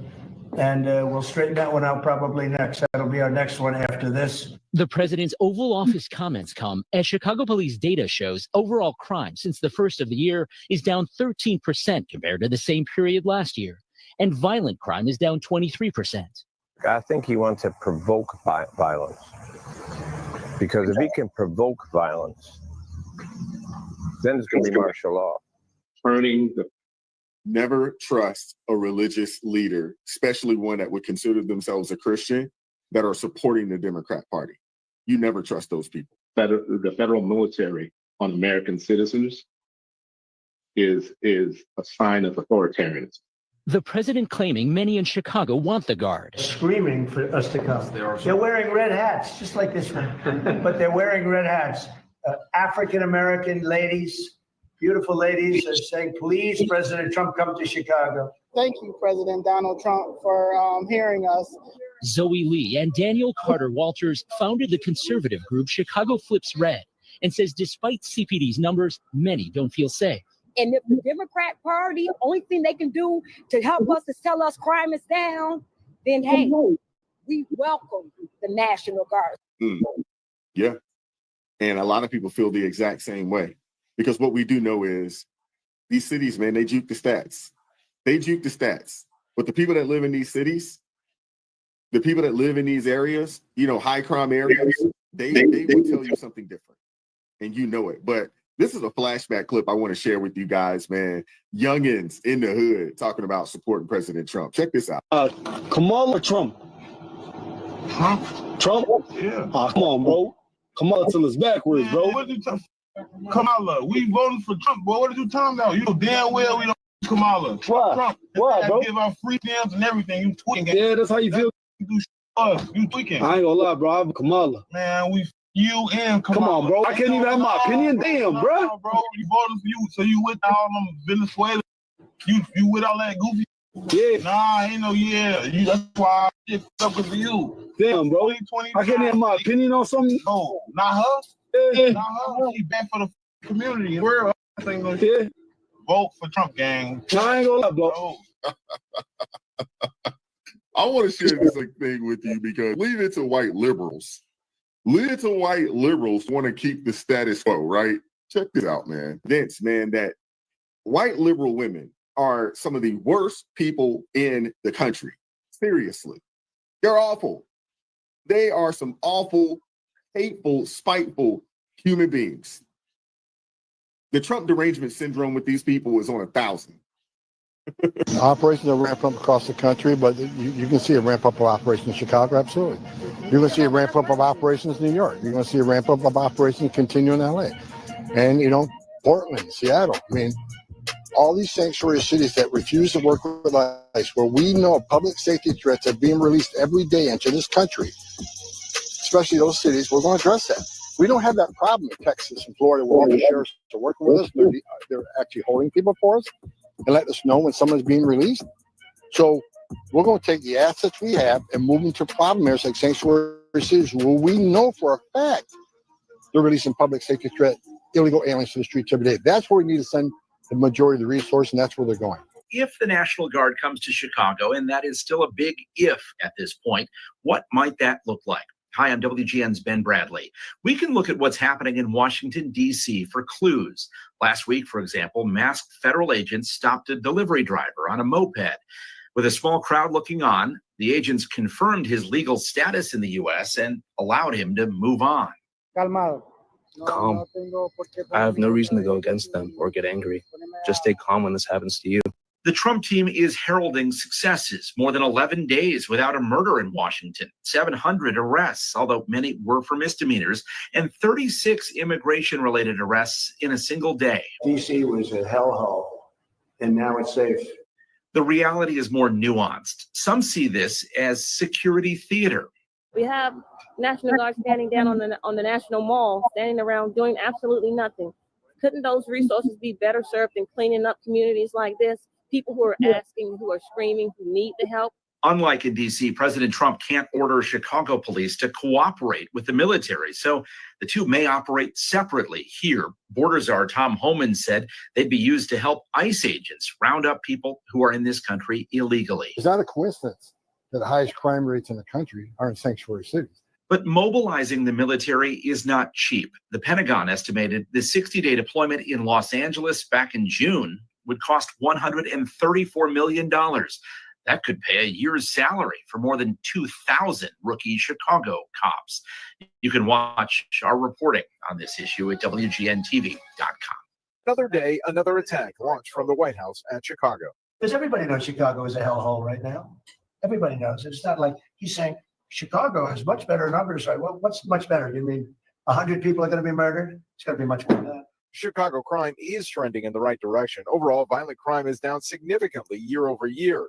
2024 did see 580 homicides, but that number is down from its most recent peak in 2021 when homicides hit 804. I would love to have the governor of Illinois call me and say, look, we have a problem in Chicago. We will stop that problem in Chicago in 2 months, maybe less, 2 months. We'll stop it. The president most likely would be waiting on a call from Governor Pritzker for a very long time. What we are doing in the state right now is making sure that the president and those folks in Washington who are thinking about sending troops on the ground in a major American city. What's up, y'all? It's me reporting to you live. I hear that the National Guards are now in Chicago. Tell me, what do you think about this? Do you think it's necessary? What's your thoughts? Drop it in the comments. I think that if Trump ends up sending troops to Chicago, it's actually going to be about immigration enforcement at the end of the day. The Washington Post is reporting coordinated ICE and National Guard plans for Chicago. The Trump administration is trying to hit its goal of 1 million deportations per year. It's not doing that so far. It's trying to ramp up progress, including in so-called sanctuary cities like Washington, D.C., Chicago, New York, and Denver. Trump administration officials have said that they, in particular, want to focus on these places and they want to, quote unquote, restore order. But the fact of the matter is that because of so-called sanctuary policies, it's harder for federal immigration officials to be arresting people in those same jurisdictions.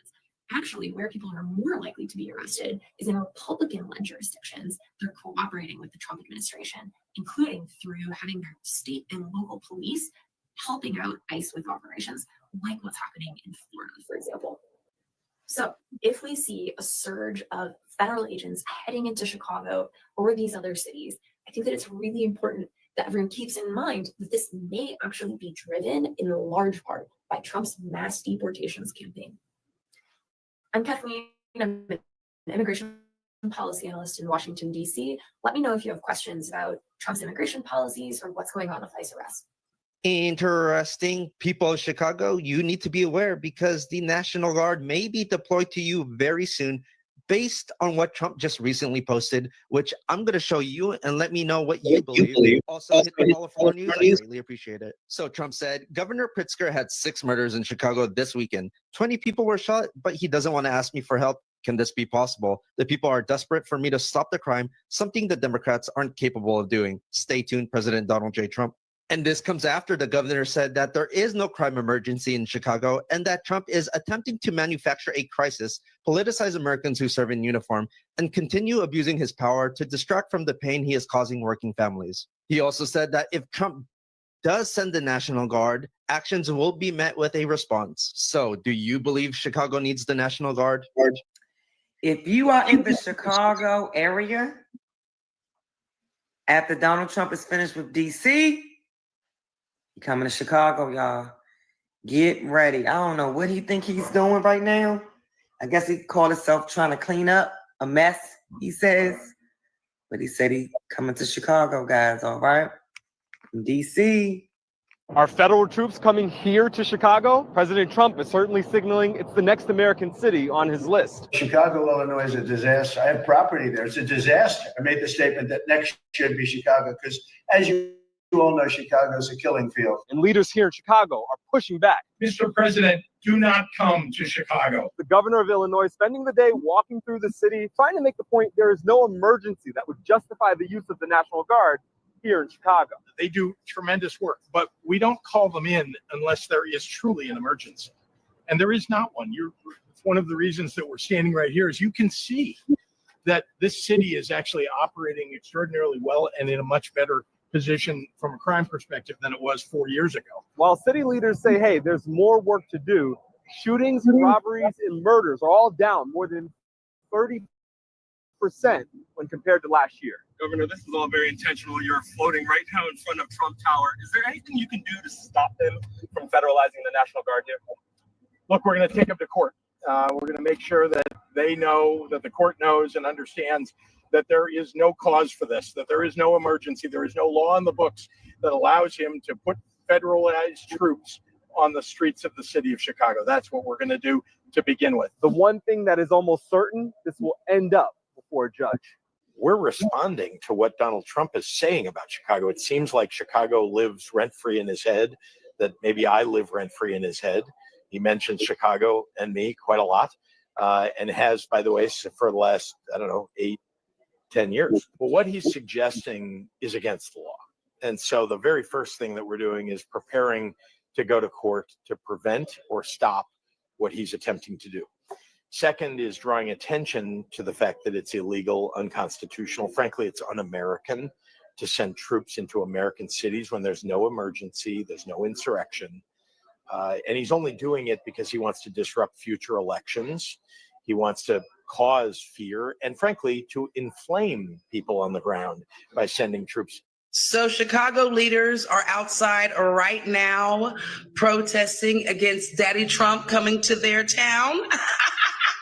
Oh, what is the problem? So you have watched with your own eyes how Washington, D.C. has dropped crime like tremendously. They've had 0 murders in a week. You have people going on lives and doing videos about how safe Chicago is, about how clean the streets are. They can't even see a piece of paper. You have women on video saying that they're at a stoplight with their window down, and they don't ever do that because if your window's down, you'll probably get robbed. Like, what? I'm so happy about the safety of my city right now, just hearing that. I ride with my window down all the time. So now he's saying, I'm going to Chicago because we have all these beautiful Black women with Trump hats on that say, we need your help. So I'm ready to go help them. Shout out to you, baby, for listening to the ladies, okay? So I just think it's hilarious how all Trump has to say is, I'm going to Chicago next. And now all of the mayor, whoever the hell, all them people are out there like, we don't want you, Trump. We don't want no military over here, Trump. We're already fighting crime, Trump. But you ain't fighting crime to get 0 murders in a week. You ain't doing that. Why wouldn't you want them to come to your state and say, get rid of all the crime? Like, if you could come for 2 weeks, get rid of everything, and then we're good? Are you kidding me? And then we could pick it up from there and keep it rolling? That y'all are stupid.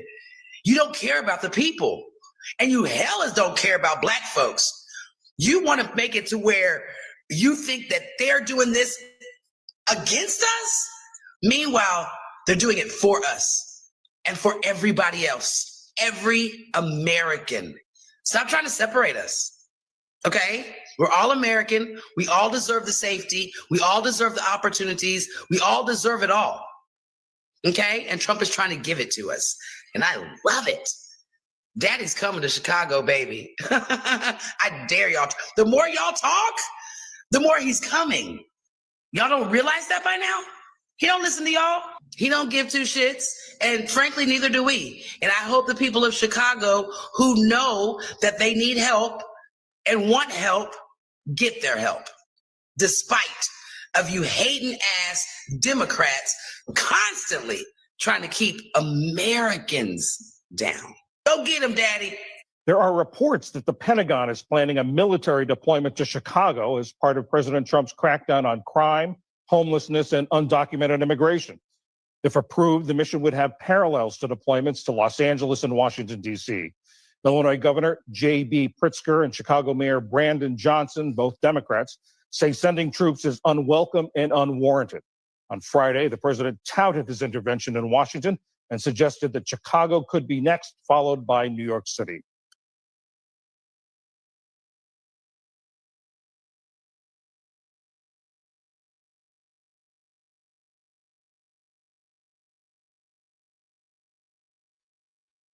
All right, y'all. It's happening.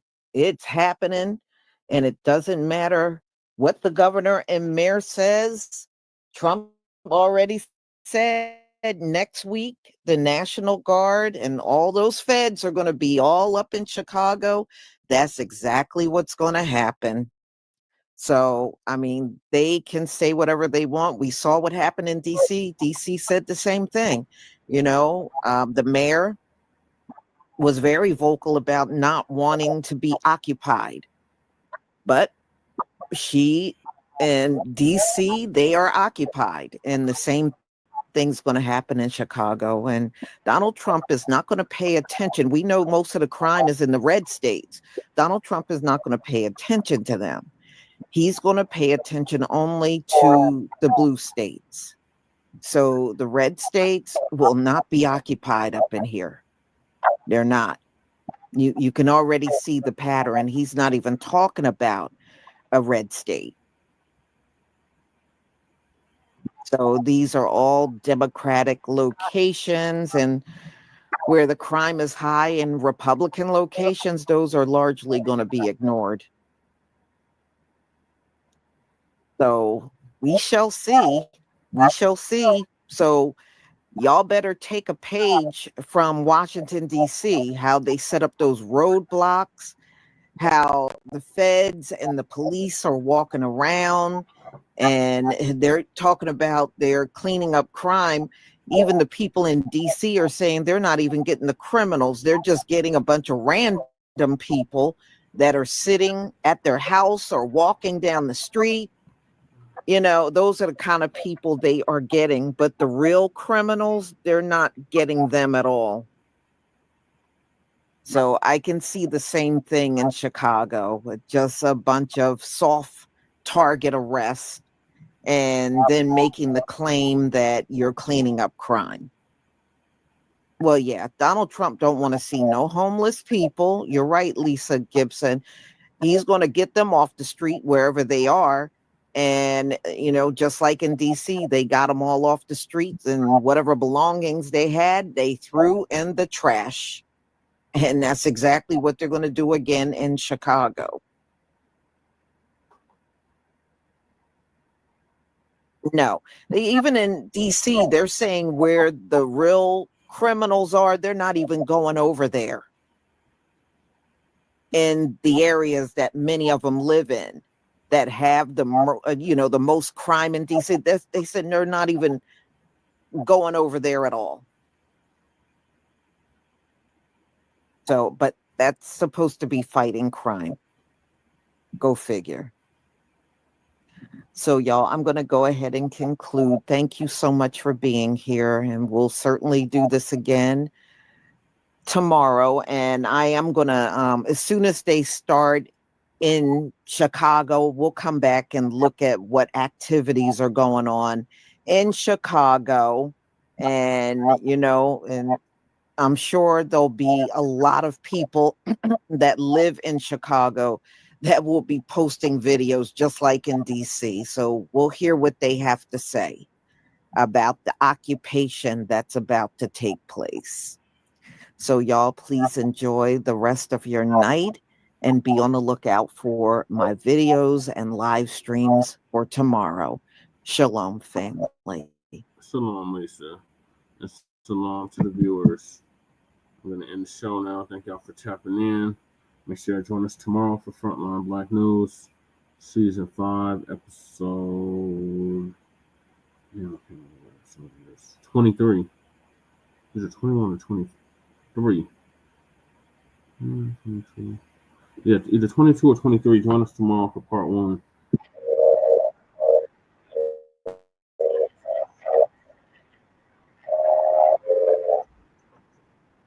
Frontline Blacc News on YouTube and Facebook. The Revolutionary Agenda on YouTube and Facebook. And Shabaka's Black Experience Enhanced on Facebook and Twitter. So peace, love, light, reparations, and separations, and Black empowerment. Sharon Kuma signing out from the Mile High Income and Legal Mega for the city. Peace.